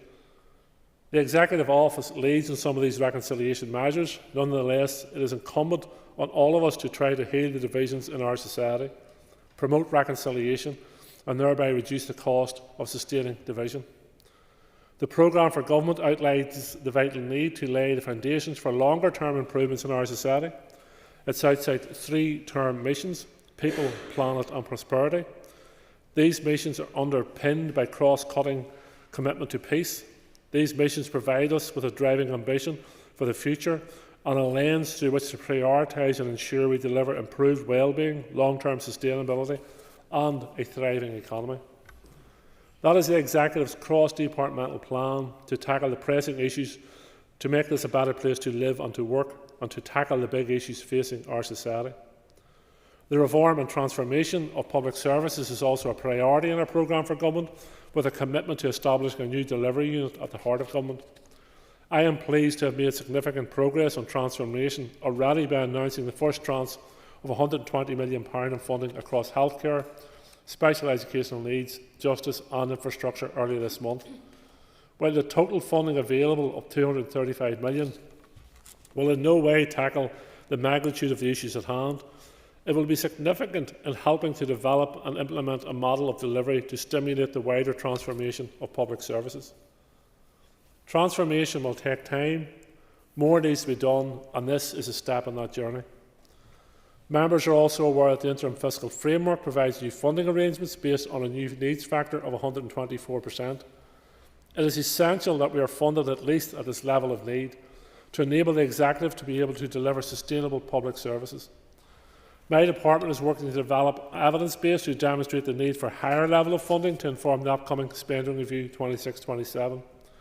I am pleased that Jerry Hultman, a renowned expert in the field of public finances, has agreed to take this work forward, which is now well underway. I note the members who put forward the motion are seeking that I include an assessment of the cost of division as a statutory duty on the Independent Fiscal Council. It is not my intention, nor will it be appropriate to undermine their independence. To include a specific requirement to assess the cost of division within the statutory remit of the Fiscal Council is not the way forward. Indeed, I met with the Fiscal Council last week, and the Chair, Sir Robert Choate, cautioned against that. Rather, I will be seeking the Executive's agreement to introduce legislation that broadly aligns with the Council's current terms of reference, which is to assess and report on the current and future state of our public services. Yes? The Minister for giving way, and whilst I understand the difficulty in terms of asking the Fiscal Council to undertake a full assessment, does he see any merit in asking, for example, academics to undertake an assessment and then the Fiscal Council to have due regard to Department's approach to tackling that cost of division? I understand we don't want to be too prescriptive, but surely there are some innovative solutions to ensure that this issue is addressed. I think the motion calls on for the Fiscal Council to be instructed to do a task. I think that in itself is a mistake. The importance of the Fiscal Council is its independence. And while certain demands or calls on the Fiscal Council may be noteworthy and may be admirable, I think it's a mistake for this Assembly or the Executive to interfere in the role of the Fiscal Council. Allow the Fiscal Council to carry out its work. Allow the Executive to promote its to implement its programme for government, and ensure that we all, as political leaders, work together to reduce division in our society and therefore reduce the cost of division in our society. I'm happy to give way one more time. Minister, and he is always willing to take part in debate, and I do appreciate that engagement. The Minister often asks that members come to this chamber with solutions. We have suggested a potential solution as we see it. Can I ask the Minister, if he doesn't agree with this approach, what is his suggested approach to ensure the cost of division is tackled through our budget cycles and our budget process? I'm not criticising the members for bringing this motion forward. I disagree with them, which is different, in terms of instructing the Fiscal Council to carry the specific element of work. I believe that the role of the programme for government, the role of the Executive, and the role of this Assembly and political leadership is the way forward for reducing the cost of division.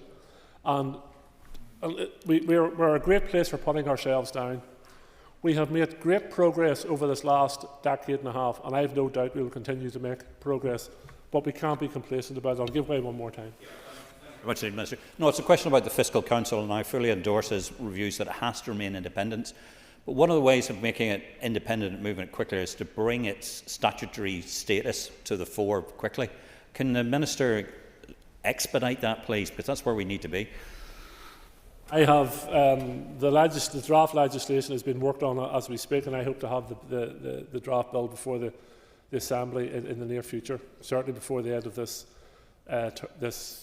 period of the Assembly. So I am working my way through that, and it is important it's put on a statutory basis. So, moving on, I also note suggestions from members who put forward the notion for an updated assessment of the cost of vision. Given what I have said at the outset around the complexity, attributing costs to the context of a divided society, and the broad range of estimates in the latest analysis, I do not see the value in updating this highly uncertain assessment. Rather than continuing to reassess the issue, we need to get on with working together to deliver on a programme for government commitments, creating positive change for workers, families and communities, now as well creating the conditions that will help to move our society forward in the years ahead. To close, Mr Speaker, I would like to thank members for participating in what has been an interesting, if not at times, predictable debate from some. Thank you. Thank you, Minister. Now call on Mark Durkin to wind on Amendment 2, and you have up to 5 minutes. Thanks, Deputy Speaker. First, I'd like to thank Alliance for bringing this motion. We compliment it, and I believe our amendment complements it.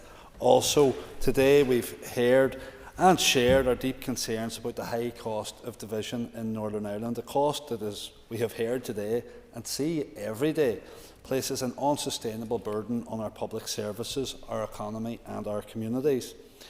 The separation that has existed in our society for decades has manifested itself not only in social terms but in financial ones as well. We're facing a situation where public resources are being duplicated, police and justice costs are escalating, and economic opportunities are left untapped.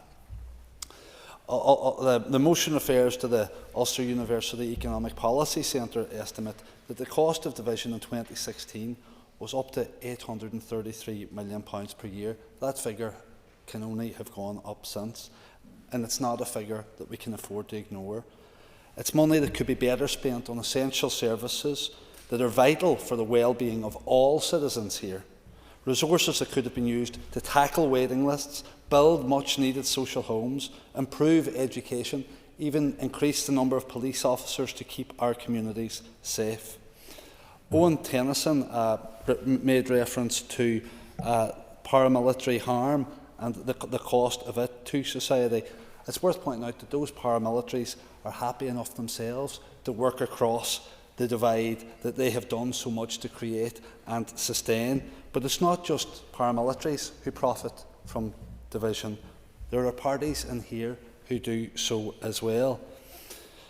The big parties in here profit politically from division, and they're always happy to turn on the tribal taps, particularly when there's an election coming, though not exclusively. Recently, we've heard and seen from Paul Givan attempts to reduce scrutiny of his department's spend to a sectarian slanging match. That's just not on. The DUP need to lead, not be led by the even more divisive dinosaurs in the TUV.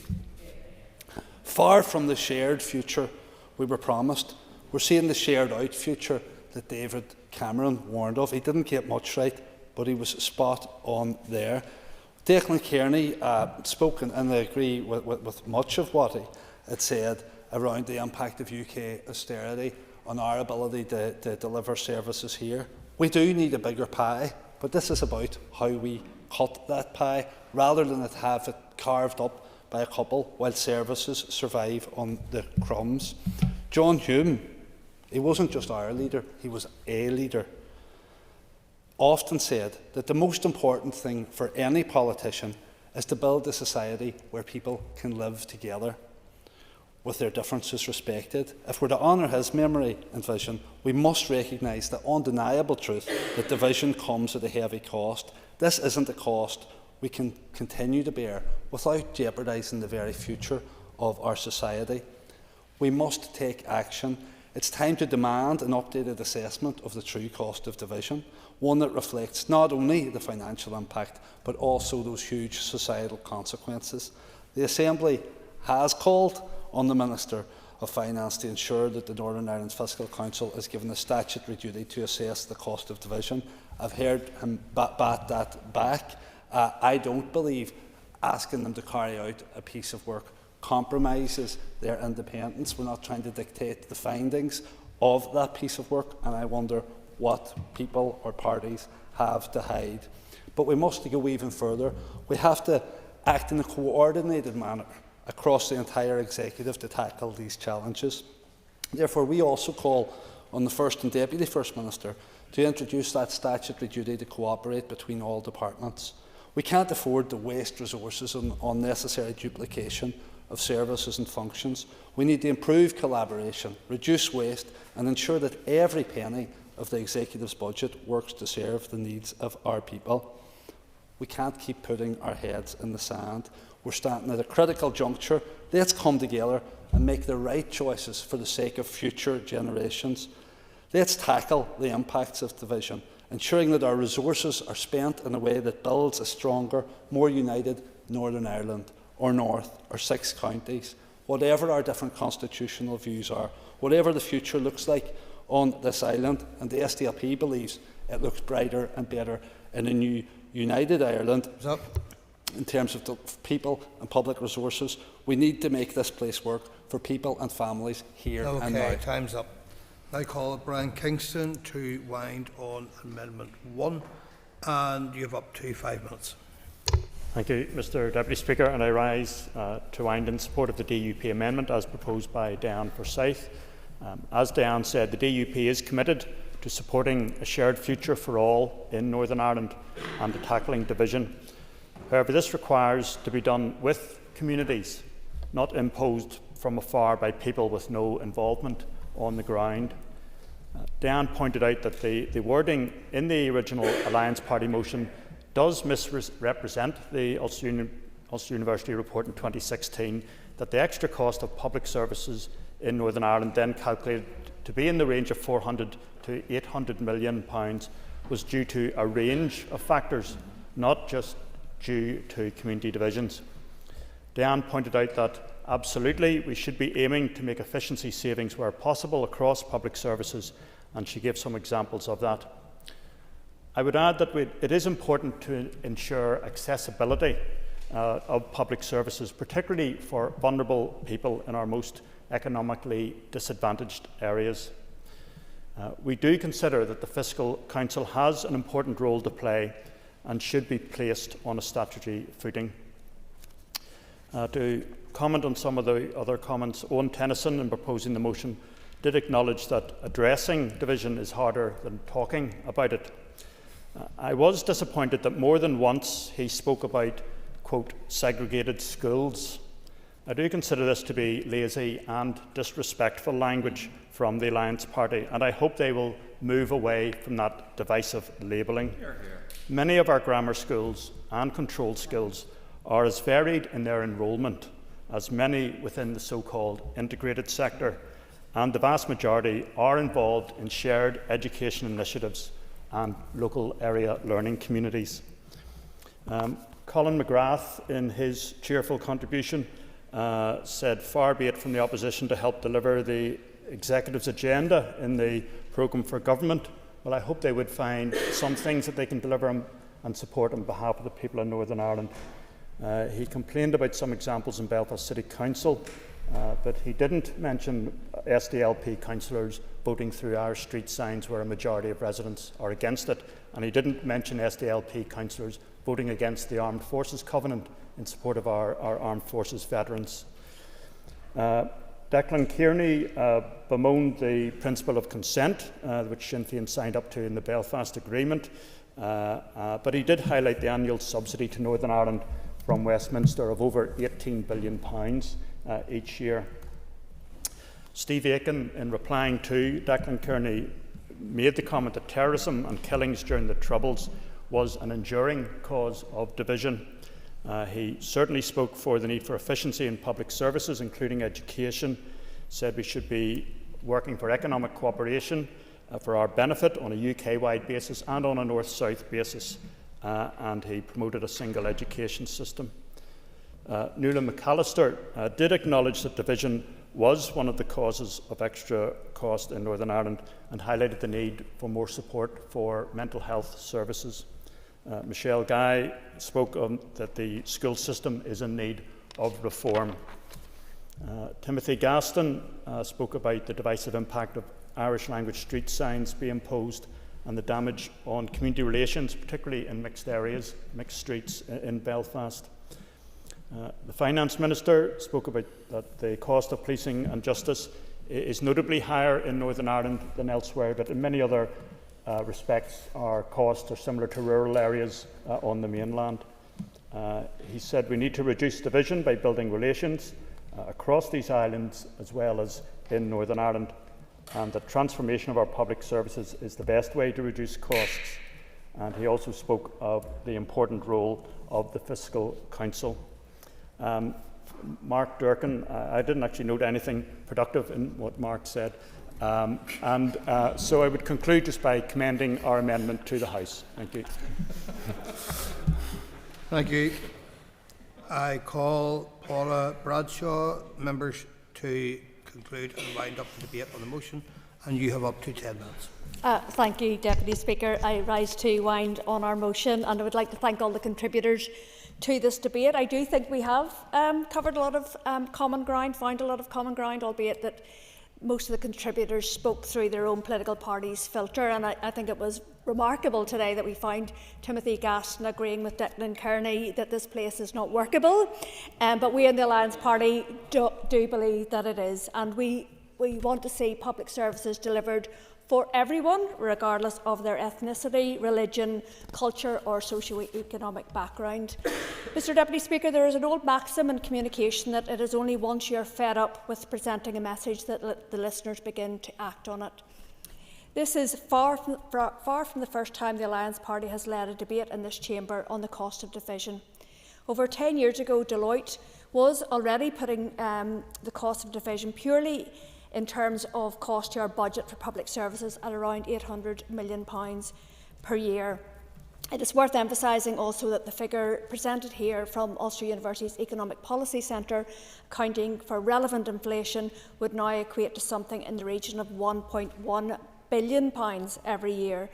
And I would pick up on some of Steve Aiken's point around making Northern Ireland work, about the need for one single education system for all our children, about the need for departmental reform, and probably most notably was around the issue of the peace industry and the pandering of some to paramilitarism. I couldn't agree more with any of that, but I think that what we have to do is look at how we channel the common ground in this chamber in terms of how we address public service delivery.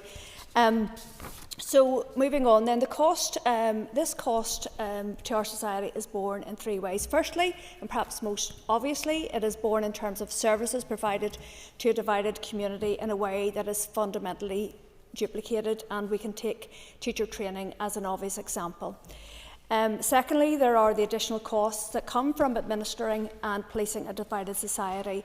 These are as much societal as financial. And then thirdly, there are the economic opportunities lost through, for example, an ongoing security about travelling to certain parts of Northern Ireland for work, and that was certainly a point that Mark Durkin did raise. And I do want to take exception to both the contributions from the DUP, saying that the Alliance Party wants to talk down to and feed in, tell communities what will happen to them. I spent 19 years working in the community voluntary sector.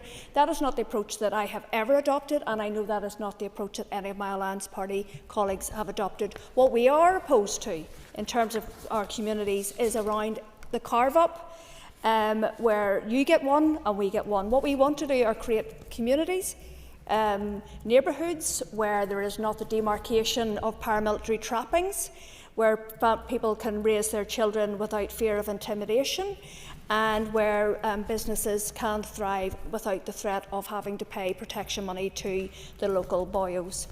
So the other issue that in relation to lost opportunity was raised by my colleague Michelle Guy when she talked about the duplication of our sectors within the education system.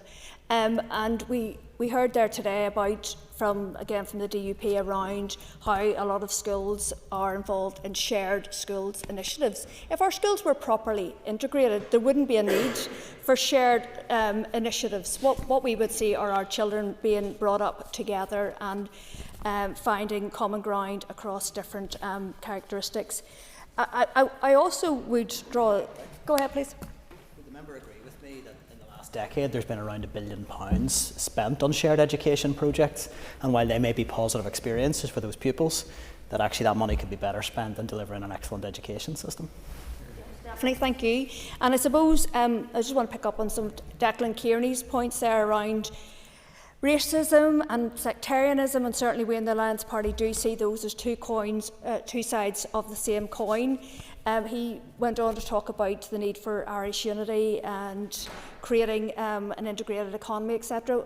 We in the Alliance Party are up for any discussions around how we can have north-south, east-west cooperation, and certainly that was something that the member for South Antrim from the Ulster Unionist Party raised. We are up for any way in which we can deliver public services that create the best output for the people we serve without duplicating on expenditure. Yes, go ahead. For giving way, and I think it's telling that when we're debating the cost of division, some parties decided to go into their own individual trenches. Would the member agree with me that irrespective of whether there is constitutional change or not on this island, we will still live in a divided society unless we all work together to break down that community division? Thank you for that. That was a useful intervention. Mr Deputy Speaker, moving on then. Naturally, the figure presented as the cost of division could not realistically be saved overnight. Nevertheless, it is interesting to look at what we could be spending our money on had we addressed the cost of divisions when we first raised them for public debate around 2 decades ago. My colleague Nuala McAllister covered quite a number of these in particular relation to our health service, but also in terms of policing. We in the Alliance Party are also very frequent people who call for reform of how we address our water crisis here in Northern Ireland. So I just want to pick up on some of the comments from Diane Armstrong then in terms of some of what she presented in terms of our party's positions on these sort of policies. You know, apart from paramilitary trapings, I have never, ever said anything negative about cultural expression from any side of this community. In fact, when I was working in the village area in Donegal Road, I used to organise Jubilee events, 12th of July events, etc., because that's what the community in which I was working delivered on. And I find it really insulting that the DUP like to try to tar us as sectarian and intolerant. We are not. We are the people who actually want to see the celebration of different cultures across this island, whether it is nationalist, unionist, or any form of ethnicity. What we do, as I say, we want to see investment in our communities, but in a way that involves their involvement and not just those who are community gatekeepers. We have heard some challenges in this debate to the costs as quoted. That is fair enough, and that's why we are making this explicit call within our motion for the Northern Ireland Fiscal Council to include an assessment of the cost of division in its reporting. And I do acknowledge the Finance Minister's concerns around that, around the independence. And he said, look, they have to get on with the piece of work to look at the current state of our public finances. But that's the whole point of our motion. Our public finances are tied up in delivering public services in many instances through duplication. So there has to be a workaround. I do appreciate the independence of the Fiscal Council, but I do think that we need to face the reality of where our public finances are going at the minute. It is endlessly frustrating that we see a lack of action across the departments here in terms of addressing the cost of division. We are very good in this Assembly of demanding things of others, but very poor at taking our own decisive actions ourselves. And as I keep going back to, the cost of paramilitarism, for example, runs into hundreds of millions of pounds every year, plus much more in terms of the long-term trauma caused to young people and their entire communities. And I'm just conscious of time, Deputy Speaker. Deputy Speaker, we have to change. It is uncomfortable. It means challenging routine, taking on vested interests, yet it is what we are here to do. There is simply no excuse for further foot dragging, and I did appreciate some of Colin McGrath, who's not in the chamber anymore, some of the language he used around our carved up politics here. You know, we have to move on from this. We're 27 years on from the Good Friday Agreement. And I have to say that what we have proposed in our motion should be the very least that we should be doing in terms of addressing and tackling division, so that we can reallocate the vast cost associated to it to the greater good of society as a whole here. And I urge support of our motion. Thank you.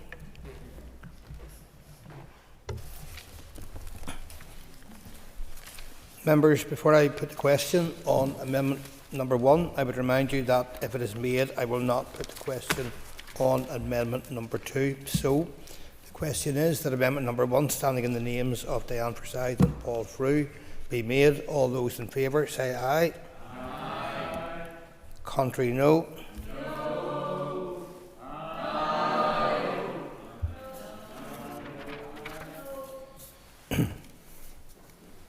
Okay, members, I think it's clear the lobbies. The question will be put in 3 minutes.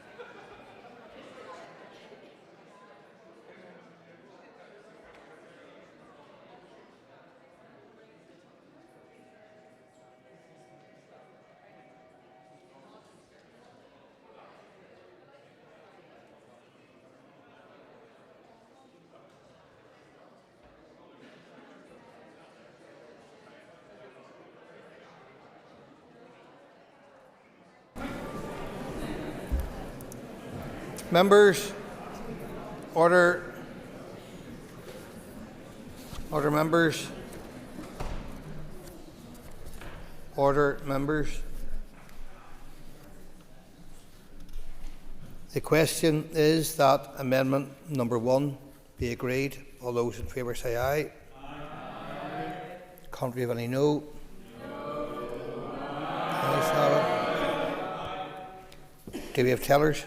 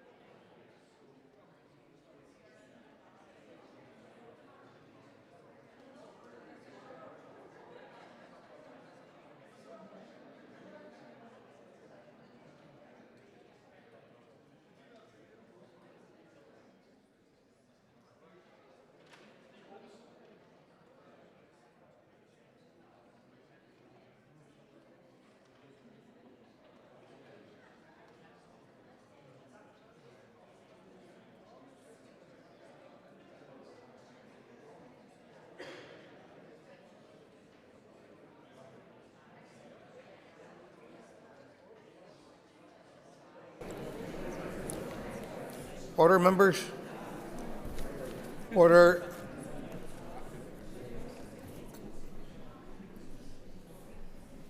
Tellers have been appointed as follows. Tellers for the ayes are Diane Forsyth and Brian Kingston. Tellers for the noes, Danny Donnelly and Andy McMurray. Clear the lobbies. The Assembly will divide. Ayes to my right, noes to my left.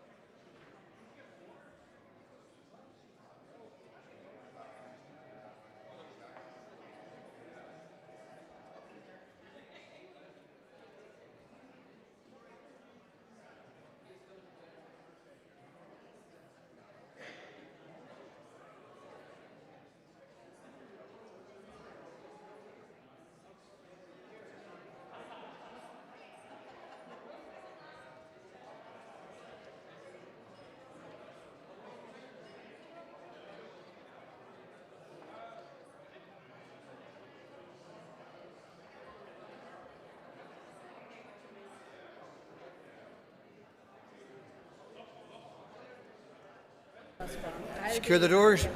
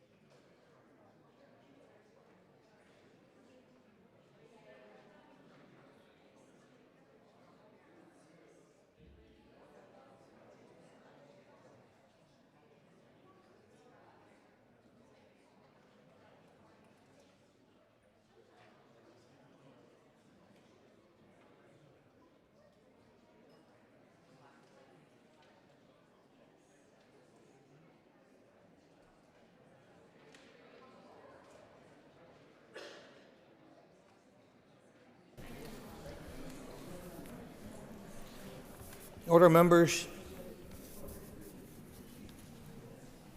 Order. Clerk, please read the result. 47 members voted, 27 members voted aye, 20 members voted no.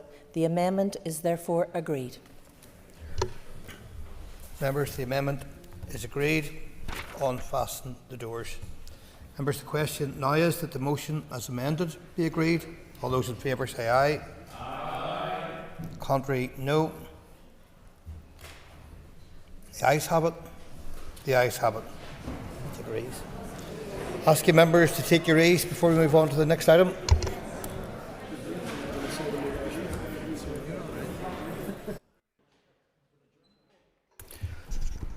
Ladies and gentlemen, item 6 in the order paper is the adjournment. The question is that the Assembly do now adjourn, and in conjunction with the Business Committee, the Speaker has given leave to Doug Beattie to raise the matter of concerns around the roads infrastructure leading up to Craigavon Area Hospital.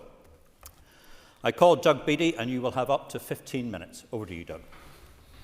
Thank you, Mr. Speaker. I certainly won't be taking 15 minutes, and I hope it can be a debate where we can interject with each other about a particular issue around Craigavon Area Hospital. Can I start, first of all, Mr. Speaker, in thanking the Infrastructure Minister for coming along and being part of the debate, because the aim is to highlight genuine infrastructure issues and concerns around Craigavon Area Hospital. And as we all know, Craigavon Area Hospital is a major site in our acute hospital network, serving over 241,000 people. And having been built in 1972, there have been major changes and developments since that period in time. But those developments, and I'm talking mostly about housing developments and changes in the schooling system, the road network has not kept up to pace. And now we have real concern around the hospital that the road infrastructure is not fit for purpose and could inhibit the accessibility to the hospital in case of an emergency. So what I'm really saying there is, at certain times of the day in that particular neck of the woods, coming from all directions to the roundabout at Craigavon Area Hospital, there is gridlock, and fearful that ambulances at times are not able to get through. So it really is emergency and a compromising of our ability to get people to the hospital quickly. But if I can, Mr. Speaker, lay out just a few issues, and I'm sure my fellow MLAs from Upper Bann and those who would join us not from Upper Bann may be able to add some more. But firstly, the road leading from Craigavon Centre, that's the Rushmere Centre, towards the hospital, that's the Mandeville Road is called, goes from a dual carriageway to a single carriageway just as it enters a major housing area at the Kernan roundabout. Now, it's difficult for me to paint a picture, but we're talking about a busy dual carriageway which hits a roundabout at Kernan at no more than, I would say, 600 metres from the roundabout at the hospital, and it suddenly turns into a single carriageway.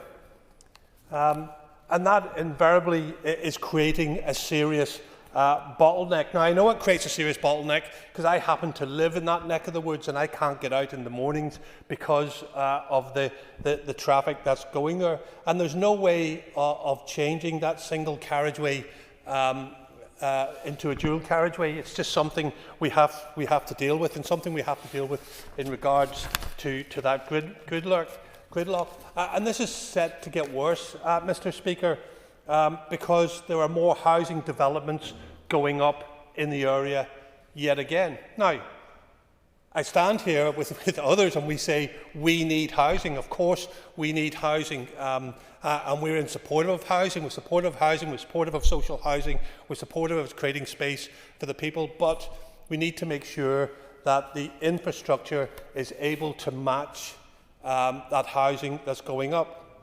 But with housing being built, there's more cars, more children going to school, and invariably there is more gridlock around the hospital. We also have the Portadown Integrated Primary School to be moved from the Seago Road onto the Mandeville Road. Now, there are issues with that move, I've got to say.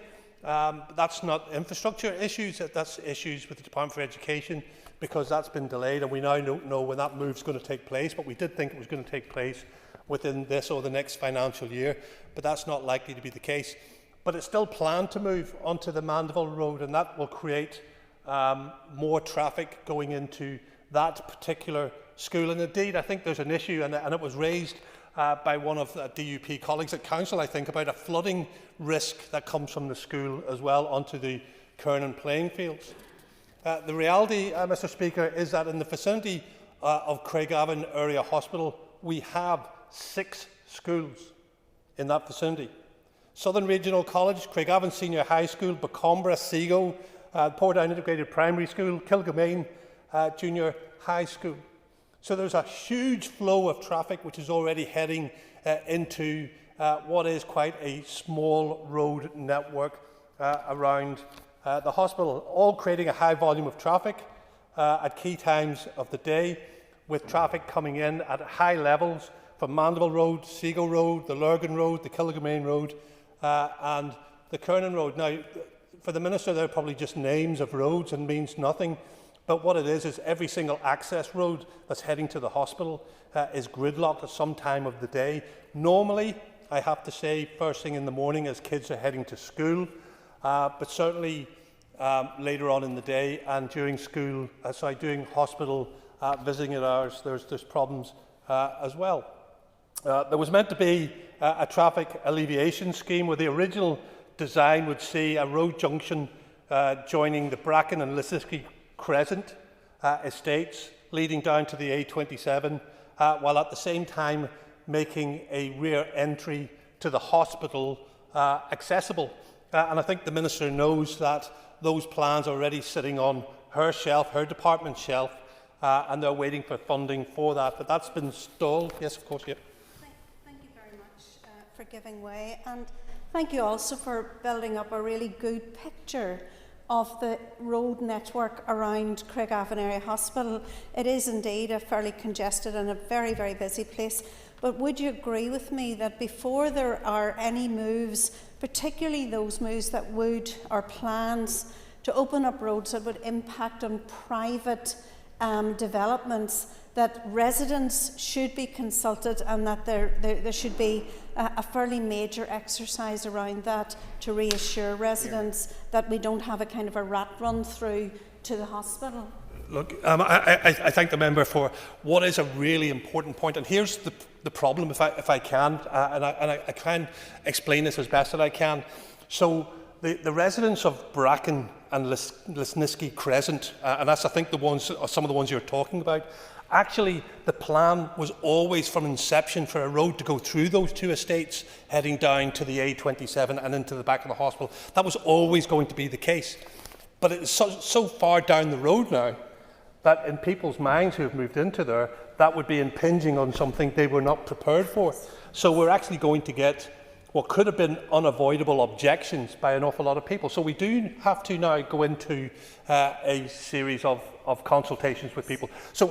You're absolutely right. And actually, if you look the other side, and you go from the Kernan roundabout heading past the Kernan Cemetery, which is a wonderful road that's now been reopened there, but that's being used as the exact rat run that you're talking about, and the speed of the traffic going down that now is pretty bad. The problem being, of course, is you can't get onto that road because the roundabout stops you getting onto that road. So I agree with the member that there has to be consultation at every level. And we all know about Lisnicki Lane, and Lisnicki Lane is a lane that goes up the back of the Craigavon Area Hospital. And it was just resurfaced a number of years ago, and it was only a temporary resurfacing, and it was temporarily resurfaced because they were going to put in that new infrastructure, which they've now delayed well beyond what we thought it was going to be. And that temporary resurfacing on Lisnicki Lane is now starting to crumble and degrade, and Lisnicki Lane is no longer fit to be able to cope with the current level of traffic that is using it. But look, Craigavon has the largest active travel network leading from Newry Canal to Lough Neagh and Lurgan, yet the amount of cars in the area really are increasing as people come to use the hospital and the change in the hospital network. And it's becoming a real and genuine issue. Not just for those people who live there, and I'm one of those people who live there, and that's not the reason I brought this, but it's a huge issue for anybody who has to go to the hospital, for emergency who have to go to the hospital, or anybody who has to transit from Lurgan to Portadown and use that road where it's unavoidable to go to the SRC, or in case of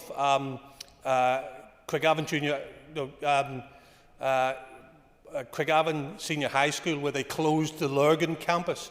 Those pupils now have to go to the Portadown project, which has increased the traffic once more.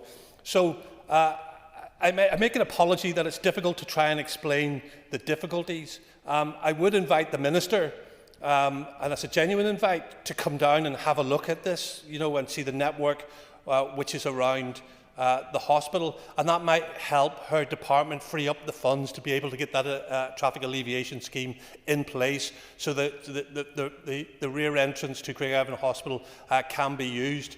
But I say that on a full understanding that we need to engage with the residents, because the residents have changed. Different people have bought houses, maybe not expecting to see what the original proposals were, and we may have to revisit that all over again. But thank you, Mr. Speaker. Again, thank you for the Minister, and thank you for all of the members who've turned up to talk about what is an important issue for many people in that area. Thank you, Doug. And just before I call Jonathan Buckley, I remind all speakers that you'll have approximately up to 7 minutes.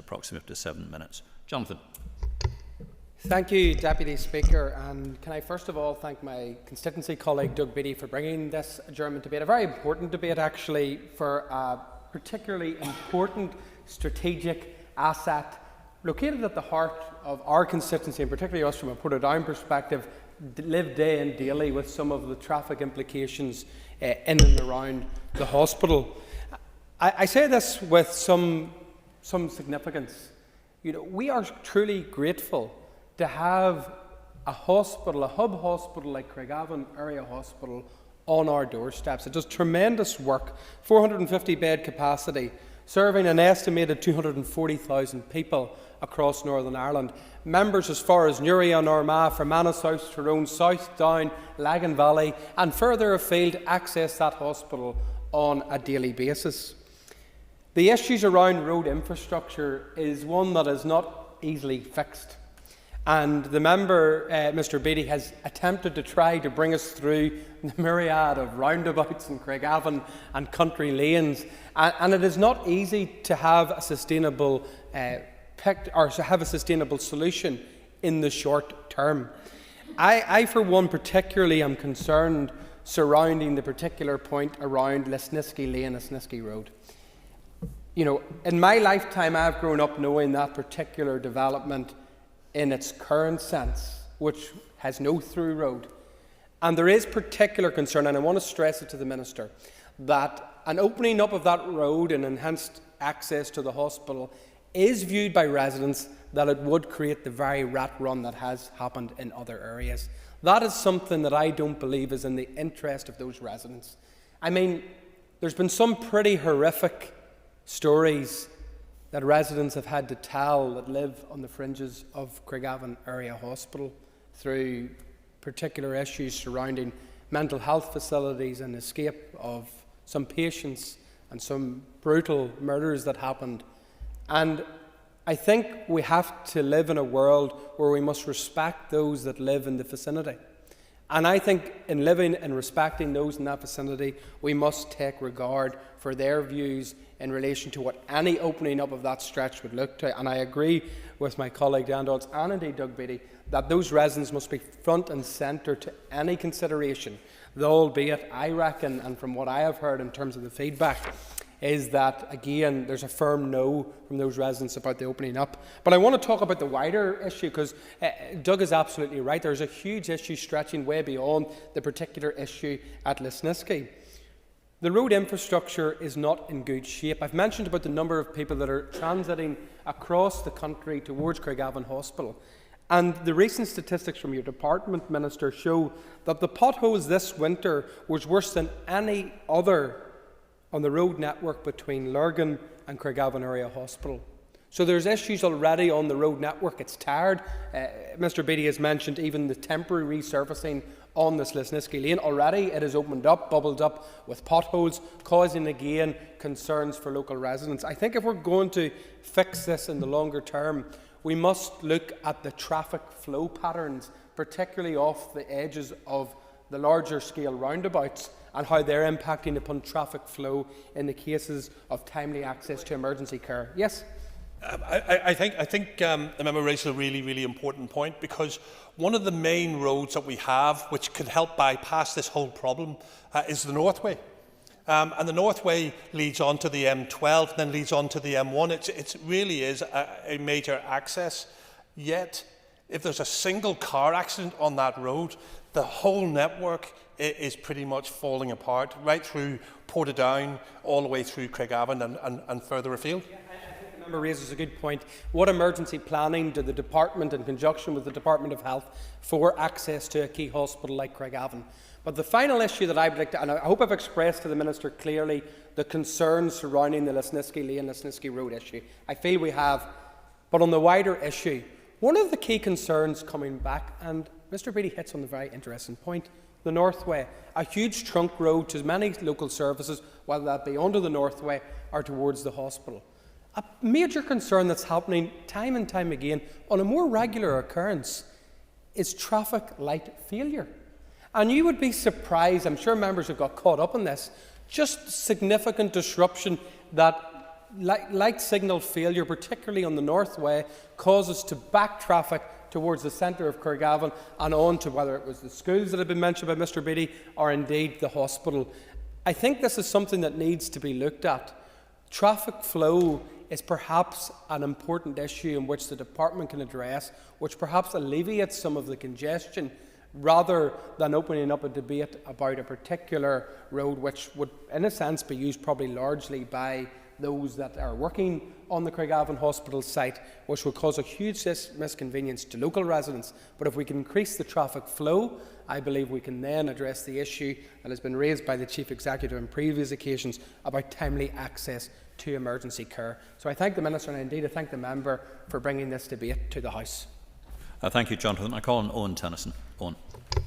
Thank you, Deputy Speaker, and I just want to add my thanks to Mr Beattie for bringing this important debate, and I won't speak at length because on a rare occasion in this chamber I think we're all in agreement and singing off the same hymn sheet in terms of many of these issues, which marks a nice change. I rise as a member who has been engaging, like other MLA colleagues, for some time with the Trust, the local developer and local residents in relation to the proposed secondary entrance for Craigavon Area Hospital as a mechanism to improve the local road infrastructure for one of the busiest hospitals in Northern Ireland, and has already been said, anybody who accesses Craigavon Area Hospital, who lives nearby, who commutes in the local area, will know on a daily basis the level of traffic build-up there is for anyone trying to access that main roundabout at the front of the hospital, and that does cause concern in respect of access, particularly for emergency vehicles. Mr Beattie set out, I think, really helpfully the wider context and some of the evolution that's been happening in the local area since the plans were literally tabled, in terms of changes to local education provision with Craigavon Senior High School, in terms of the planned relocation of Portadown Integrated Primary School, which I really welcome, but there are issues that need to be worked through in respect of that as well. In terms of the residential growth in the area, I mean, Craigavon is now one of the fastest growing residential areas in Northern Ireland, which I think is a real strength for the local area and the local community, but does come with challenges in terms of the local infrastructure and services. I would add, I guess, another layer of change in respect of that, and that is, of course, the often touted redevelopment of Craigavon Area Hospital. And I don't want to delve into that too much now because I know we have a notice of motion on that specific issue coming before the Assembly in a number of weeks. But that also is a factor that we have to consider in terms of any changes in respect of access, and, of course, the Health Minister's commitment in terms of transformation of our health service. Craigavon is a really important asset as part of that wider network of hospitals, and so we could see change in terms of additional services or whatever it might be coming to Craigavon Area Hospital, and that's something that we need to plan for and account for in terms of assessing any alleviation scheme. I recognise that the proposed purpose of the secondary entrance is to alleviate pressure from the main road with a new roundabout within the Lisnaskea Crescent at the end of the Lisnaskea Crescent development, with a new staff entrance being created. And I know through engagement with the Trust, they are very supportive of that secondary entrance. The expectation has been to date that will be progressed as part of phase 1 of the long-awaited hospital redevelopment. And with that being uncertain, I am curious now as to where we are in terms of any steps forward. I note that the department recently confirmed in response to Mr Beattie, I think it was a written question, that the project was effectively shelf ready, but we were awaiting confirmation from the Health and Social Care Trust as well as the developer that funds are able to proceed. Whilst I understand that may be the factual position, it does cause me some concern given the real constraints that there are on the budget of the Health Trust, that effectively they're being told the ball is in their court and we're not really seeing huge leadership. And we often see these issues where there are numerous bodies and statutory agencies involved, that sometimes issues fall between two stools. So I'd be really keen to hear from the Minister, how does she intend to address that cooperation and collaboration between the various agencies. But I think the point around consultation with residents is really critical. If you speak to residents on the existing Lisnaskea Lane, a lot of those residents will tell you that they bought properties in that area under the promise that traffic would be rerouted through the Lisnaskea Crescent link. Equally, if you speak to residents in Lisnaskea Crescent, some of whom have bought their property at the outset, but felt that it wasn't clearly communicated to them that the changes were going to happen, or families who have moved in due to the passage of time who simply weren't aware that the plans ever existed, has created, I think, a real tension, even amongst some local residents who have different views on some of these issues. And so I think there are two things that we need to do. We need to look very, very carefully at the proposed alleviation scheme and understand, in the current context, with all of the changes that have happened, is this still the right scheme? I don't want to see us in a position where we're developing new access and then suddenly with the redevelopment of the hospital that has to be torn up and redone again with all the disruption that would cause for local residents. But we also need to ensure that someone takes responsibility for engaging proactively with the local residents. And I don't mean simply a box-ticking exercise in respect of any planning application. It needs to be meaningful engagement with the community so that they understand what the plans are and how any issues are going to be resolved. Because with the estate around Lesniski Crescent operating as it has done for such a long time, families have got used to that being a dead end, and so kids are often out playing on what will be the new main road. So I can understand families' concerns now that they've become a settled community with the current roads infrastructure. I will indeed. And it is such an important point, but it's not just there. The wider Bacumbra area has now become a wonderful location for young families that have moved into the area. And in doing so, the concern stretches further that the opening of an access point to the hospital through Lesniski Lane would essentially draw further traffic on those roads and in a sense perhaps making it a rat run that other areas have experienced. It's a potential. And the member has an extra minute. Thank you, Deputy Speaker. It is a potential risk, and from my perspective, look, there has to be a solution. You know, there has to be some form of alleviation scheme put in place, but we need assurance that it's going to be the right one, that it will actually work and it won't have unintended consequences given the changes that have happened in the local area.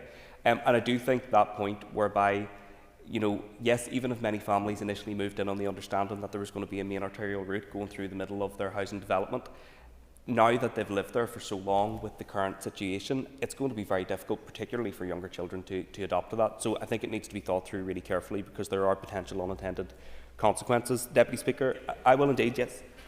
And this is why this is a really important discussion, because of what Mr Buckley said and what you're saying yourself, is that we're, in many ways, because the traffic is so bad, we are now displacing that traffic to elsewhere. So if you go onto the Bluestone Road, for example, in the first thing in the morning, you'll see people shooting along the Bluestone Road and heading past Bacumbra Primary School. So people are already being displaced because of that very central problem. But how do you fix that, where people are now so settled in the way you're saying? And it's right that we speak to them, but we do need to do something to be able to ensure that at least ambulances and emergency services can get into the hospital. I agree with the member, and you know, adjusting the infrastructure is one thing, but adjusting behaviour after we've been so settled with a certain infrastructure layout is a much harder task. So I don't envy the Minister and her colleagues in terms of some of the behaviour change that they have to try and do.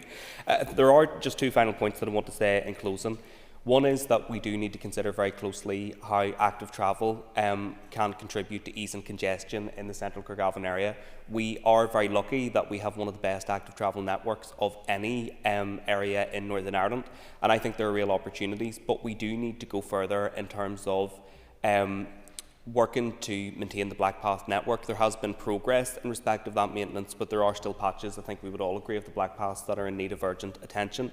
I think there's much more that we can be doing in terms of engaging with schools and young people at a very early age to encourage walk to school schemes and those things where that infrastructure exists. But that, of course, will involve changing behaviour over a very long period of time, and so recognise it's not an immediate solution, but I do think it is important where we have that network in Craigavon, and it's a real asset to us that we're engaging with that and that we're realising the opportunities that it presents. And the final issue that I will raise briefly, and will pick up in debates on Craigavon Area Hospital, is that planned redevelopment. We are now almost 10 years on from the initial promise to redevelop Craigavon Area Hospital, and whilst I understand the constraints on capital budget, it does need to be a priority, so I look forward to engaging with the Health Minister on that issue as well. Thank you, Deputy Speaker. Thank you, Owen. And I call on Aoife Finnegan. Aoife. We're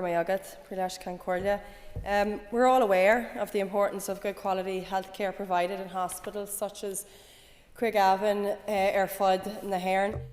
Despite the challenges across Ireland in the North's health system, health workers continue to provide vital services every day.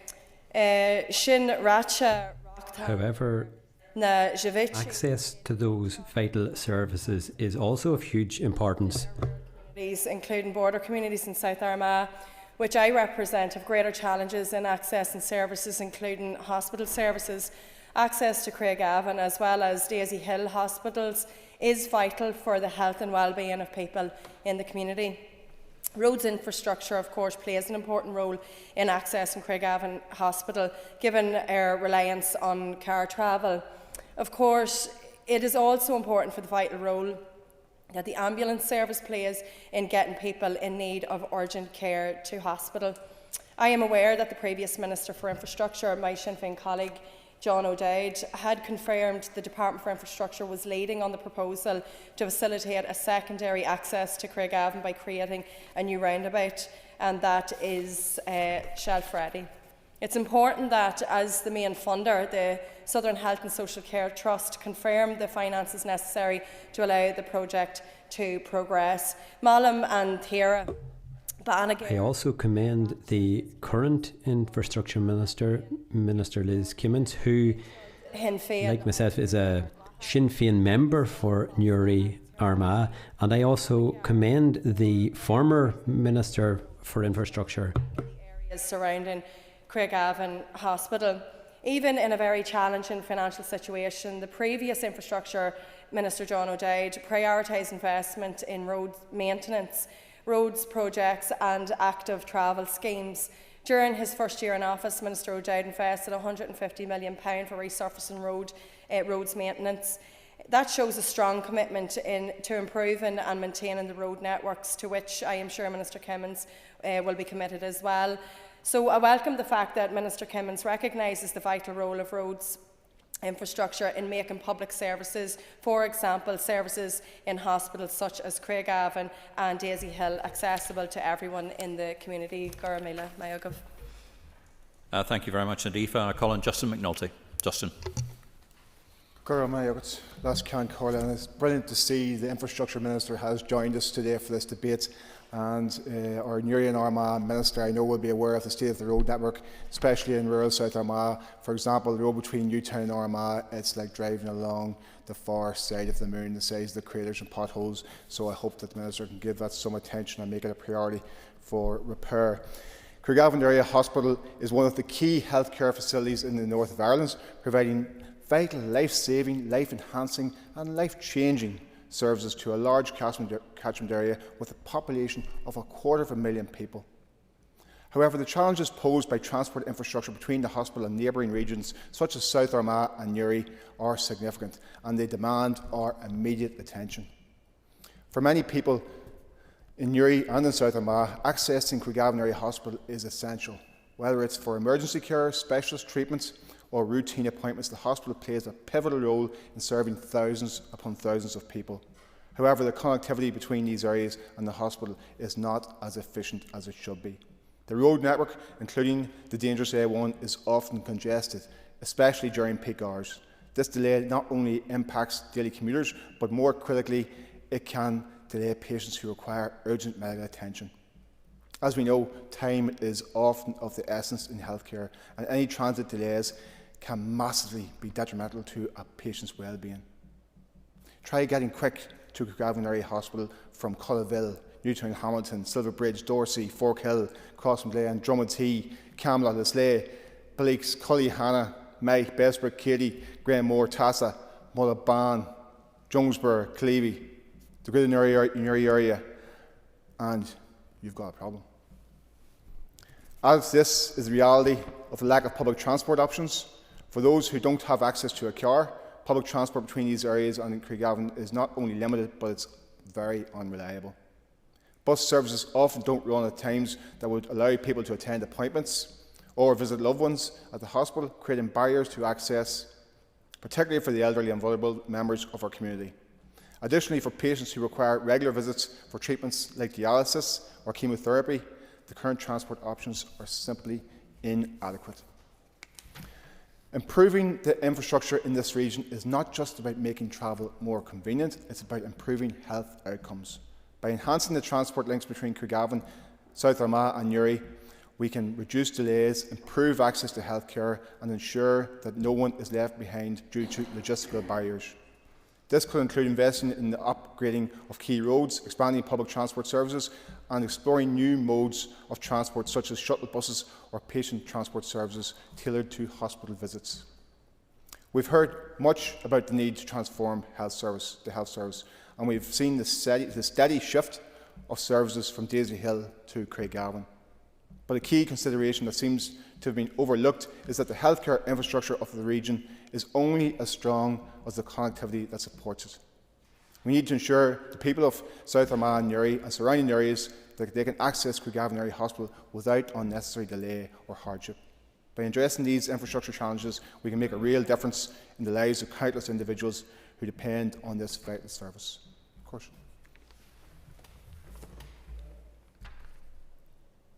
So you finished? Did you give way? Yeah. Oh, you give way. Sorry, I thought you'd finished.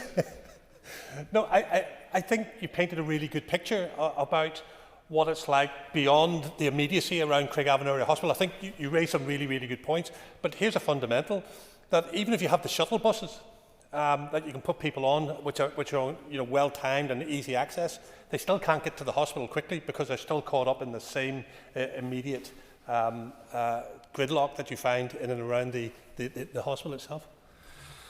I have the solution to that. Justin, you get an extra minute. I have the solution to that. Make Daisy Hill a hub hospital. Serve as natural hinterland of Newry, South Downs, South Armagh, North Louth, Monaghan, on a cross-border basis. That's the solution. Thank you, Justin. Minister, and Minister, you have up to 10 minutes. And firstly, can I thank Mr Beattie for instigating this important debate on concerns around the roads infrastructure leading to Craigavon Area Hospital, and as a Newry and Armagh MLA as well, and former member of the Health Committee, it's an issue that is important to me also. And I've listened intently to the comments and issues raised by all members here today and heard the concerns, particularly relating to that inner road network in Craigavon that is similar to other areas in the north. But I think having been at the hospital in both personal and for meetings and other for other things, I'm very aware of the surrounding road network. I'm not familiar with all the names, but in my mind I can see that. So it's been useful to get that real insight into that, and I thank Mr Beattie and other members for Upper Band for their information on that. I think it's important to say that, and it goes without saying, I suppose, investing in new roads and maintaining roads is critical to ensure safe movement of people and goods, to allow the growth of our economy, to ensure good health outcomes. And I'd stress that the North can have whatever quality of road network that it wants, it just needs funded. And without that funding, roads will continue to deteriorate and pose a safety risk and impede that movement. My department, like other departments, has been operating in a very difficult financial environment for a number of years due to that chronic underfunding that we're all very aware of, and the austerity of successive British governments. And this creates significant challenges in the ability to maintain our road network in a safe condition. I will indeed, yeah. For giving way. Yeah, and we know the roads are in a terrible condition, and we know there's much needed funding regardless of where you are in Northern Ireland. But can I ask her, give her a scenario whereby the statistics show that that area, particularly from Lurgan to Craigavon Area Hospital, is in the worst state it's ever been on record. Is there any prioritisation given to the repair of trunk roads to the hospital, given beyond other particular roads? Well, I thank the member for raising this point, and I think given that it is a significant route, my assessment is that it would be prioritised, but I can get further information just in relation to that specific one from officials. I suppose the title of this debate was very broad, so I don't have the specifics here, but happy to come back in relation to that, and if maybe at a later stage. So, and I'm well aware of the frustrations that and at times inconvenience is caused, and people and the communities in the area rely on the road network to do business, go to work, go to school, and connect to one another, and more importantly for this debate, access our critical health services. And officials have worked very hard to maintain that road network. They've nonetheless been forced to concentrate on only the highest priority road repairs, and as a result we have all seen that continued deterioration, as the member has outlined, over the past 10 years in infrastructure, with a large number of potholes, that some that beggar belief, I think it's on times, and other defects developing across the road network. And I think the weather has also played a critical part in relation to that, particularly in recent times.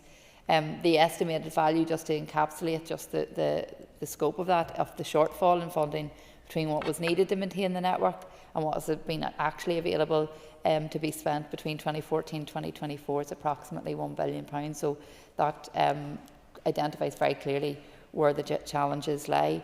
And it is readily apparent the difference in quality that should be expected when such a significant shortfall in maintenance spending occurs.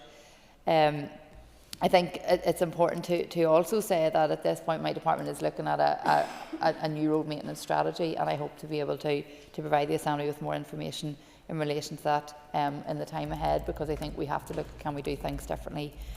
Also, the Executive agreed the 2024-25 budget, and the best use has been made of that both by my predecessor and I suppose in the short number of weeks I've been in post by myself to make best use of that funding to target road resurfacing. This financial year, £104 million has been allocated to capital structure and maintenance, which includes resurfacing, and this figure includes £12.5 million of the £19 million secured by my colleague, former Minister O'Dowd, at October 2024 monitoring for essential road maintenance and street lighting work.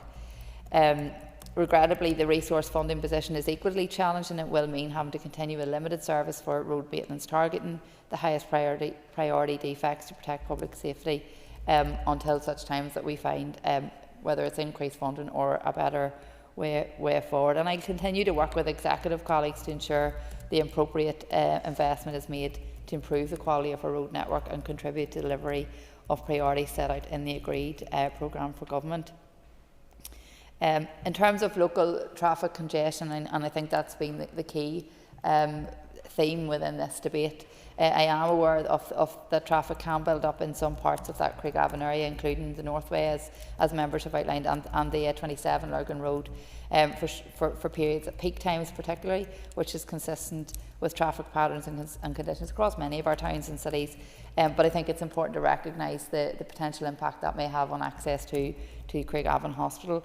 My department's transport strategy and the suite of transport plans will set priorities for the future development of the road and rail networks up to 2035. And I think the comments made by Mr Tennyson in relation to some of the plans that have been in place previously and where we go then, are we going to start all over? I think that will feed into that because that strategy is working to address the challenges that we face currently.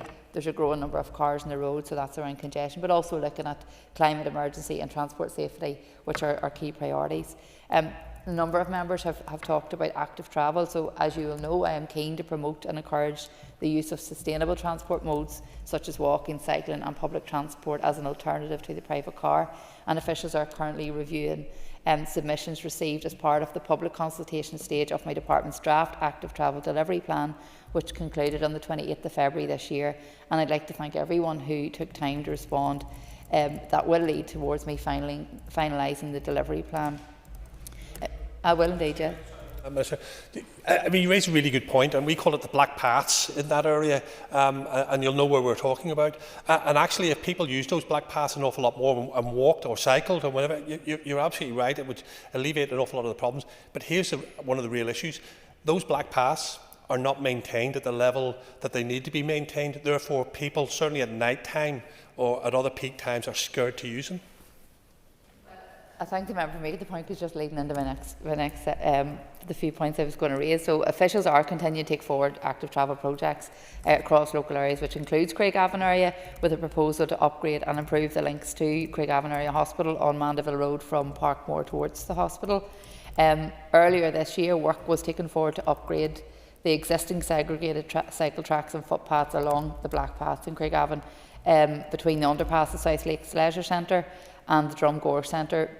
And that will help improve, hopefully, as you've outlined, their active travel connections to local schools and other amenities, and for residents, I think, importantly, in the surrounding area.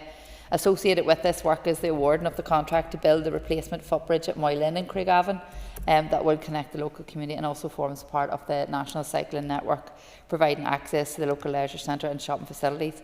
And it's my intention that further projects will be delivered in the Craigavon area to encourage and enable safe, active and sustainable travel choices. A number of members have also raised the issue of a secondary access to Craigavon Area Hospital, and as some have pointed out, in partnership with the Southern Health and Social Care Trust and the local developer, officials have explored the potential of this new secondary access into the hospital from on Lisnaskey Lane. But I take on board the concerns that have been raised, and I think that's a very important part of any planning or any development process. To date, the department has taken the lead and engaged with the Health Trust in relation to this and the adjacent housing developer and landowners to develop a solution, and planning approval was received for that. But as has been pointed out, the major benefactors in relation to that access route would be the Health Trust. So it was agreed that the Health Trust and the department would be responsible for a lot of that funding, and we would be requiring them to make that available. But officials continue to engage with the Trust in relation to that. So at this stage, we are unable to commit to taking forward the project until funding is secured. However, what I will take on board is the concerns that have been raised in relation to residents, and I think at such times where funding is we're looking like more likely, we'll hopefully be able to engage in consultation. Just to quickly recap on some of the other points, I suppose my colleagues in Newry Armagh have raised the issue around connectivity for people from Newry, South Armagh and indeed South Down who potentially have to go to Craigavon instead of Daisy Hill for various reasons. And this is a point that we have consistently raised. We recognise that our hospital network on the whole is changing, and we have transformation of health services, but we have to ensure it's accessible for all, and that it's easily accessible for people going forward. So that is an issue that I'm acutely aware of, and that I would hope that any future plans and transport plans are done in tandem with the work of the Health Minister and his department in terms of transformation. I'll allow the member to give it. Minister, you've outlined how difficult it is for anything to happen in the immediacy, but as I have outlined in my contribution, there's perhaps some things we can do to increase traffic flow in the short term. Could I ask her, would she task her officials to look into the frequency of traffic light outages in and around the Seago, Kernan and Northway areas, which are having huge impact and knock-ons whenever the lights are down and traffic particularly accessing the hospital? I think the member will come back, and I was intending to come back to you on that point because I know you'd raised that around the traffic light failure, so I will ask officials to look into that specifically on the routes that you have mentioned. I suppose in closing, Deputy Speaker, I'd like to thank Doug Beattie again and other members. I think this has been a very important and very useful debate for bringing it to the House, particularly for bringing it to the House this evening. And I once again want to reiterate that the value of our infrastructure cannot be overstated, and I think we're seeing that more and more every single day. Long-term underinvestment in our roads is impacting on its integrity, not least to the quality of the road surfaces, but also in connecting our communities. And I'm keen to see that addressed as much as possible within my tenure. This is not what the public, I or my department want to see, and we want to see that improved. I'll continue to work vigorously alongside executive colleagues to secure the investment needed to maintain and improve the quality of our road network for the people of the North and indeed further afield. And I would also like to take this opportunity to remind everyone that while we all have a personal responsibility when driving on our roads, and I think my predecessor made a really important point, and it's been brought back to me by many members of the public, that when we're in the traffic, we are the traffic. So can we do something to change that and help to address some of the issues that have been outlined today? Thank you very much indeed. Thank you very much indeed, everybody, for the adjournment debate. Final item of business, the Assembly is adjourned. Thank you very much indeed. Thank you.